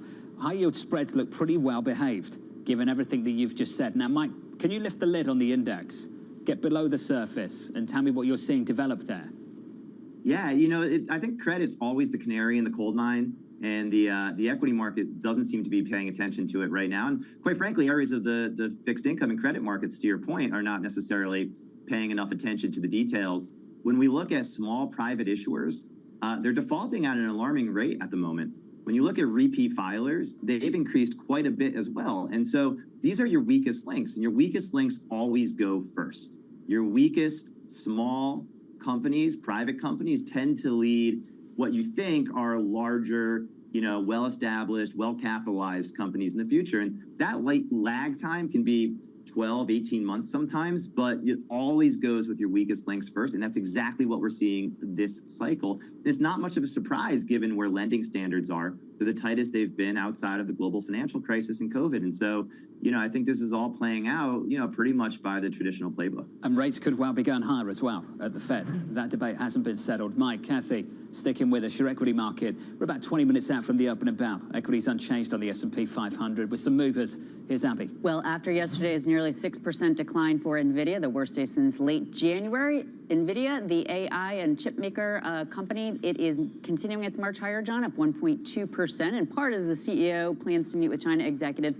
despite uncertainty with the U.S. C3 AI, not so much, however, down almost 20%. This as reality meets anticipation. Their forecast underwhelmed. That, of course, though, comes after a 50% rally. And then Lucid Group down about 13%. They've announced a stock offering and private placements totaling about $3 billion. Investors seem a little bit nervous by that prospect, John. Abby, thank you. Coming up, a big win for Speaker McCarthy. Tonight, we all made history because this is the biggest cut in savings this Congress has ever voted for. That bill has passed the House. It's on to the Senate.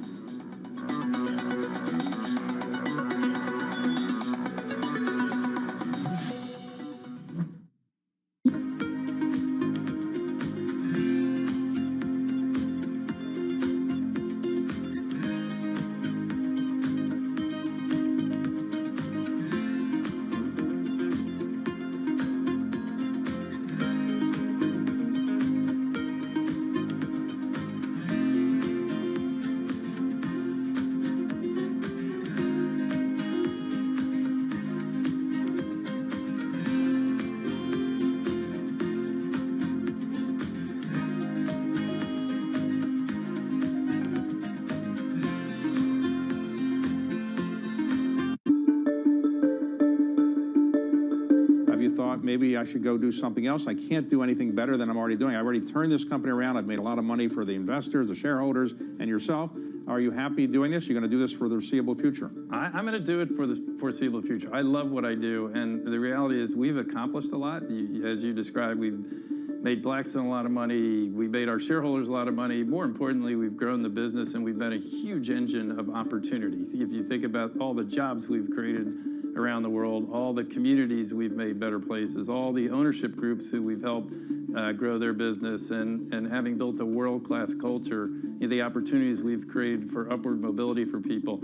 And this business, I would still say, is like a coiled spring coming out of COVID particularly. So I feel like we just have more to do. My job's far from done.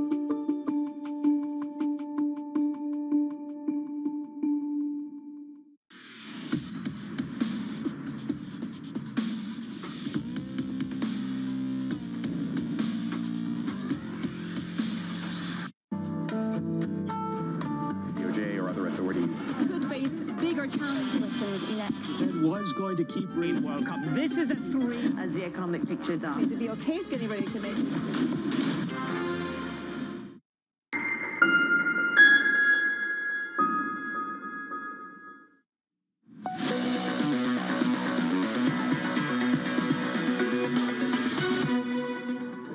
Yeas are 314, the nays are 117. The bill is passed. Without objection, a motion to reconsider is laid on the table. The debt limit deal passed in the House with ease. Lawmakers from both parties joining to approve the bill, 314 to 117. Tonight, we all made history, because this is the biggest cut and savings this Congress has ever voted for. And we didn't do it by taking the easy way. We didn't do it by the ways that people did it in the past by just lifting it. We decided that you had to spend less, and we achieved that goal.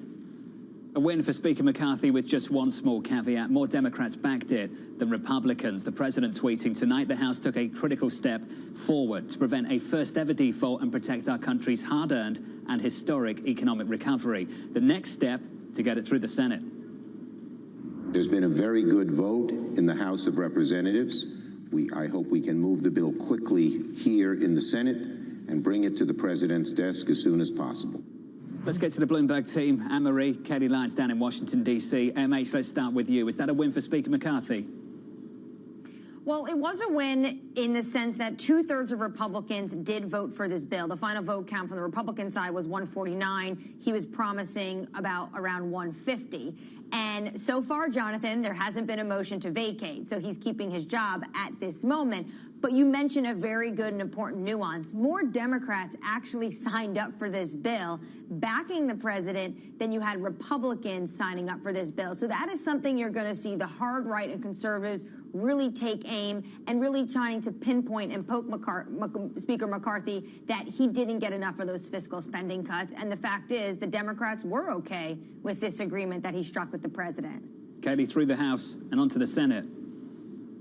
Yeah, and John, any bill that got 314 votes in the House is going to pass in the Senate. Really, this just becomes a question of timing. Could it pass today or tomorrow, or could we see this process drawn out if individual senators decide they want to push for politically charged amendments? And that could come from both sides of the aisle. Senator Tim Kaine of Virginia, for example, wants to put in an amendment to roll back that Mountain Valley Pipeline approval that was included in this deal. Then on the right, you have Senator Rand Paul, who wants to force a vote on an amendment to actually cut spending more. And of course, Senator Mike Lee of Utah, who has been vocally opposed to this deal, could force a vote on several amendments. So really, it just becomes a question of how long this is going to be drawn out for. Of course, Chuck Schumer, the majority leader in the Senate, has said there is very little margin, really no margin for error here, really encouraging both sides of the aisle to expedite this process as quickly as possible. But it really can just come down to one individual in the Senate because so much depends on unanimous consent. So we're going to have to wait and see how quickly they can get this done,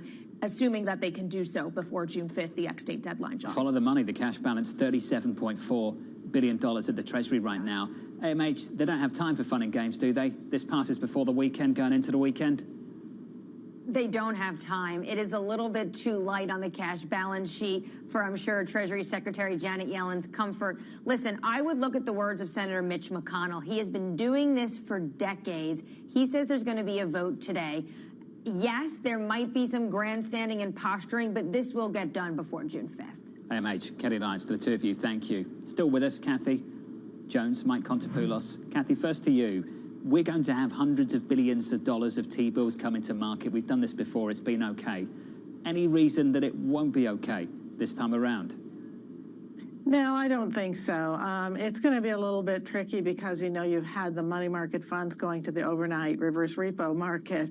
And this should mean that we get some of that money moving to the T-bill market to absorb some of the pressure. But, you know, yeah, we're going to have a lot of issuance, but I don't think that there's a question that the market can absorb it. It might be a little bumpy for a while, but demand is usually just very strong for treasuries, and supply only drives yields over the very short run. I've never found supply to be the big issue over the long run. Does it compete with banks, though, Kathy? I think is the worry here. I don't think people are too concerned about the T-bill issuance getting away. People will suck it up. It's what it takes something away from. Yeah, I do think it takes money away from the banks. You know, the deposit rates are still pretty low. We've continued to see kind of a slow drain there. So after the big issues with Silicon Valley Bank, et cetera. So I do think it still competes with the banks. And it's one of the things the Fed does have to consider in tightening policy. You know, if they raise rates another quarter point, how much pressure does this put on the small regional banks in particular with that deposit drain? I don't think they want to go back to where we were just a few months ago and dealing with another banking crisis. Mike, are you anticipating any problems whatsoever? No, I generally agree with Kathy. I mean, I think the bill supply will be absorbed pretty easily. You know, and listen, you're going to get a little bit of liquidity tightening because of it. But the markets and the economy should be able to weather that, I would guess, pretty easily over the coming weeks. With regards to the regional banks and Kathy's comment on, you know, stress there and whether or not you see more deposit flight and sort of more trouble on the regional side. And listen, isn't that the whole point, really, of tightening policy? I mean, it's to tighten credit and you know, see some stress in that part of the market. And I think you have to get to that point in order to really drive down inflation. So if I'm the Fed, I actually, you know, of course you don't want to see bank failures, but you know, you actually have to be happy that your policy is having an impact. Well, this is the dirty way of doing it. Let's put it that way. It's not a clean way of doing it. Mike, I just want to finish on the cash trap, the potential for that. You get all this T-bill issuance coming to market, some juicy yields, pick up 5%, whatever. Fed funds might go higher. I don't know. But, Mike, that's been a story the last several months.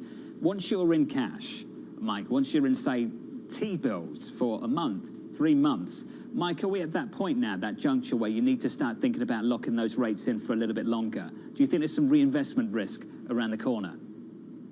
I mean, absolutely. Listen, cash is meant to be dated, not married.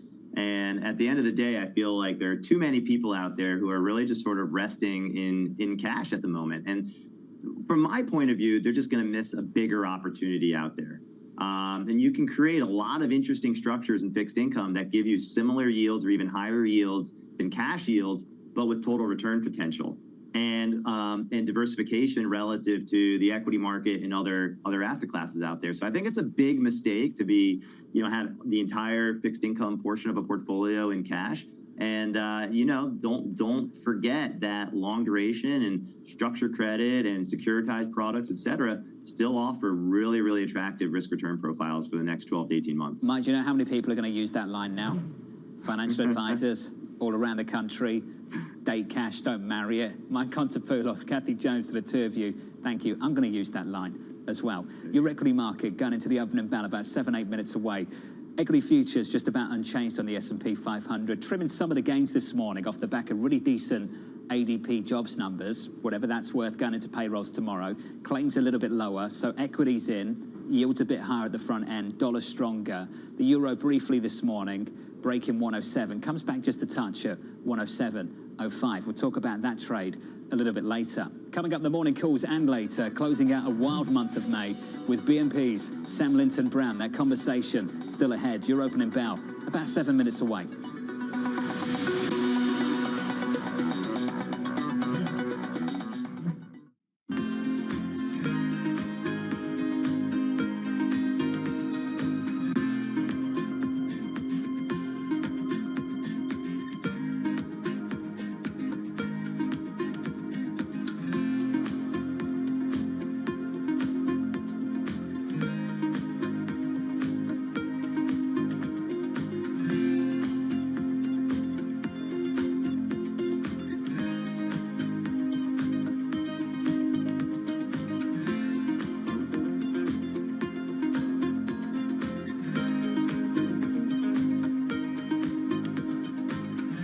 adults are facing some tough challenges. Higher living and education costs and wages that aren't keeping up with inflation are making it harder for them to support themselves.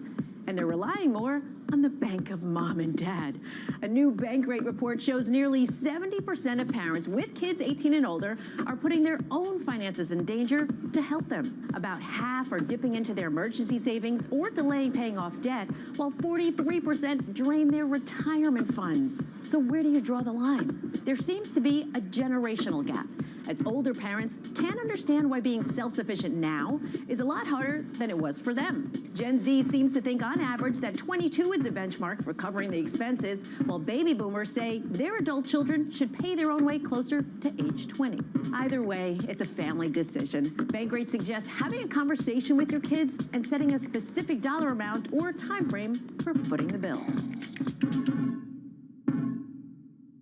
BSO Now is your online home for weekly Boston Symphony Orchestra and Boston Pops performances. See new concerts that go behind the scenes, plus acclaimed archival concerts. Visit bso.org/now, where the music plays on. BSO season sponsor, Bank of America.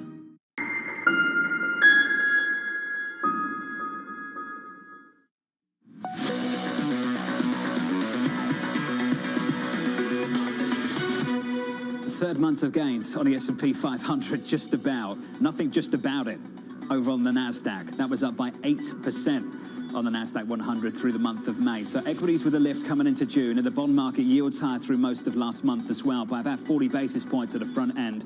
Trimmed that gain closing out the month this morning. Yields back in just a touch by a couple of basis points. They were higher briefly off the back of pretty robust data in America. That's the price action. Let's get you some morning calls. Wolf Research downgrading US Steel to underperform, expecting weaker European prices to weigh on the company's outlook.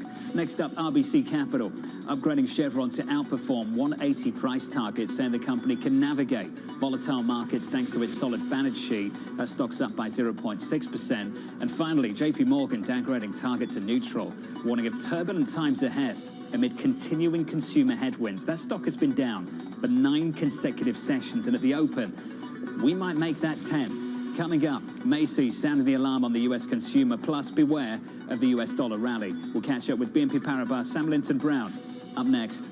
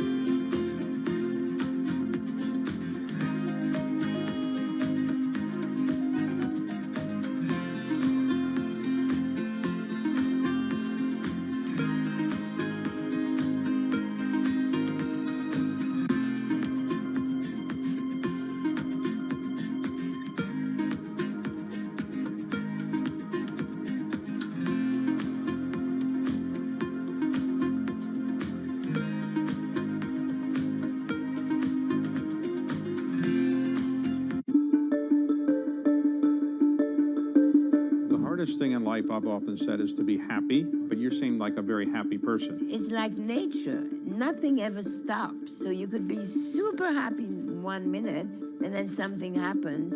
So it's just living. It's the joy of life.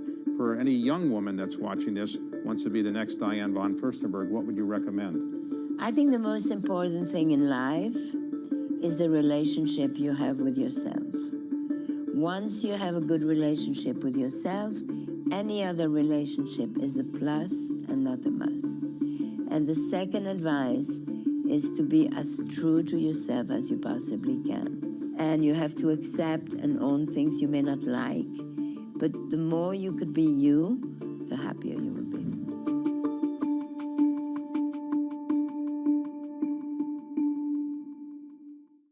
Welcome Welcome to the world of decentralized finance. You can see the massive gains for the OG crypto coin. The breakout we have all perhaps long awaited finally realized. We'll see if it sticks. Bloomberg's covering all things crypto, the people, There's no question this industry is composed of some bad actors and some good actors. the transactions, Volumes have surpassed $24 billion per day. and the technology. Stop talking about the technology, start demonstrating the utility. Bloomberg Crypto, Tuesdays.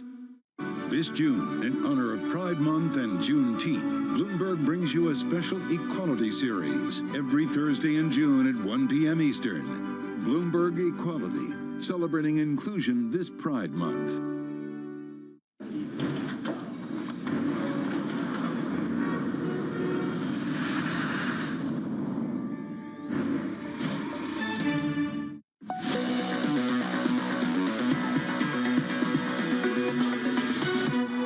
Closing out May for a third month of gains. Can we make it 4 on the S&P 500, on the NASDAQ too? The NASDAQ through May up around about 8%. Monster outperformance for mega cap tech. You strip out the muscle of tech, the S&P 500 equal weight negative on the month. There's the opening bout for the month of June. Switch at the board and get to the bond market. Yields look like this. We're down now, lower, all over the place over the last 24 hours. Whipsawed by weaker manufacturing data, robust labor market data, dovish Fed speak, all relative, of course. Yields down, a break of 360, 359.88 on a US 10-year. In the FX market, closing out last month on euro dollar for the worst monthly performance on the euro side, going all the way back to spring last year.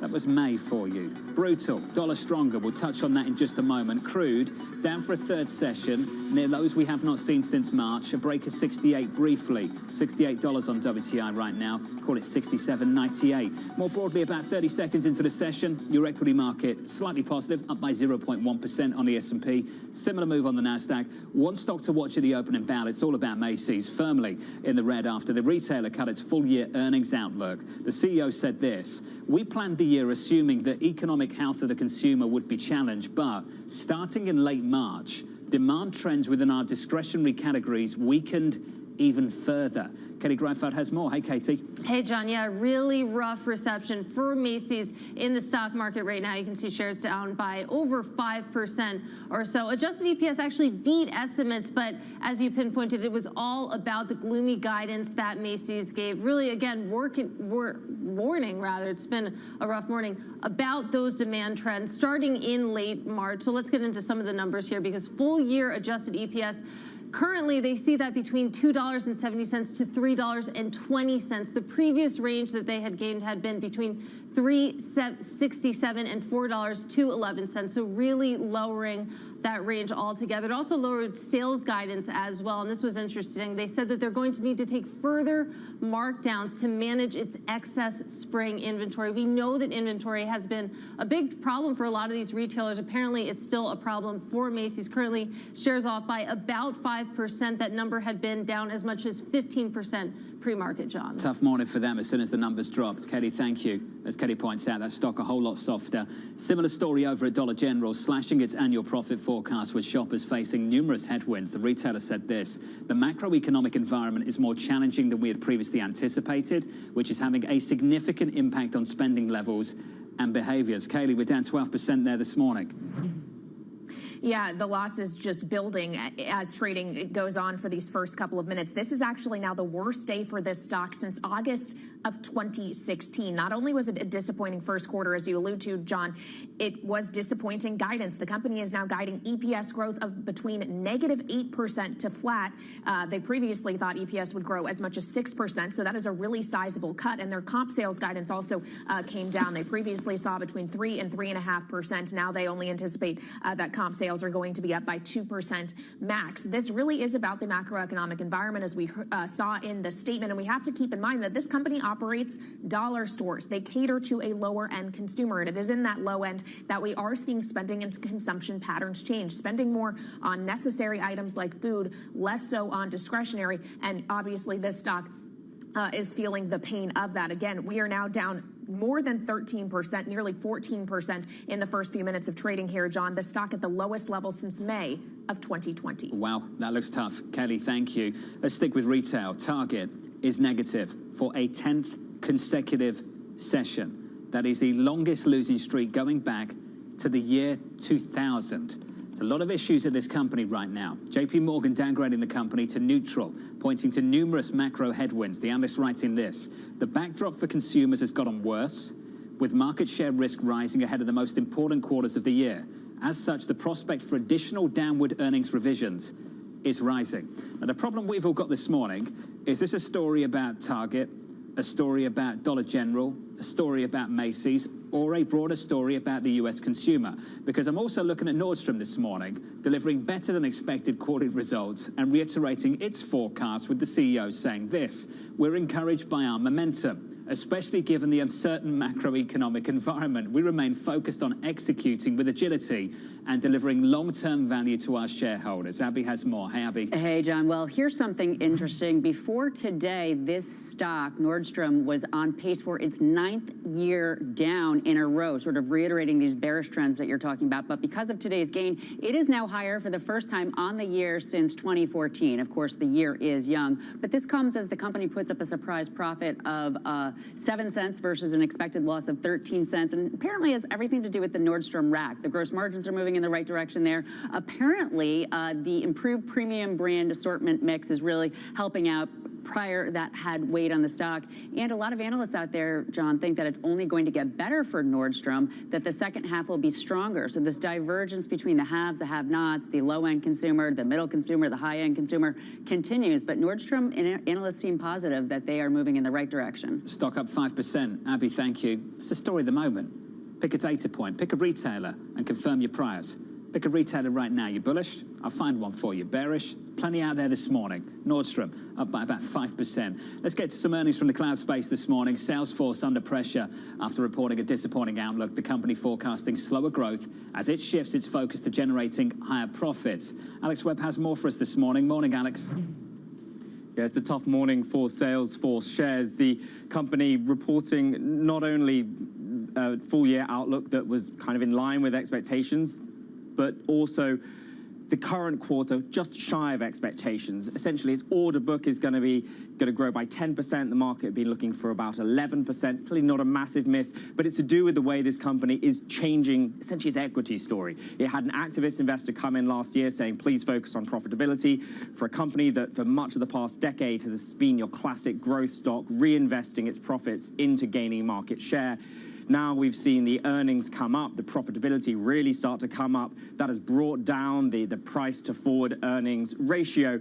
But the management has a reputation for being particularly conservative and at times then boosting those outlooks for the full year. That has not happened this time around, and the stock is being punished as a consequence. Down 6%. Alex Webb, thanks for that. That's the earnings wrap. We're starting the month of June, 6 minutes into it, and we're lower by 0.1% on the S&P, on the Nasdaq, down by 0.2%. We've closed out a crazy month of May. The scores are in. The S&P 500 just about squeezing out a month of gains, as the Nasdaq 100 climbs almost 8%. Nvidia adding some serious weight, a 36% rally last month, leading to a gain of almost $250 billion. Jim Reed of Deutsche Bank summing it up nicely. A month that felt like a year. Starting off with the closure of First Republic Bank, we then had another set of rate hikes from the Fed, the ECB, negotiations around the US debt ceiling, serious excitement about AI, along with some increasingly downbeat data outside of the United States. That downbeat data outside of America upending another consensus trade, helping to drive some dollar strength and sending the euro to its worst month in more than a year. Joining us now to discuss is BNP's Sam Linton-Brown. Sam, wonderful to catch up with you, sir. I just want to reflect on that dollar outperformance, that dollar strength last month. Was that down to resilient US data or just bad data elsewhere? Good morning, John. I think it was down to the upside surprise we had in US activity versus the downside surprises that we were getting in both the Eurozone and China. At the same time, we also had some continued sort of calming down, alleviation of banking stress across US regionals that prompted the market to price out some of the aggressive cuts that were discounted. So I believe you had a repricing both in terms of US growth versus rest of world and US yields versus rest of world that triggered an unwind of what had become a very large consensus dollar short position. Our view from here is that the dollar does have some scope to rally, but only selectively and only moderately. So we like dollar CNH higher. We think that pair can go to 720. A lot of that's to do with our China view. And we also think the pound is far too strong here. We think cable's rallying on some temporary rebalancing flow, and that it's an attractive sell around current levels at 125, looking for a move to 120. Sam, let's talk about China just briefly. I think people are sort of scrambling, trying to find new engines for dollar weakness. You can't reopen twice in China. Where's the potential that it comes from anywhere right now? A lot of pessimism is already discounted. If you look, for example, at 5-year interest rate swaps in China, or non-deliverable interest rate swaps, we hit 3% in January. We're now beneath 2.5%. Essentially at the same level we were prior to reopening. I think what we've seen and what's being borne out in the China data is that unlike developed markets, reopening hasn't been non-linear, or exponential if you like. It's been more of a linear process. And that's what our view has been. That's what our view continues to be. We think that sentiment probably at this level in terms of Chinese assets has got a bit on the pessimistic side. Like I said, in FX, we think there's some further weakness still to come. But on rates, we wouldn't be wanting to receive rates in China here. What could be the catalyst for a change in sentiment? I think it probably will come from some policy stimulus that could be announced out of China, perhaps at some point early in H2. How targeted do you think that stimulus might be? What's the character of that stimulus? What does that look like, Sam? I think in practice, the impact it has may not be that large on the economy, but given that the markets price so pessimistically, a bit like we saw at the last Party Congress in November, I think it can provide a pretty significant trigger for an improvement in sentiment across China growth correlated assets, like base metals, like G10 commodity exporters, that have really been beaten up by how pessimistic the market is there. You mentioned how pessimistic and the pessimism we had discounted in some of these markets. Sam, going into the winter last year, clearly peak pessimism around Europe, clean break of parity. I think we were down at something like 95, anticipating the worst for winter, bailed out by the weather and a reopening in China. Here we are resetting at about 107. Sam, from here, the conversations I had to start off the year were all about the ECB hiking more than the Federal Reserve. And Sam, you and the team at BNP approach this and tackle this question slightly differently. You think it's going to be all about the cumulative tightening that's already in the pipeline and that damage is done that's done as a consequence of that. Sam, what does that mean? Because from my perspective, that might mean the US surprising even more because it proves to be more resilient, stand up to those hikes even more than perhaps Europe can. What's your take?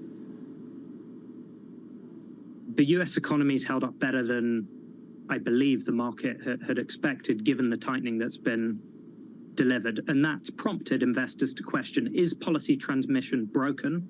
Or are there some buffers that exist which have delayed the severity of that transmission? But once those buffers are used up, then we'll see the impact on the economy. We're very much in that latter camp. We think the US economy will enter a recession this year. We think it will occur in Q3. We're not talking about a very deep recession here, but nonetheless one that's consistent with the Federal Reserve having already delivered enough tightening. Let's build on that from the equity side, Sam, if we can, just quickly. I do want to get your view on where you take that equity risk. Where would it be? The US versus Europe, with everything in mind that you've just said? The view prior to the recent AI news flow felt more compelling for secular underperformance of Europe that had been so evident over the past decade to partially unwind. And I think that view, while the recent news flow challenges it somewhat, is still the right one to hold. The US is where policy tightening started first. It's where policy tightening has been most aggressive. It's where liquidity is going to contract, that I think is really a key topic that perhaps we should discuss most significantly. And our view is therefore that that's the market where you'll see the stress occur first. US cyclicals, as you pointed out just before this segment, have been performing very poorly. So the lack of breadth in the US market gives us some concern, even though at an index level it's been stable. So we'd favor Europe over the US as a bias. I know you liked the banks for a long time, Sam, particularly in Europe. It was a great call last summer. It paid off in a big way. Is it still the case that you like the banks in Europe? Less so than before, but on net, yes. We think they will outperform in an overall bearish market backdrop. Sam Linton-Brown, we've got to leave it there, of BNP Paribas. Thank you, sir. Wonderful to catch up about 13 minutes into the session. They still like Europe. The place to be right now, as you know, over the last month, US big cap tech, without a doubt, given what's happened with NVIDIA. Right now, about 13 minutes in, we are negative by 0.1% on the S&P, on the NASDAQ, totally unchanged. Coming up, investors gearing up for another big payrolls report. We still think we're going to be in recession by the end of the year. I think the Fed's got this wrong. Plus another batch of fresh economic data on deck. The difference between robust services data and dreadful manufacturing data up next.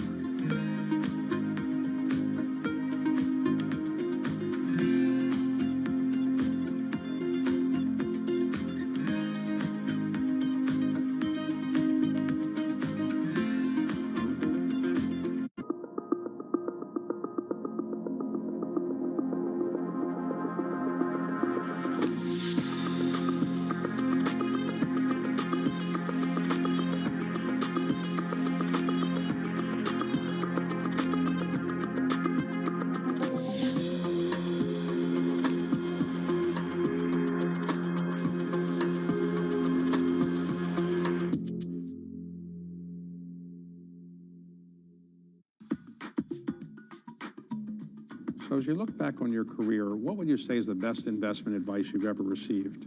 Probably the best investment advice that I never received, but that I've lived my whole life around, is surround yourself with really good people. I thought about it just today, like I do many times, what makes a great investor? A great investment firm is comprised of people who are optimists and pessimists and realists. Because in the intersection of the debates that go across that wide range of personalities is where you find truth. It's part of the reason I'm so focused on freedom of expression. I see it in my own four walls, the robust and fulsome debates around how we commit our capital, what defines a good idea, what businesses to build or pursue. That's what drives the success at Citadel. And I've been very fortunate in life to have always had a group of friends who really push me, who make me better. And here I get to work with 3,500 colleagues who in their ways make me better each and every day. And collectively, as a team, we've had the opportunity to have an incredible impact on the financial landscape around the world.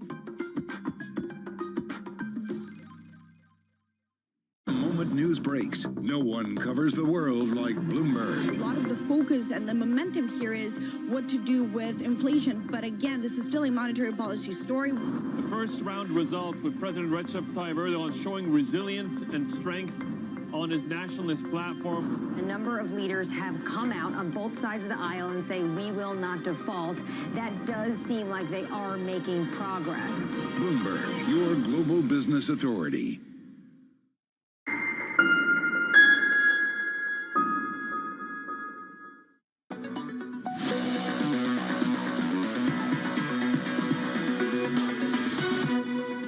We still think we're going to be in recession by the end of the year. Everything that's happened so far this year continues to tell us end of the year recession and first Fed rate cut in September. And I know the recent data throws some of that into speculation. Not in our book. Things are playing out the way they should exactly. I do think inflation is going to fall off a cliff here, and I think the Fed's got this wrong. Bob Michael at JP Morgan predicting an economic downturn and rate cuts by September. Neil Dutter of Renaissance Macro remains optimistic. He says this: the main reason for his optimism on the US economy is that inflation, especially prices for commodities, is easing more rapidly than the labor market. As a result, real incomes will expand, supporting consumption. Now, as I've said repeatedly through this morning, right now you can pick a data point and tell any story you like. The latest services data supports the view that the economic expansion is still on course. The latest manufacturing data worldwide, China, Europe, or the US for that matter, is screaming cut rates now. How that spread closes holds the key to settling a big debate. Just how close are we to that elusive recession? With the latest data, let's get to Mike McKee. Hey, Mike. Hi, John. I wish I could give you a good answer. We've been 3 months away from a recession for about 2 years now, according to all the predictions. Now, we do get manufacturing numbers today that should tell us something more about the factory sector. We got the S&P Global U.S. Manufacturing PMI just a few moments ago, and it is little changed at 48.4, down from 48.5. Statistically irrelevant. It does suggest that manufacturing is still contracting. But what does that tell us about the economy? ADP earlier today, 278,000 jobs, and they said manufacturing lost 48,000 jobs. Now, last month, ADP said we lost 30,000 jobs, and the non-farm payrolls came in with 11,000 additional manufacturing workers. So it's really hard to get a read on where we are with all this. Now, we do get the ISM at the top of the hour, John, and everybody's going to be looking at that, both for two things. We want to see what the employment number is. Last month, it was 50.2, but everybody's going to want to see what prices paid are. If Neil Dunn is right, then prices paid should go down. They are at 52.3. Is the forecast. After 53.2, they went up a little bit last month. If that comes back down again, then that helps make Neil's case. Mike, how do you read this? Does manufacturing pull services down, or does services pull manufacturing up? How do you think about that?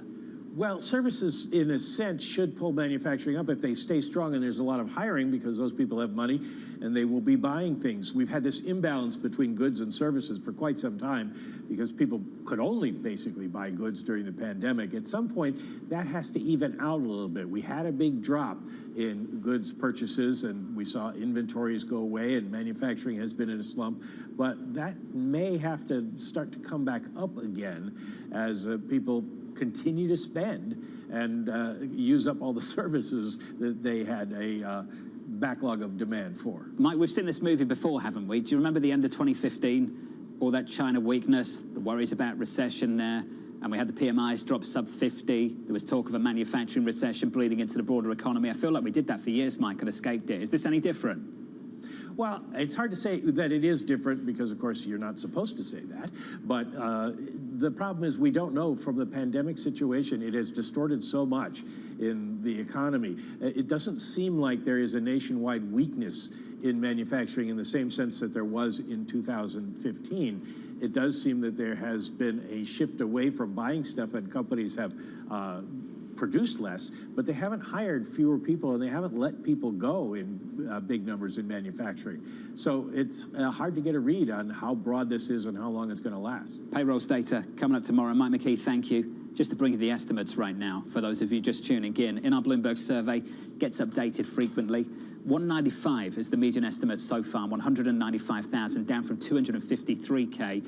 Every single Payrolls Friday that Mike McKee has been doing over the last 12 months plus, on the day that number drops, it has beaten expectations going all the way back to last spring. In April, for that matter, looking back at the March payrolls report, is it any different tomorrow morning? 195 the estimate for payrolls. For unemployment, looking for that to climb from 3.4% to 3.5%. Before we get there in about 8 minutes, Alex Still is going to run you through the ISM manufacturing number. Expectation for that is 47, still sub 50.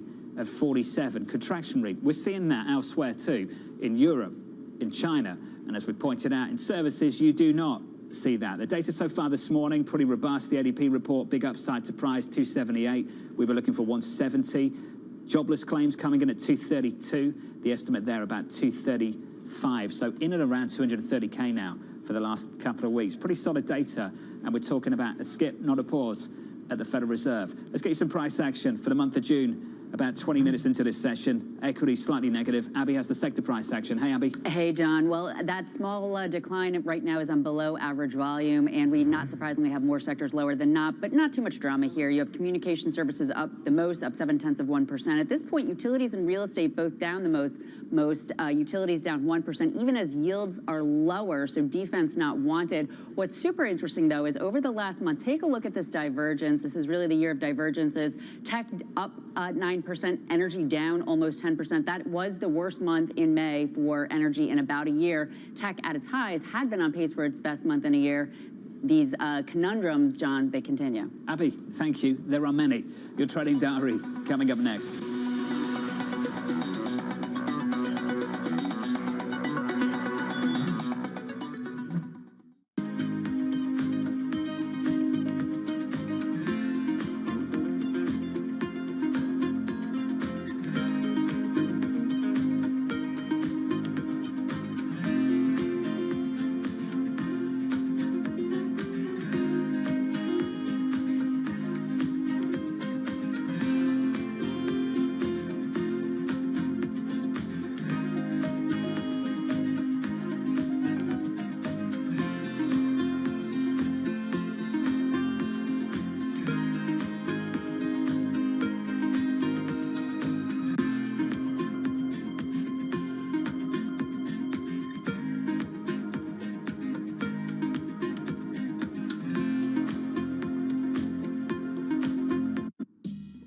Back in 1997, I was interested in the following question, which is, there are a bunch of the dinosaurs called sauropod dinosaurs, which had really long, skinny necks. So Apatosaurus is an example. They also had really long, skinny tails. So I made a computer model that showed that, in fact, the tail of these sauropod dinosaurs could actually act like a whip. A bullwhip. Now, the way a bullwhip makes that cracking noise is because the tip of the whip actually goes about twice the speed of sound. Okay. I think the way they got a date was to impress the females by making loud booms.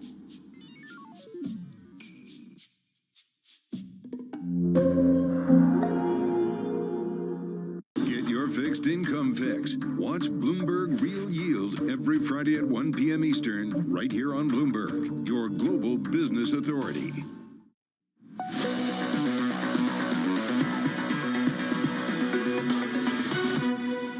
This is how we kick off the month of June. Slightly negative on the S&P and slightly positive on the Nasdaq. I guess on the Nasdaq, it's as you were. That's the price section. Here's the trading diary coming up shortly. Top of the hour, ISM manufacturing numbers. Philadelphia Fed President Patrick Harker speaking again at 1 p.m. Eastern. Plus, earnings from Broadcom after the closing bell. Rounding out the week with the big one. Payrolls Friday coming up on Friday. And finally, of course, going into the weekend, looking for a Senate vote on the debt ceiling bill. Tomorrow, fantastic lineup for you. Mohammed Al-Arian alongside Rick Reeder at BlackRock.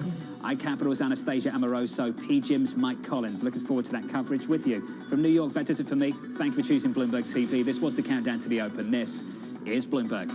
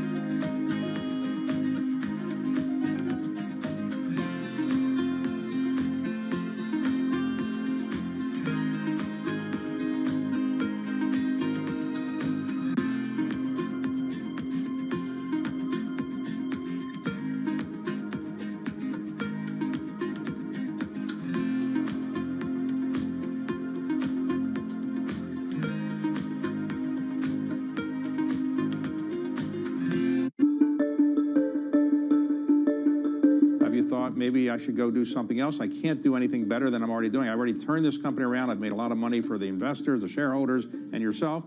Are you happy doing this? You're going to do this for the foreseeable future? I'm going to do it for the foreseeable future. I love what I do, and the reality is we've accomplished a lot. As you described, we've made Blackstone a lot of money. We made our shareholders a lot of money. More importantly, we've grown the business and we've been a huge engine of opportunity. If you think about all the jobs we've created around the world, all the communities we've made better places, all the ownership groups who we've helped grow their business, and having built a world-class culture, the opportunities we've created for upward mobility for people.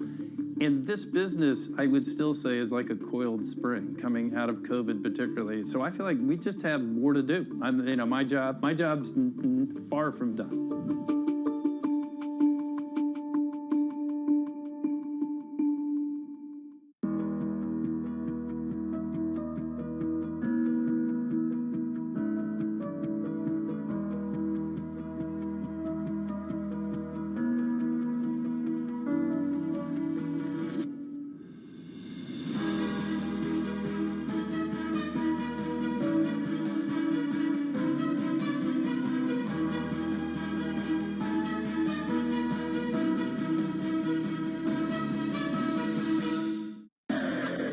City, in London, in Sydney, from Washington, in Tokyo. 9 a.m. in Beijing and Shanghai. Good morning, everyone. Have a great evening. Here's what I'm watching. You do not want to miss this story. Is there the kind of upside?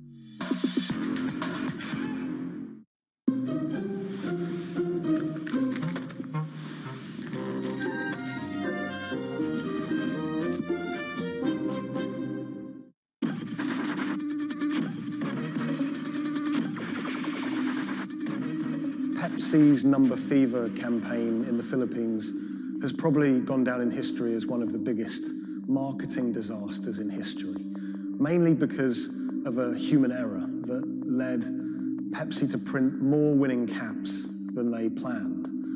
The resulting chaos caused riots, civil unrest, and even deaths. Reporting this story took over a year, and it resulted in me flying to Manila in the Philippines to meet unlucky winners and to find out exactly what happened back then in the 1990s.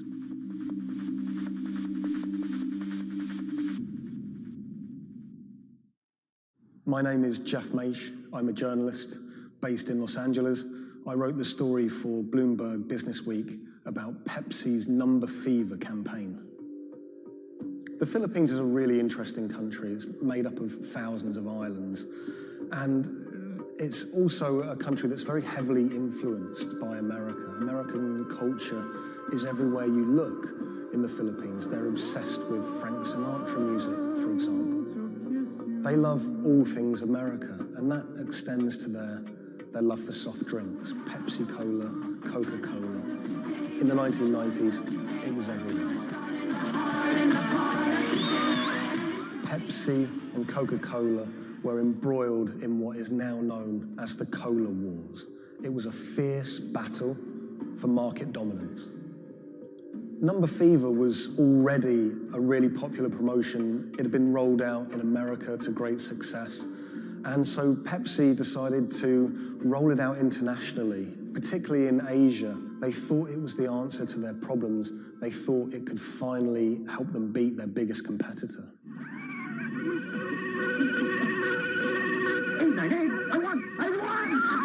Look for the winning number in sari stores every day, also on TV, radio, newspapers. You could be a millionaire.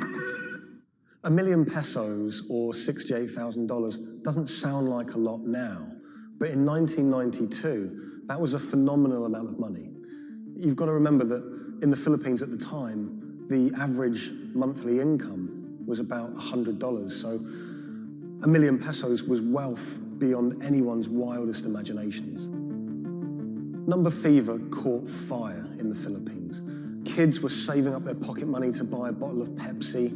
Parents were squirreling away all of the bottle caps in bags. You would walk down the street and people were going through trash trying to find discarded bottle caps. It was a national phenomenon. Pepsi boasted that half the population of the Philippines was playing it. Number Fever boosted Pepsi's sales every month from $10 million to $14 million. It had a huge impact on Pepsi's bottom line. Number Fever quickly became number hysteria. Maids were being jailed for stealing their employers' winning bottle caps. There was even some murders over winning bottle caps. People were fighting in the streets over these caps. There were signs that there were going to be problems with number fever very early. Pepsi had rolled out the competition in Chile, and a garbled fax had caused some kind of problem with the winning number. They'd announced the wrong one in Chile, causing riots. There were signs that there could be big problems ahead if they didn't keep their eye on the ball. So in 1992, Pepsi decided to extend the campaign in the Philippines, and they announced that the competition would go on for a few more weeks. One night, on the television news, they announced the latest winning number, 349. The problem was, 349 had already been allocated as a non-winning number in earlier campaigns. So there were literally hundreds of thousands of bottle caps with 349 just floating around the Philippines. Hundreds of thousands of people all across the Philippines, thousands of islands, were finding winning bottle caps. 349, 349. Some people had 10 lucky 349 bottle caps. People were dancing in the streets, celebrating. They thought their problems were over. They were millionaires. It's still not certain exactly how many winners there were of lucky 349 bottle caps, but we know that Pepsi printed over 600,000 of them. Pepsi realized very early that there was a problem. Hundreds of people started arriving at their bottling plants with their lucky bottle caps. They realized something was seriously wrong. Pepsi tried to solve the problem by offering a small token donation to anyone that brought a lucky bottle cap to their bottling plant. But it wasn't enough. People didn't want just a handful of pesos. People wanted their million peso prize. Within a year, violent protests and riots outside Pepsi factories would leave dozens injured and 5 people dead. At one Pepsi factory in the Philippines, a grenade was thrown through the window. It killed 3 Pepsi employees.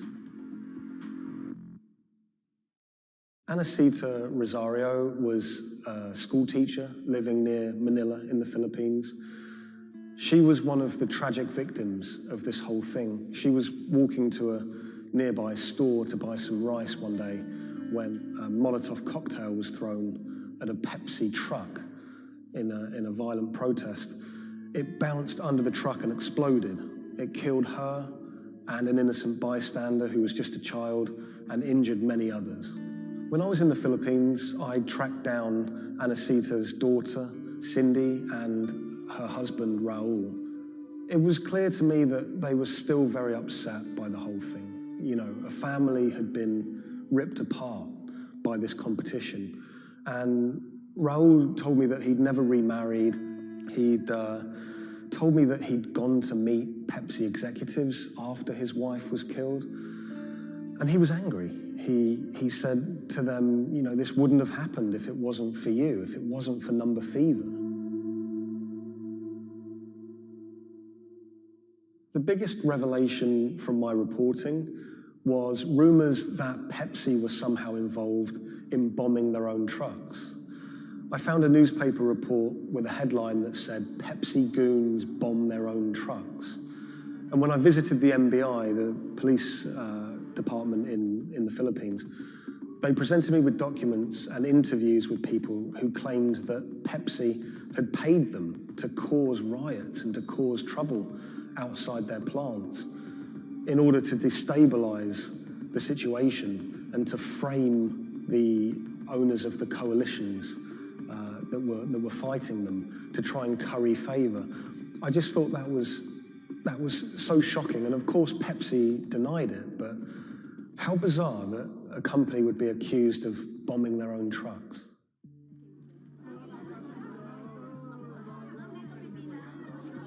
The contest had sparked so much anger in the Philippines because it landed at just this really weird time in the Philippines' history. It was during a crazy election that was racked with allegations of fraud. The Philippines was in a kind of love-hate relationship with America. They loved, obviously, the American aid and finances that was pouring into the country, but at the same time they yearned for independence. They wanted to be their own country. Vicente Del Fierro was a local preacher living in Manila, and he hated the Number Fever campaign. Del Fierro thought Pepsi's Number Fever campaign was just one of the many ways that America was asserting its dominance over a third world country. He hated seeing his fellow countrymen get ripped off, in his eyes, by this huge multinational American company. He wanted justice. Del Fierro rounded up over 800 winners of 349 bottle caps, and he got them all together to sue Pepsi for over $400 million to be divided between those holders of lucky bottle caps. Del Fierro took money from some of the people who could afford it. They paid him 500 pesos to help with legal fees, but for people who couldn't afford the money, he would just represent them pro bono. The alliance is to build up pressure on Pepsi. And so you see people marching in the streets. So we have mounted our own campaign, even in the U.S. He flew to America and he hired two consumer lawyers here in America to take on Pepsi. He had a meeting at Pepsi's headquarters to try and resolve the problem, but he said he wanted to take it all the way to the highest courts in America. When those cases were heard in America, those courts decided that this was a problem that should be heard in the Philippines, not in America. Back in the Philippines, Del Fierro continued his case in the Filipino courts. At one stage, there were arrest warrants handed out for 9 Pepsi-Cola executives, which he saw as a big victory. We don't know if those arrest warrants were ever upheld, but it made newspaper headlines across the country. Pepsi did not take kindly to Del Fierro's campaign. They tried everything to shut him down. They sued him for libel. My father had to attend 3 times a month for a branch 145 and another hearing for the branch 113A, also 3 times a month. Also, there was a time my father was hospital due to heart failure. Still, he had to attend the 2 branch hearing. Otherwise, for not attending, the judge will issue warrant of arrest to my father. My father passed away January 13, 2010. After staying for almost 1 year in the hospital, he died of complications due to heart failure. After the death of my father, I was inspired to do the website. PepsiCo will be remembered for what they did to the consumer in the Philippines and to my father. When I reached out to Pepsi for comment for this story, they claimed that they didn't have access to anyone who was working at Pepsi that was around in those days. They also said that during COVID-19, they didn't have access to their documents about this, but you know, they were very careful to say that they were sorry for everything that happened, and we do know that Pepsi did try everything to try and make this right. The Pepsi Number Fever disaster cost the company millions. We know that they paid up to $10 million in those goodwill payments, but the financial effect could be much greater. After the disaster, we know that Pepsi sales dipped. They were overtaken by Coca-Cola again. Pepsi's Number Fever disaster changed the legacy of that soft drink in the Philippines forever. Some people of a certain age won't touch it. For many people, Pepsi is a taboo word. A lot of the people that I spoke to were still quite traumatized by their experience, by that experience of winning 1 million pesos, losing it, and then returning to their normal life in poverty in Manila.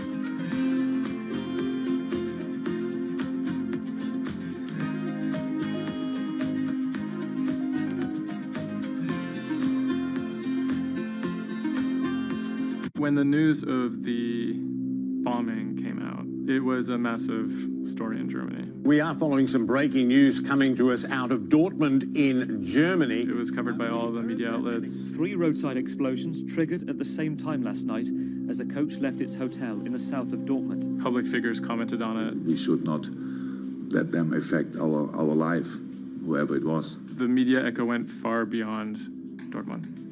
I think it was front page news in every single big paper around Europe. Everyone thought of like a terrorist attack, and people were scared that throughout the city in Dortmund there was more attacks to be happening. Unbeknownst to investigators, just after the bomb went off and the players of the team were shell-shocked, the person who had masterminded the attack was actually sitting in the hotel eating steak and sweet potatoes.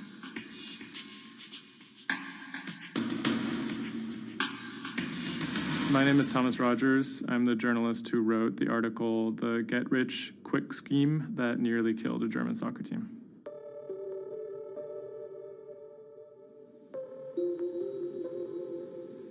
Dortmund is a mid-sized city in the western part of Germany in a state called North Rhine-Westphalia. And it's a former industrial city that's kind of fallen on hard times in the last few decades. It was severely bombed in the war, so the center of the city is quite stark. Some of the few high points include its soccer team.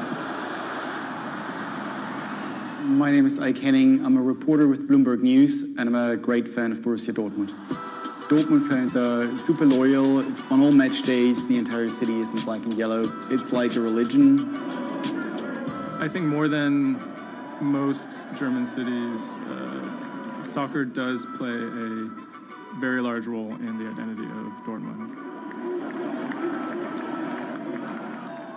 In October of 2000, the BVB became the first team in the Bundesliga to actually go public. Salaries for soccer players in the Bundesliga have gone up very dramatically. With such high prices, they thought that by going public, they would be able to compete better with big teams like Bayern Munich.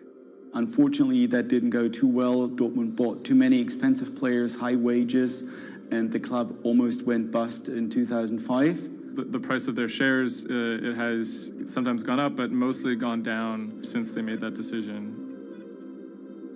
So on April 11th, 2017, the team was staying in a hotel on the outskirts of Dortmund. Match days are always special in Dortmund. Everyone is looking forward to it. The team always meets in the same hotel ahead of matches. They stayed in this hotel in order to have a kind of neutral space before games so that they could concentrate, be sort of isolated from distractions, things like that. Everyone was pretty optimistic they had a chance to go really far, maybe into the finals. I was in the office and getting ready for match day. I was going to meet with a friend, a fellow Dortmund supporter, in a pub. As always, the fans are very excited about matches. On that day, they were heading to play in the quarterfinal against AS Monaco at Signal Iduna Stadium, which is in the center of Dortmund. Shortly before 7 p.m., the players of the team boarded their official team bus. When the bus took off the parking lot of the hotel and turned on the street, there were three detonations, 3 bombs that exploded and hit the bus of Dortmund. 3 explosions occurred close to the Borussia Dortmund team bus. The B team bus had just left the hotel. The explosions destroyed 2 windows in the rear part of the bus. People screamed, people jumped to the ground. The fellow Dortmund fan I was supposed to watch the match with, he called me and said, turn on the TV, there was an attack on the Dortmund bus. And I thought he was like, that was impossible. Some of the players screamed at the driver to keep driving as fast as possible because they were worried that people might storm the bus. German investigators say the explosive devices used in the attack on the Borussia Dortmund bus contained metal pins, and that one had pierced a seat headrest. Unbeknownst to the team members, the actual mastermind behind the attack was, as they were disembarking, the bus was actually eating steak and sweet potatoes at the hotel they had just left. Authorities are attempting to verify a letter left at the scene claiming jihadists were behind the attack. Because there had been a series of attacks by Islamic terrorists in Germany and Europe, there was widespread suspicion in the media that this was another Islamic terror attack. 3 letters were found at the site of the bombing that took credit for the attack on behalf of Islamic State. There were, however, reasons to doubt this particular narrative. Would actually be a surprise if ISIS were actually part of this attack. Possibly could be a ploy by other groups like the far right wing to try and shift the blame. The letters had some strange qualities. They were written in a strange German that used big, sophisticated words, but had basic grammar mistakes, as if someone was native German speaker but pretending to be a foreign person. Federal investigators have detained 1 man suspected of links to Islamist terrorism, one of 2 suspects whose apartments were raided this morning. Shortly after the bombing, a man in Austria named Rudolf, who was a big BVB fan, he noticed that something strange was going on the stock market related to the team's shares. He emailed the lawyers of BVB, who then forwarded that email on to investigators. The email stated that someone had bought 60,000 BVB put options, a wager that the value of the shares of the team would fall below a certain amount at a certain date. Why would someone buy that ahead of a match and then 3 bombs go off? Something isn't right here. For the person to make money off of that, it required the stock to go down quite a bit in a fairly short period of time. And it wouldn't just be the team losing a match, it would require something much bigger than that. There was another big red flag about this purchase, which is the fact that it had actually been made, number one, on the day of the bombing, but also from an IP address that had been traced to the actual hotel where the bombing had taken place. When 3 explosions targeted the bus carrying the Borussia Dortmund footballers on April the 11th, written notes left at the scene claimed the attack was the work of ISIL. The truth, as is now alleged, is remarkable. On April 21st, the police arrested a man in a southern German city called Tübingen. He was on his way to work, and his name was Sergei Venegold. He seemed like an unlikely suspect because he had no known connections to the Islamic terror world. He didn't seem like a far-right extremist. He didn't seem like a left-wing extremist either. He seemed to be a completely unremarkable young man. A 28-year-old German-Russian man, named only as Sergei W., stayed in the same hotel as the players on the night before the bombing. He specifically requested an upper room overlooking the bushes where the explosive devices were hidden. The media dissected why he would do that, what was his past. He had been inspired by the 2015 terror attack in Paris. And he noticed that in the aftermath of the attack, the stocks of French companies went down. And he believed that if an attack took place that was directed at a specific company, that the decrease in stock price for that company would be even more dramatic. It never occurred to anyone that someone would do that out of greed. We now know that the suspect bought 3 different derivatives on the Borussia Dortmund shares. With all these derivatives, he bet on falling shares. The suspect bought the majority of these financial products on the 11th of April, the day of the attack. If the plot had been completely successful and the stock had reached a value of 0, Venegold would have made up to 570,000 euros, or the equivalent of about $608,000. Ultimately, the plan completely backfired. The attacker, Sergei Venegold, didn't make any money. In fact, he lost money. In court, he would be extremely quiet. He usually kept his hands clasped together. One of the lawyers actually commented that he had never seen a defendant act so calmly. Venegold had served some time in the German military. From that information and from online research, he was able to figure out how to assemble remote detonated bombs that would do what he hoped to do.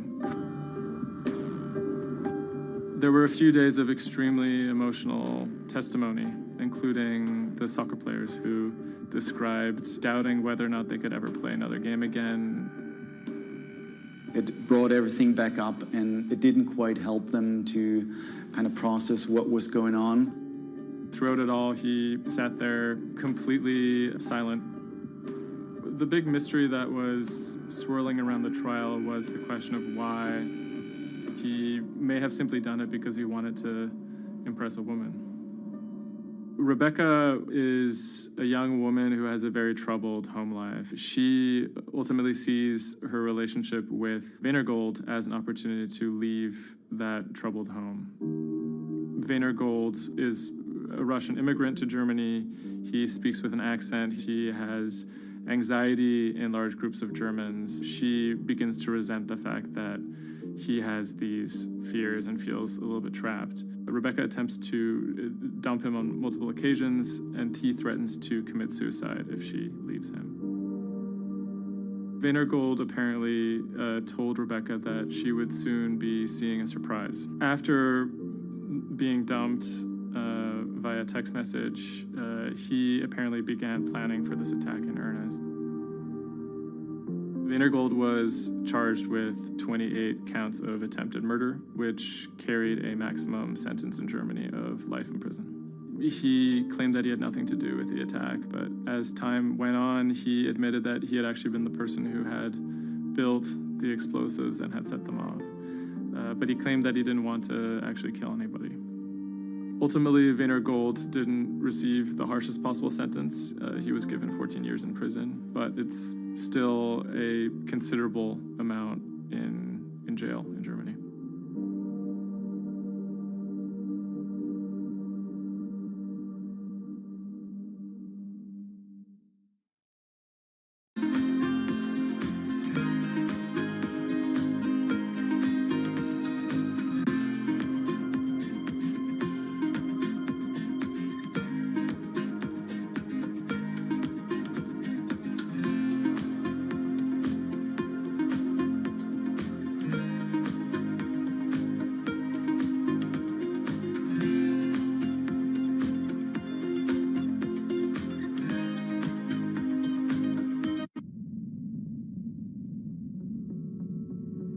The threat of an asteroid hitting Earth is very real. If it's big enough, it's also very final.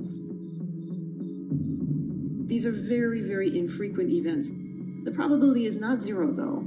A blinding flash of light streaking across the sky. About 100 tons of space rock falls on Earth every day. Most of it is so small it burns up in our atmosphere or lands unnoticed away from major populations. No human in the past 1,000 years is known to have been killed by a meteorite, and according to NASA, no large object is likely to strike the Earth any time in the next several hundred years. However, one thing is certain: we haven't found them all. There are thousands out there, and we don't know where they are.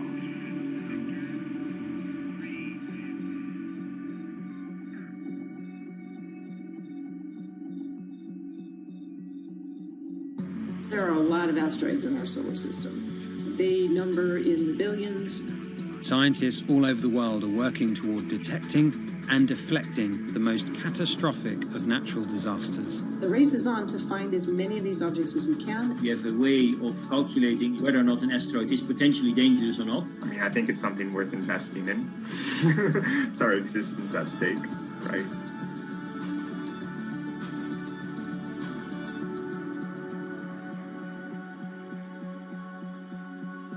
Amy, let's get this one out of the way. It's probably the question you get asked the most, but how scared should we be?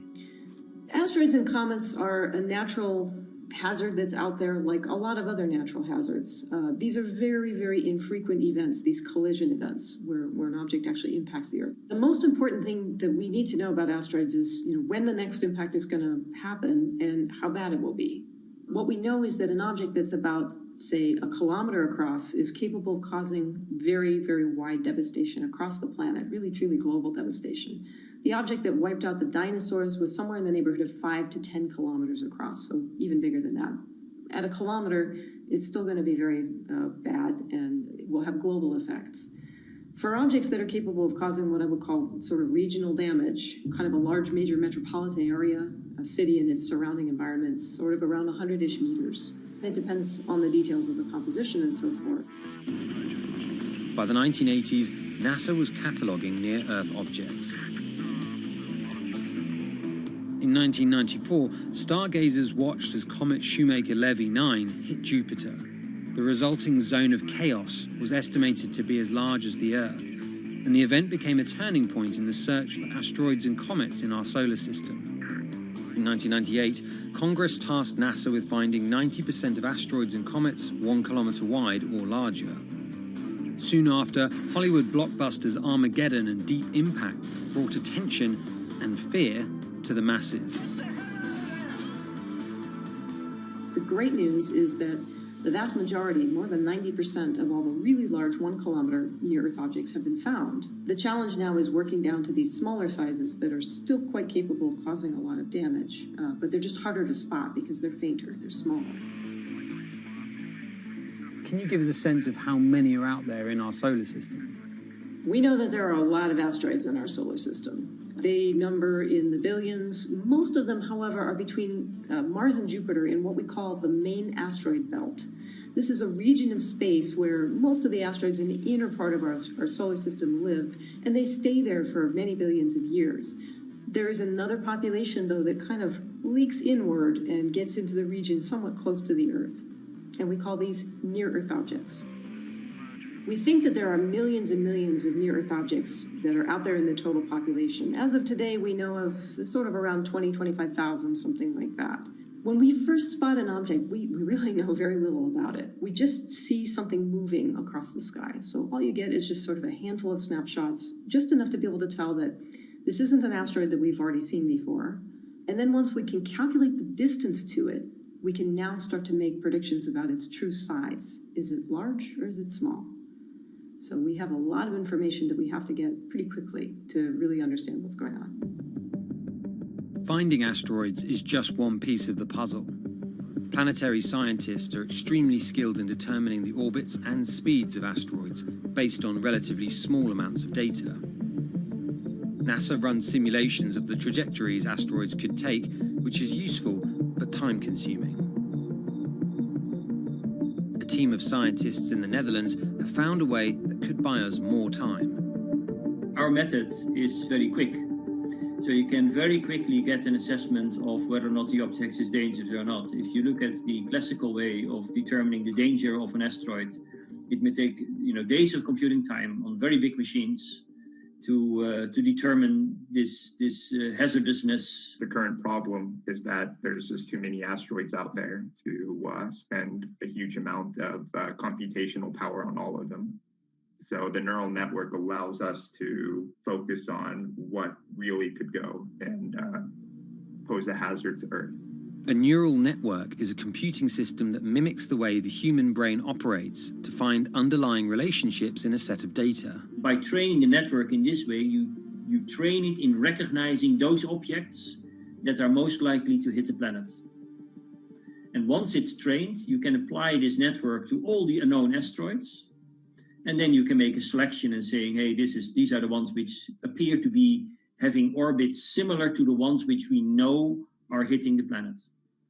That doesn't mean that they do, but it only means that they look very similar to the ones we know they do. What else did you find? Should we be particularly concerned about anything? One thing that we did find is that our neural network was able to go and identify a handful of asteroids which weren't considered potentially hazardous, that when we went and integrated them forward in time, they came quite close to Earth. We find a handful which were not detected before or not considered being dangerous before, and we think they are potentially dangerous. It's very hard to simulate kind of going forward in time an asteroid that's going to hit Earth because, well, the Earth is really small. And well, space is really big. And then you have to have very exact parameters to shoot an asteroid that goes and hits exactly Earth. And then Simon had the ingenious idea of not even trying to do that and just launching the asteroids from Earth's surface and integrating backwards in time. It's very hard to make it hit.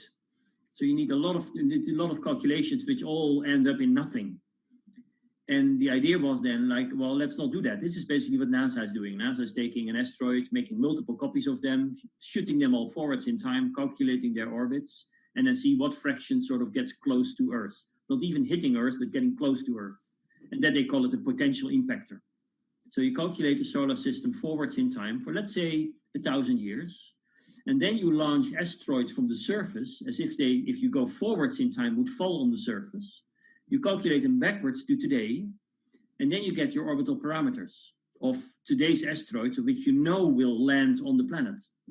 And those you can use as known impactors and compare with all the other asteroids in the solar system.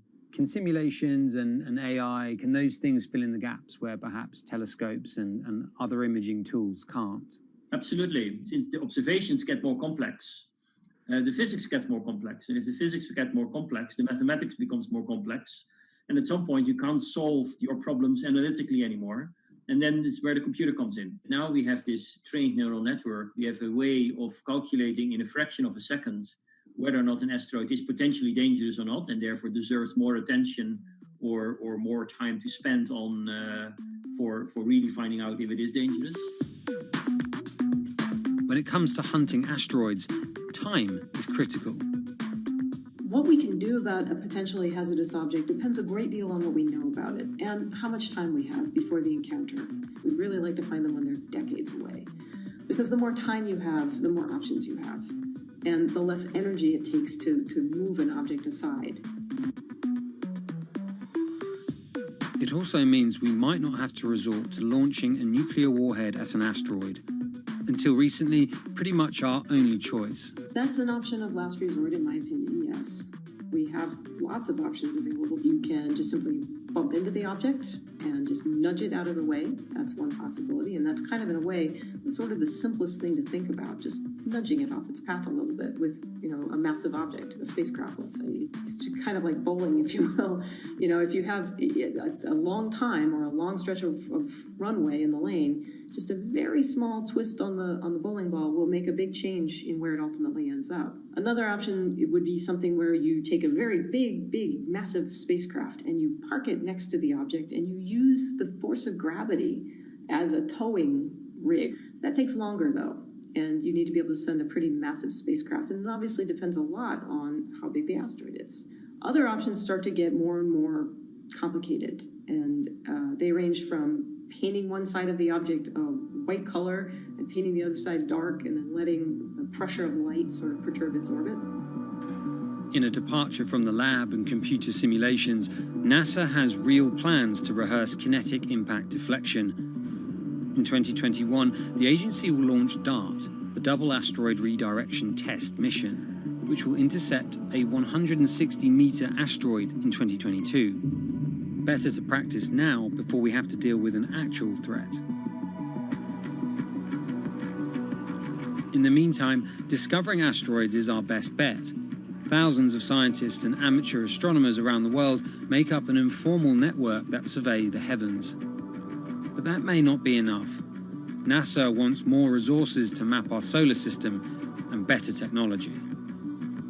We need to ramp up our network of sensors, and also we need to just continue to strengthen our network of international observers so that we can get follow-up, because we find these objects when they're distributed all over the night sky. Once we get more observations, we get better data, we can make better predictions.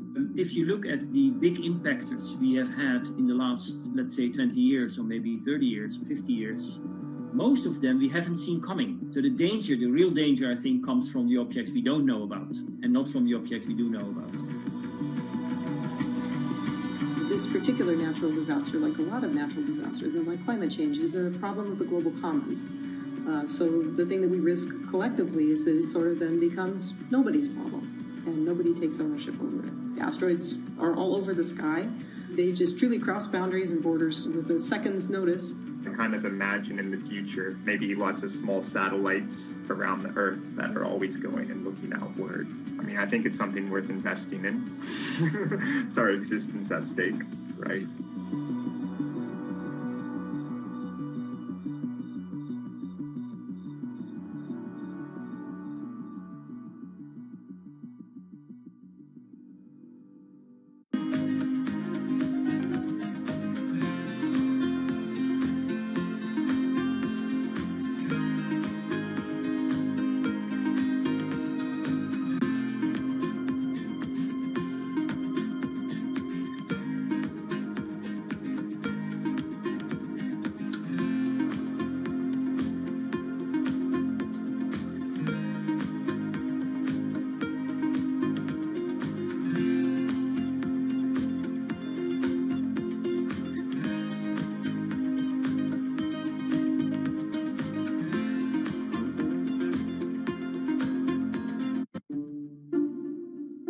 The pandemic has affected everyone in different ways. Some pass the time by baking. Homemade sourdough bread. Do I need to say more? Some chose to binge watch Netflix. It's your game. Or maybe you started a garden oasis in your backyard. Next, I'm going to put my lettuces in. But for millions of others, I'm going to be posting stocks that will boom. They wanted to uproot the financial industry. Let's just lock it on up and take $15,000. Here's a stock that can change your life. I see a stock going up and I buy it, and I just watch it until it stops going up, and then I sell it. I have gained over $3 million. I want some free money. I don't think you can overstate the online communities or social media's influence on financial markets. A large group of inexperienced investors who discuss their plans on social media platform Reddit have shaken up the stock market in a big way. The stock that everybody's talking about right now is GameStop. Video game retailer GameStop is set to continue their head-spinning ascent today. The revolutionaries on Reddit are spanking Wall Street's ass. The more these stocks go up, the more the big guys are getting creamed and losing billions of dollars. This isn't a wealthy person's game anymore. Anyone can play it. I took up a little bit of a new hobby, and I am interested in day trading. As an investor nowadays, you don't have to look a specific way. You don't have to wear specific clothes. You don't have to be doing it from a trading floor on Wall Street in like a high-rise building in downtown Manhattan. The narrative of what's driving the markets is no longer being held in secret offices in New York and Boston of privileged people talking to other privileged people. It's right out in the open. It's on Twitter, it's on Reddit. From brokerage apps to Discord channels and subreddits to TikTok finfluencers, one of the last holdouts in the world of disruption, finance is next in line.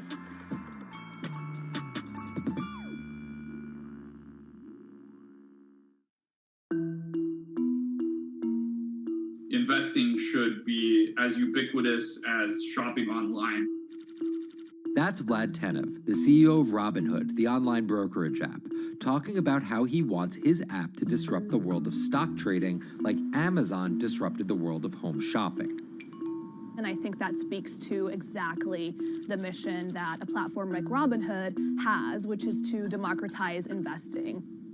Robinhood was started in 2013 by Vlad Tenev and Baiju Bhatt in, where else, Silicon Valley, as an alternative to the big brokerages, but with one big difference. As they were building the social network around finances for people, they realized that there was a gap in the market and that free trading could become something that they could bring to the markets, they could disrupt the industry. While no-fee trading is industry standard today, it was unheard of when it was first introduced. The online brokerage industry was really innovative when they came on the scene 10, 15 years ago, but they kind of stopped innovating where you haven't seen those commissions come down beyond $5 or $6 or $7. Robinhood think that by offering zero commission that they're going to push people onto this platform. And on top of no-fee trading, the customers Robinhood was courting have been long overlooked in the world of finance. So the typical customer of a Charles Schwab, for example, is putting a lot more money in that brokerage account than the typical customer at Robinhood. Even today, with all of its popularity, the median account size is about $240. There's Fidelities in the Schwabs and the E-Trades of the world. They look down their nose at those kind of accounts. I don't want a $1,000 account. They're just a headache. I want a $100,000 account. And this is key here, right? Because the thing about Robinhood that's different than every other single brokerage platform is how easy it is to use. The design of the Robinhood app really has in mind a user who might be coming at this absolutely cold. The fonts are very well sized, the shapes, the colors, all of that is something that the founders of Robinhood paid really close attention to. And by creating an interface that catered to a newer investor, they were able to gather a pretty healthy group of customers. And by 2019, they had about 10 million customers. Those 10 million customers were a huge success story for Robinhood, but no one could have predicted its explosion after the arrival of COVID-19. Remain indoors to the greatest extent, and 100% of the non-essential workforce must stay home. What we saw when the pandemic hit was the growth of Robinhood users absolutely turbocharged. And oddly, you saw this surge in interest in stock trading. Then they saw the absolute surge in 2020 in customer growth. And now, by many accounts, they have more than 20 million customers, which is pretty extraordinary. So the next step for them is to figure out how to monetize those users and how, even with their small account sizes, to get them to grow with the company and, as it releases more products, come along with them.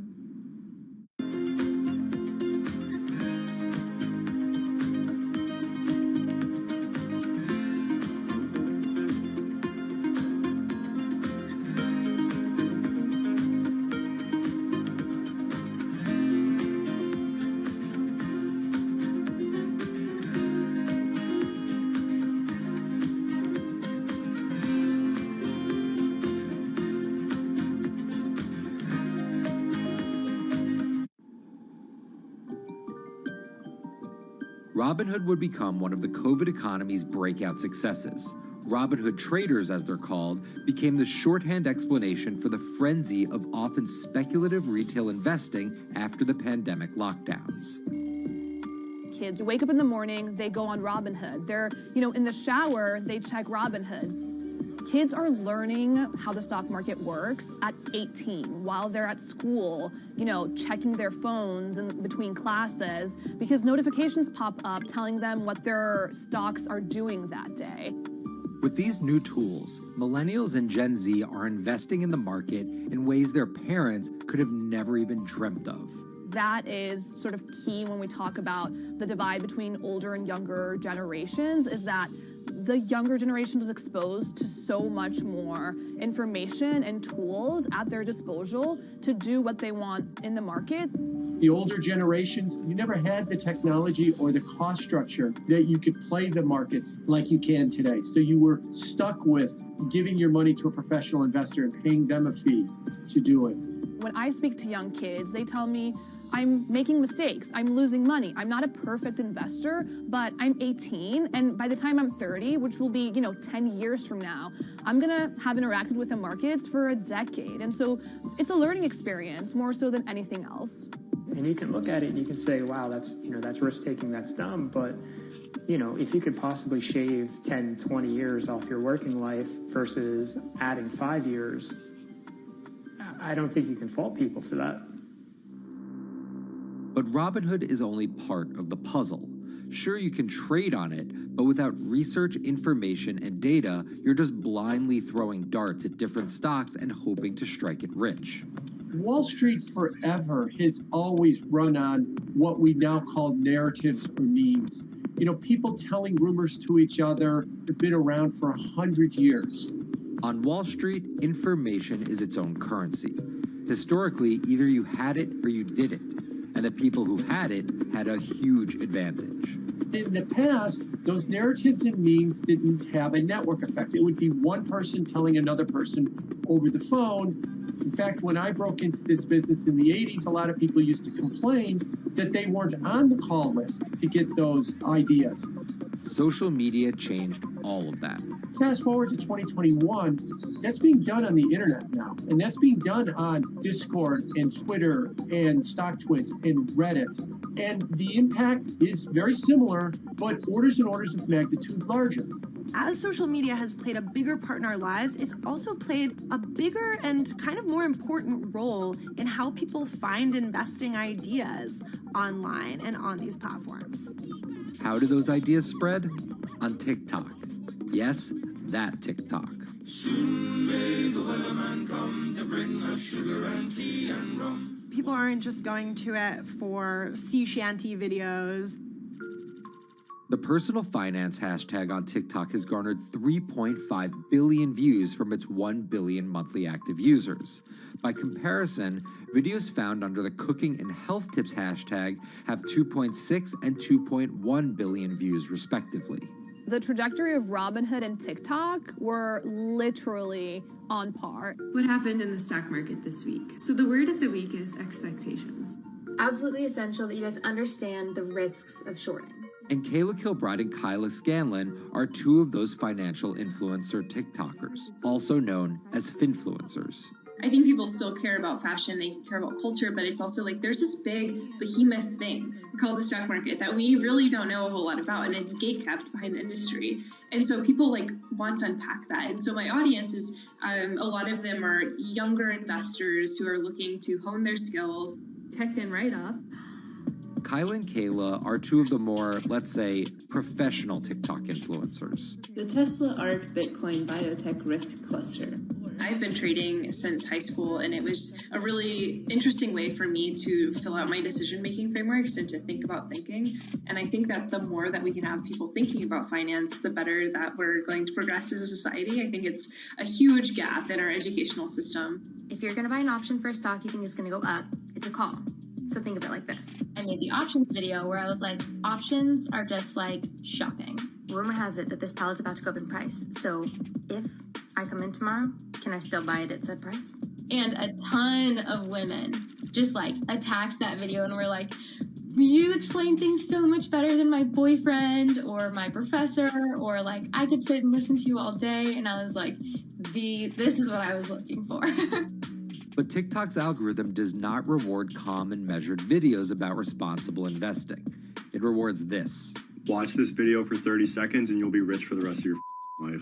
I try not to say the A word, the ALGO word, because TikTok listens to us.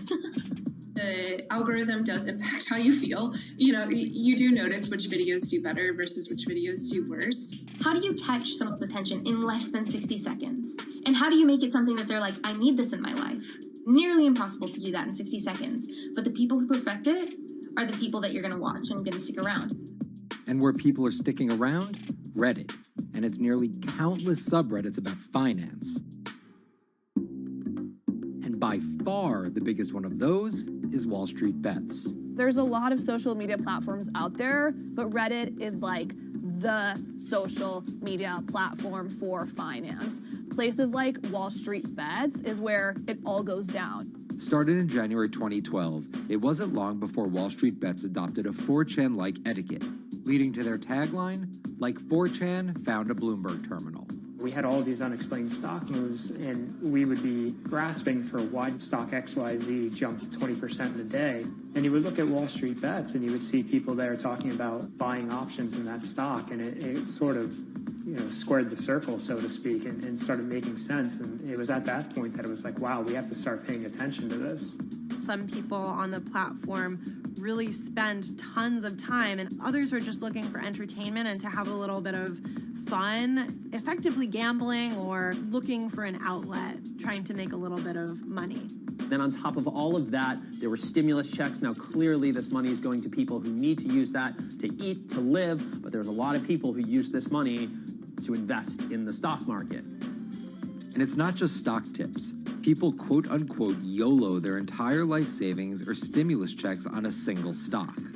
They post what is called gain and loss porn, screen-grabbing staggering hits and misses on stocks for the entire community to see. I'm about to lose everything. And while some of the people on Wall Street Bets are novice investors, the community contains multitudes. In one respect, what it did show us among these network groups is they are very sophisticated. They're not a bunch of ignorant people talking to other ignorant people. And this is where the pieces of the puzzle all come together to wreak havoc on Wall Street for a solid week in early 2021.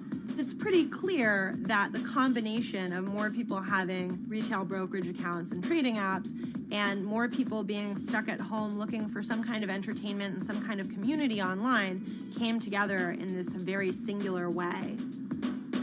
What came together is GameStop. Let's go back to the beginnings of what happened with GameStop a couple of years ago. On the boards like Reddit and StockTwit, a lot of people were talking about GameStop as being attractive value. Some of them are even, Wall Street alums who left the industry and now still have access to tools that they can use to improve their financial well-being and make very good decisions. And I think Roaring Kitty is a perfect example of that. GameStop is one of the most compelling asymmetric opportunities in the market today. Really, I don't understand how you could disagree with that. At the same time that this crowd was talking it up, the hedge fund institutional crowd didn't like this stock at all, and it had the largest short interest of any stock in the New York Stock Exchange going into late 2020. Short selling is a bet that a stock price will fall, and it's a fairly simple concept. An investor borrows a stock and then sells it. The investor is betting on buying the stock back later for a lower price before returning it to the original owner, pocketing the price difference. What a short seller would tell you is that they almost act as a policeman in financial markets, or they're at least looking for companies that aren't what they say they are. And that can range anywhere from an outright fraud that some short sellers try to expose to just a company that's not worth as much as investors think it is. The problem is, if the stock price rises, the short seller has to come up with the money to buy the stock back. And the more it rises, the more it costs. And that's what's called a short squeeze. And the hedge fund Melvin Capital was on the wrong end of that squeeze. Melvin Capital lost over 50% of its money in the month of January alone, just from being caught in the short squeeze of the stock. This is where the disruption comes in. One of the most wild stories you're ever going to see. GameStop shares absolutely going nuts. In less than a year, the company's stock has jumped from less than $3 a share to almost $350. Cheers, everybody! Roaring Kitty has turned $50,000 or so investment into some $14 million. Whoa! Investors all over social media use the free trading app Robinhood to wreak havoc on Wall Street. They're actually piling on into some of these stocks to really hurt the professional short sellers. And they all used Reddit, Twitter, TikTok, and Discord to tell one another to keep buying and, quote, hold the line and not sell GameStop. People are getting cheerleaded for jumping in, buying at the highs. They're saying, keep going. And it was working too, until Thursday morning, the trading app Robinhood sent out this tweet. In light of current market volatility, we are restricting transactions, including GameStop. People were really angry.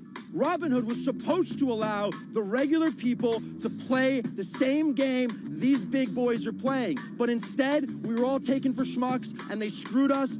Shares of GameStop are jumping again now that retail investors are being allowed to buy shares of the stock. But what we learned is that when people organize online, they have the ability to disrupt the market.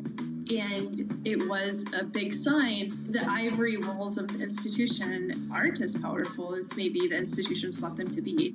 I don't know if pumping up GameStop was the best use of billions of dollars, but I think that as a signal to society, it was pretty interesting and powerful.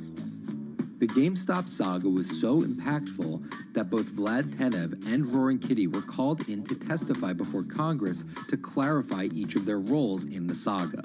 One thing that's emerged from the congressional hearings is that They're interested in how retail brokerages make money and whether they're keeping the best interest of their customers in mind, but it's pretty fuzzy as far as what they would actually do as a result.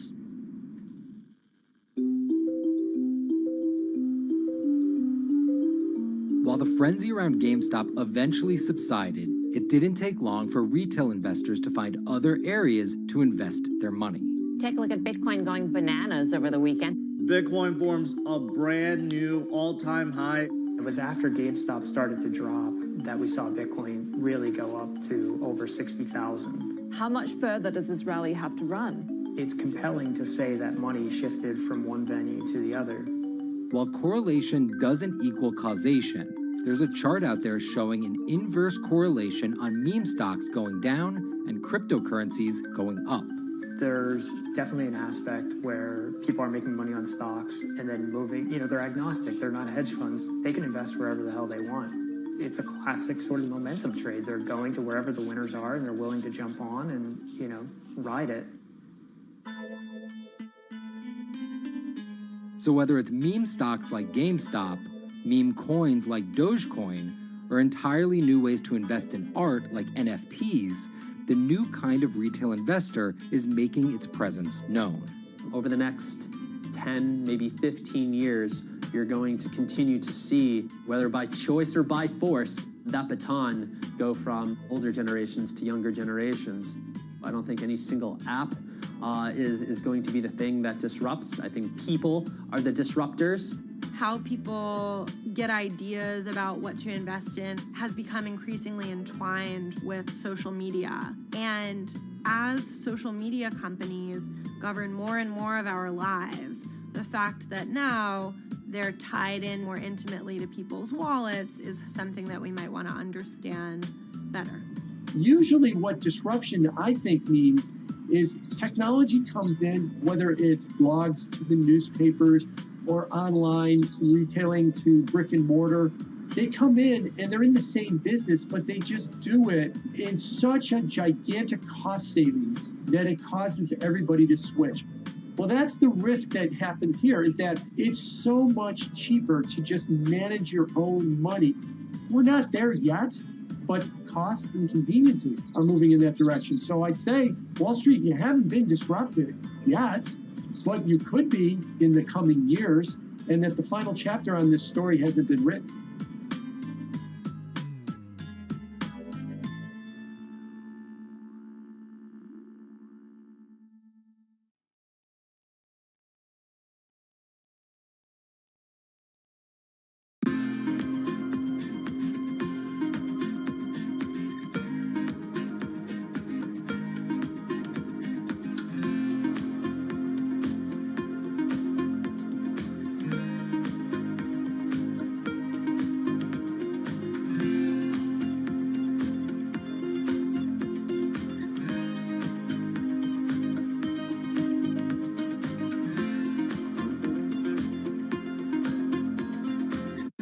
Meet Bloomberg's own David Nicholson. Now, his happy place is out in the field, on the open road. But like the rest of the world lately, he's been working from home a lot more than he's used to. COVID-19 has prompted a massive urban exodus as professionals of every ilk yearn for more space to live and work. As a result, rural areas have exploded, and they're poised to experience a resurgence as more and more families pack up and leave the big city to try out life in the burbs. But there's one problem with that. Not all internet speeds are created equal. Anyone who might need to upload or download large files for a living may not want to pack up and move to that cabin in the woods just yet. Now, David's house isn't a cabin, but it is in the woods, and inexplicably, his internet is workable. My internet is okay. I pay a lot for it. It's around $140 a month. The download speed's great, and the upload speed is terrible, which is really bad for my work because I have to upload these massive files. But I'm definitely one of the more lucky ones in this community. Just a few miles down the road, my buddy has awful internet. It's usually under 2 down and under 0.2 up, so it's often unusable. Some days it's around 1, and other times it'll drop down to about 0.8 0.2, 0.3. I just want to be able to have internet at my house without having to go outside the normal ways of acquiring internet. It's really frustrating. We're literally miles, a few miles away from downtown, and it just cuts off. This is a problem, and the solutions are not there yet, because getting high-speed internet in rural areas en masse is something our providers may simply not be ready for.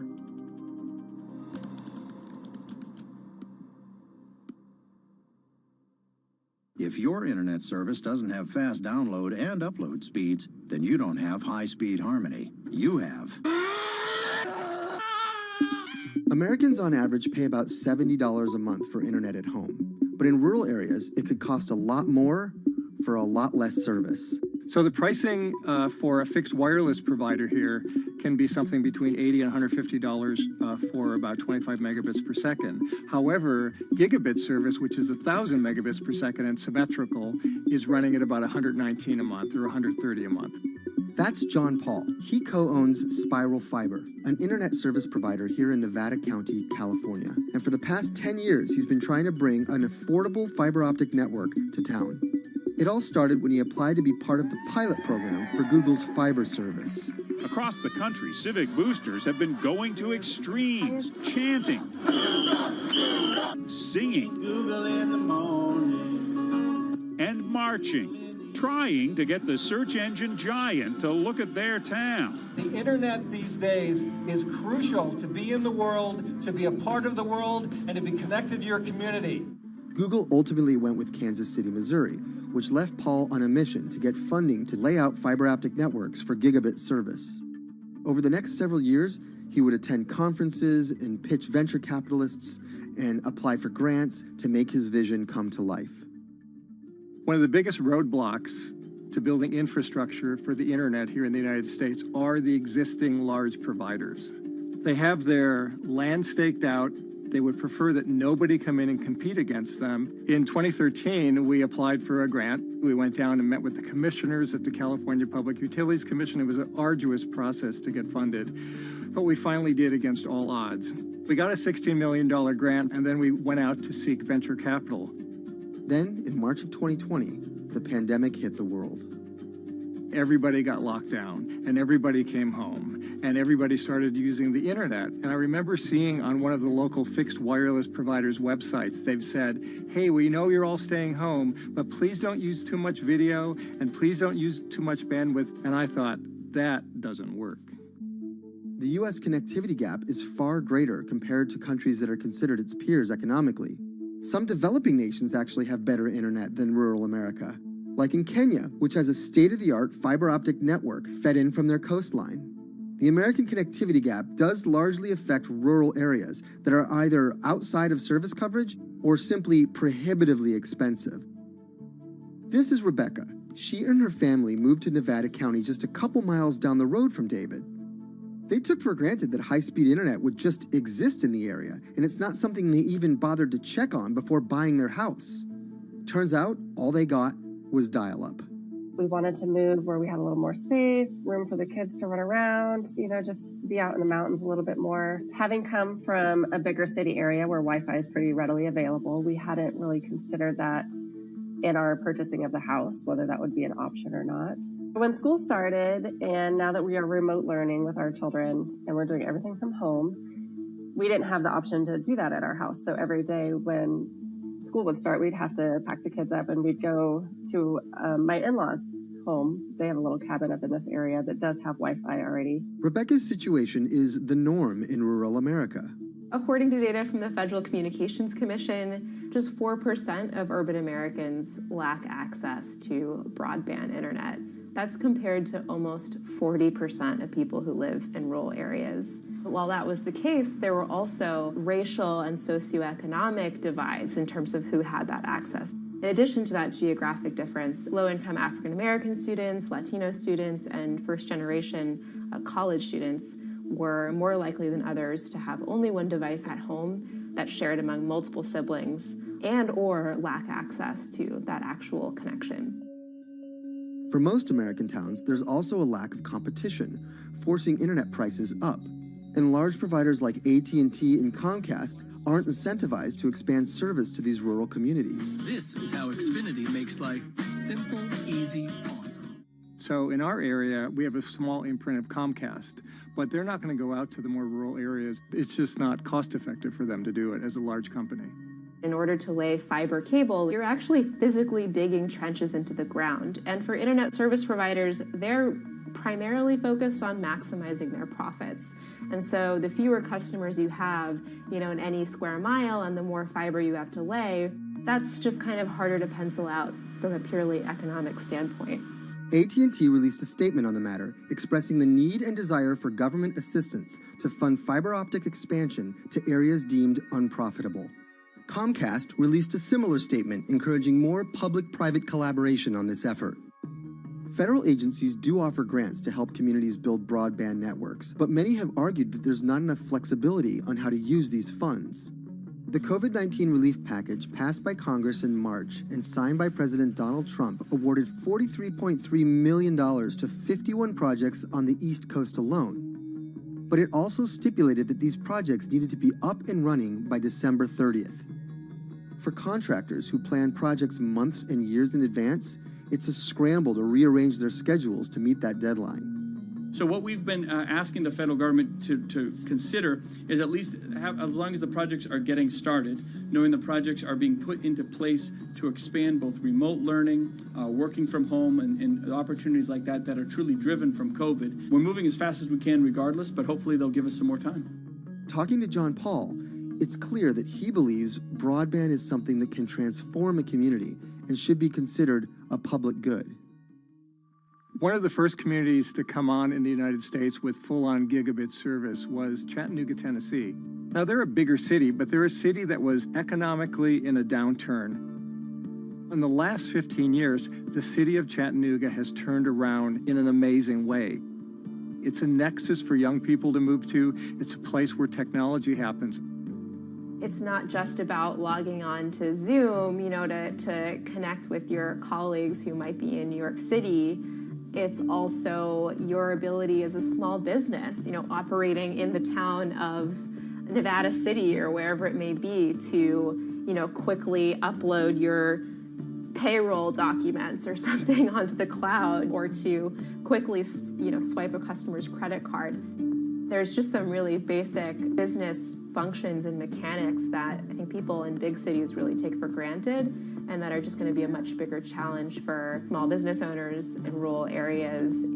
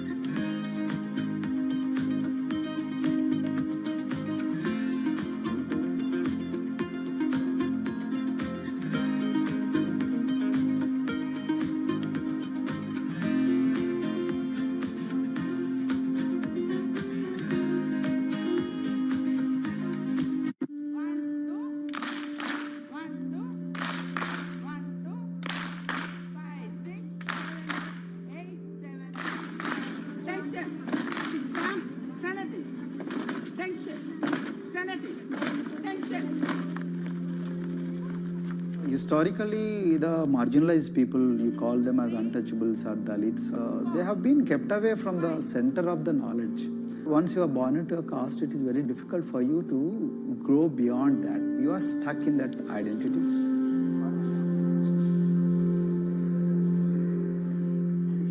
I think education is the best way of liberating them. So that's how I chose to work in education sector. The kind of education that we are giving to the marginalized people is going to change not just the fate of these communities in Telangana, but it is going to be the source of inspiration, source of hope for all the marginalized in this country.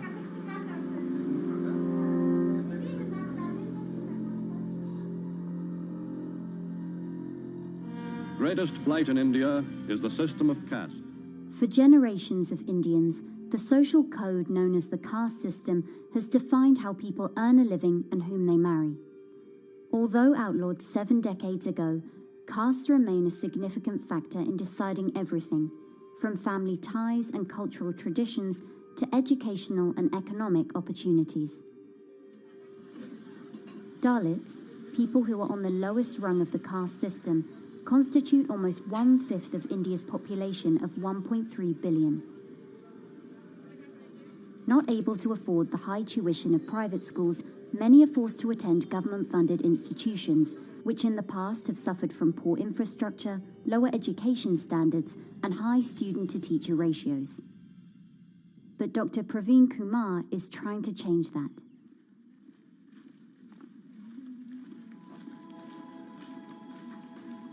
I am currently working as head of Telangana Social Welfare Residential Schools. So totally above 400 schools I manage. These are all residential schools for the students who are historically marginalized but talented and then poor. My friend also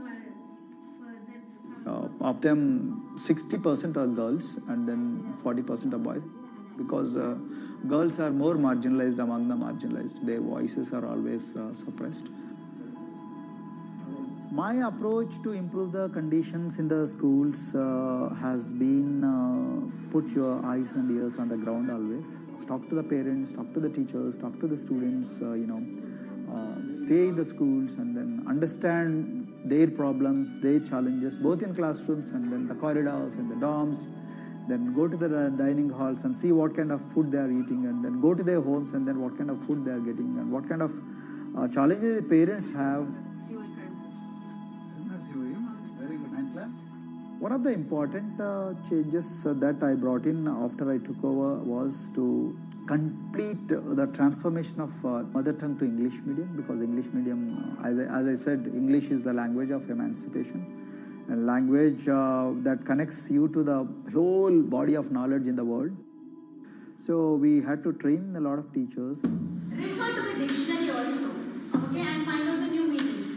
As well as describe about. Hey, Richita, how are you?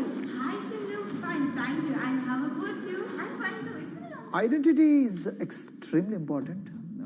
There is a scientific evidence to prove that your sense of identity is extremely crucial to your growth as a successful human being in your life.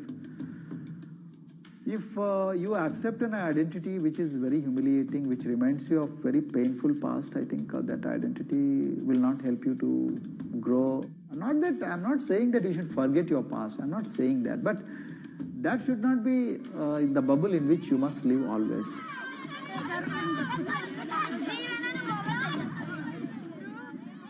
Sweros is an alternative identity. S stands for state, W stands for welfare, Aero, SW and then Aero is Swero.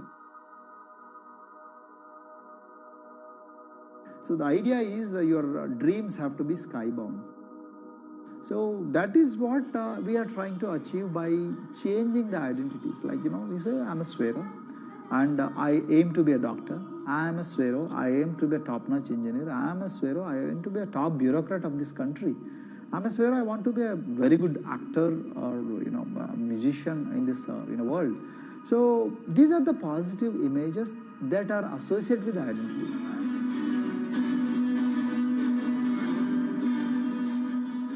Just to give an example to you, in 2012, in our institution, we used to produce about 6 doctors per year.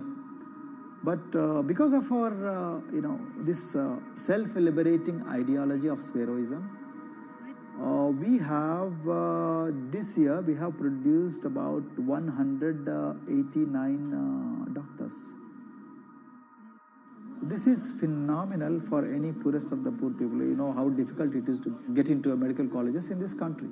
So, but today, because of this ideology, the students have been able to achieve this, feat.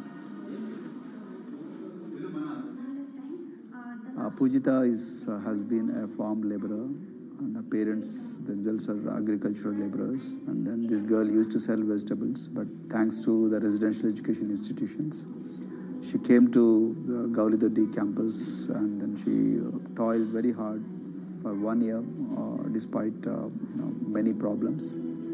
And today I'm so happy to share with you that she has joined one of the prestigious medical colleges in the state of Telangana, Usmania Medical College, and then in future she hopes to be a gynecologist.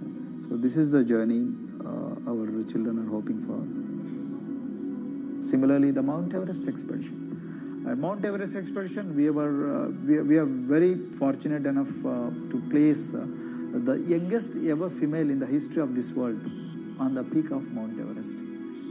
How did this happen? It's all because of an ideology that helps you to liberate yourself.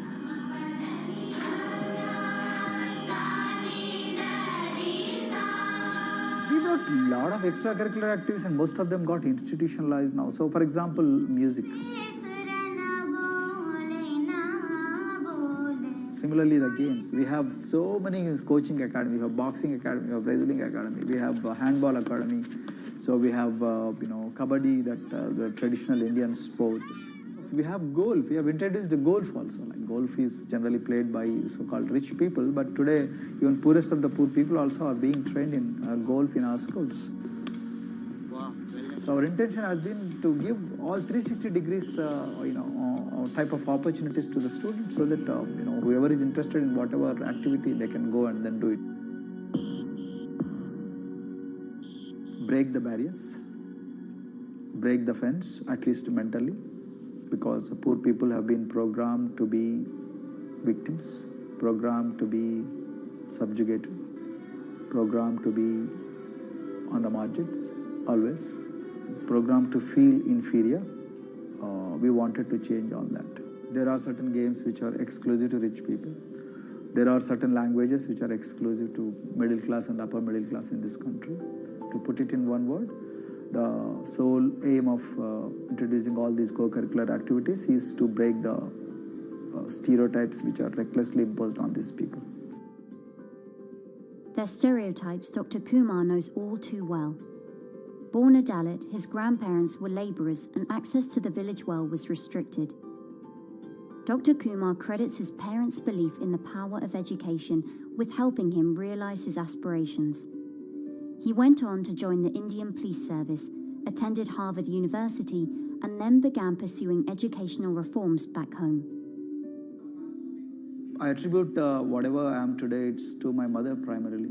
They educated me in the village, although there were no good schools. So then I stayed in social welfare hostels, the hostels which are managed by government for the poorest of the poor kids. I passed with reasonably good grades. Then I went to university and then I faced worst form of discrimination in the universities. Like there were, in those days I'm talking about, so the bathrooms and the toilets were exclusively meant for scheduled castes and scheduled tribes. We used to fight discrimination on one hand and then again, try to excel in academics, day in and day out. So that's how I came to education, because I deeply believe that education is the only important weapon that can really, place the poorest of the poor people from a very victimhood orbit to a prosperous orbit. I think in future, this is going to be a game changer for the marginalized in this country.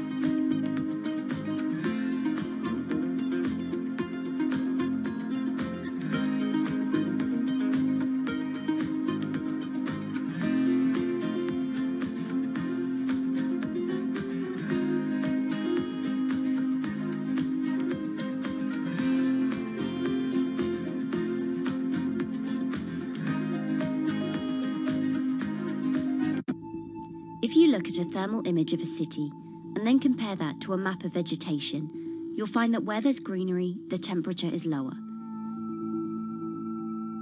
That's because things like asphalt, concrete, and shingled roofs absorb more heat from the sun than trees.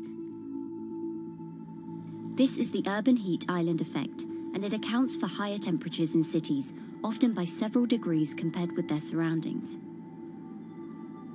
It's becoming a huge risk to human health as growing urban populations exacerbate the heating effects of climate change. Heat waves kill more people than any other extreme weather event, more than tornadoes, hurricanes, and even floods. That's why urban heat island mitigation strategies are being studied in Singapore by a group of researchers.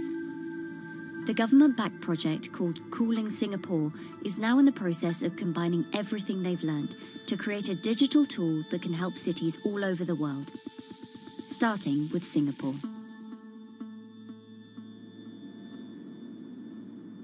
In Singapore, close to the equator, temperatures regularly rise above 32 degrees Celsius or 90 degrees Fahrenheit. And the city structures only make it worse. And that is also the case for Singapore, which is basically a concrete jungle, more urbanized, more developed city.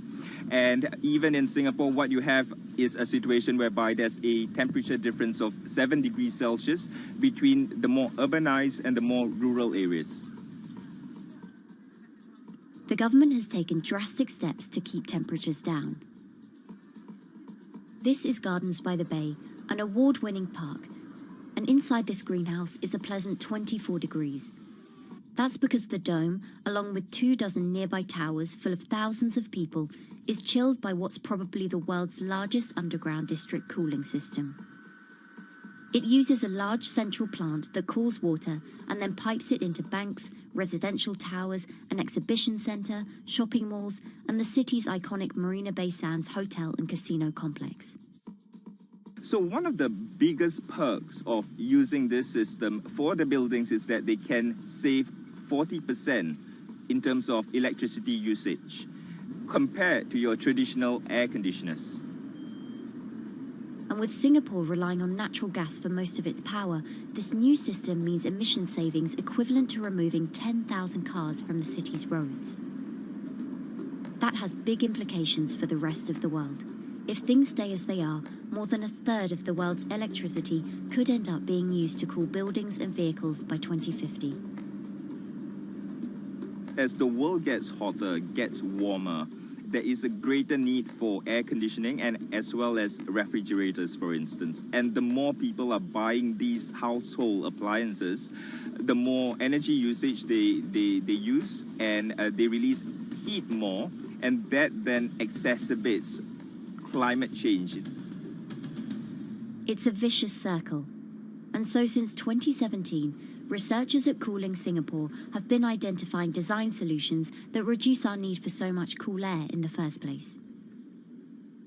One thing many cities have in common, and that's the importance of vegetation. That's a very important measure to mitigate the urban heat because of the shading effect, of course, and the psychological effects of the vegetation, and also because of the possible evaporative cooling effect of the vegetation. Vegetation can be, of course, on the ground floor in form of trees and shrubs, and you can walk under them. This is the so-called canopy layer that the vegetation forms above us. But vegetation can also go up the facades of buildings, and it can go to the roof of the buildings. Luckily, Singapore has been striving for the garden city feel for quite some time. It was a vision initially introduced by then Prime Minister Lee Kuan Yew in 1967 to make life more pleasant for people. And today, Singapore is one of the world's greenest cities in terms of urban vegetation. Kampung Admiralty, a community centre that contains health facilities and social spaces, now provides more green space than the plot of land it was originally built on. It's topped by a roofscape of staggered terraces covered in local plants, which functions as a community park, and a village green in the centre that contains farm plots for residents to tend to. Park Royal on Pickering was designed as a hotel in a garden that doubled the green growing potential of its site. There's now 15,000 metres of sky gardens, reflecting pools, waterfalls, planter terraces and green walls. And the government has big plans as well. Singapore actually has a plan to plant 1 million trees and add more green spaces over the next 10 years. It is actually a mix of wanting to reduce the urban heat island effect, but on the other hand is also to get the people to be more connected to nature. But it's not enough. The city-state has still been warming twice as quickly as the world average over the past 6 decades. That's why Cooling Singapore has developed a catalogue of other potential heat mitigation measures. When you try to mitigate the urban heat island effect in a city or in any building, in a village as well, the first place to start is by shading of the windows. You have to keep areas clear so that the wind can move through.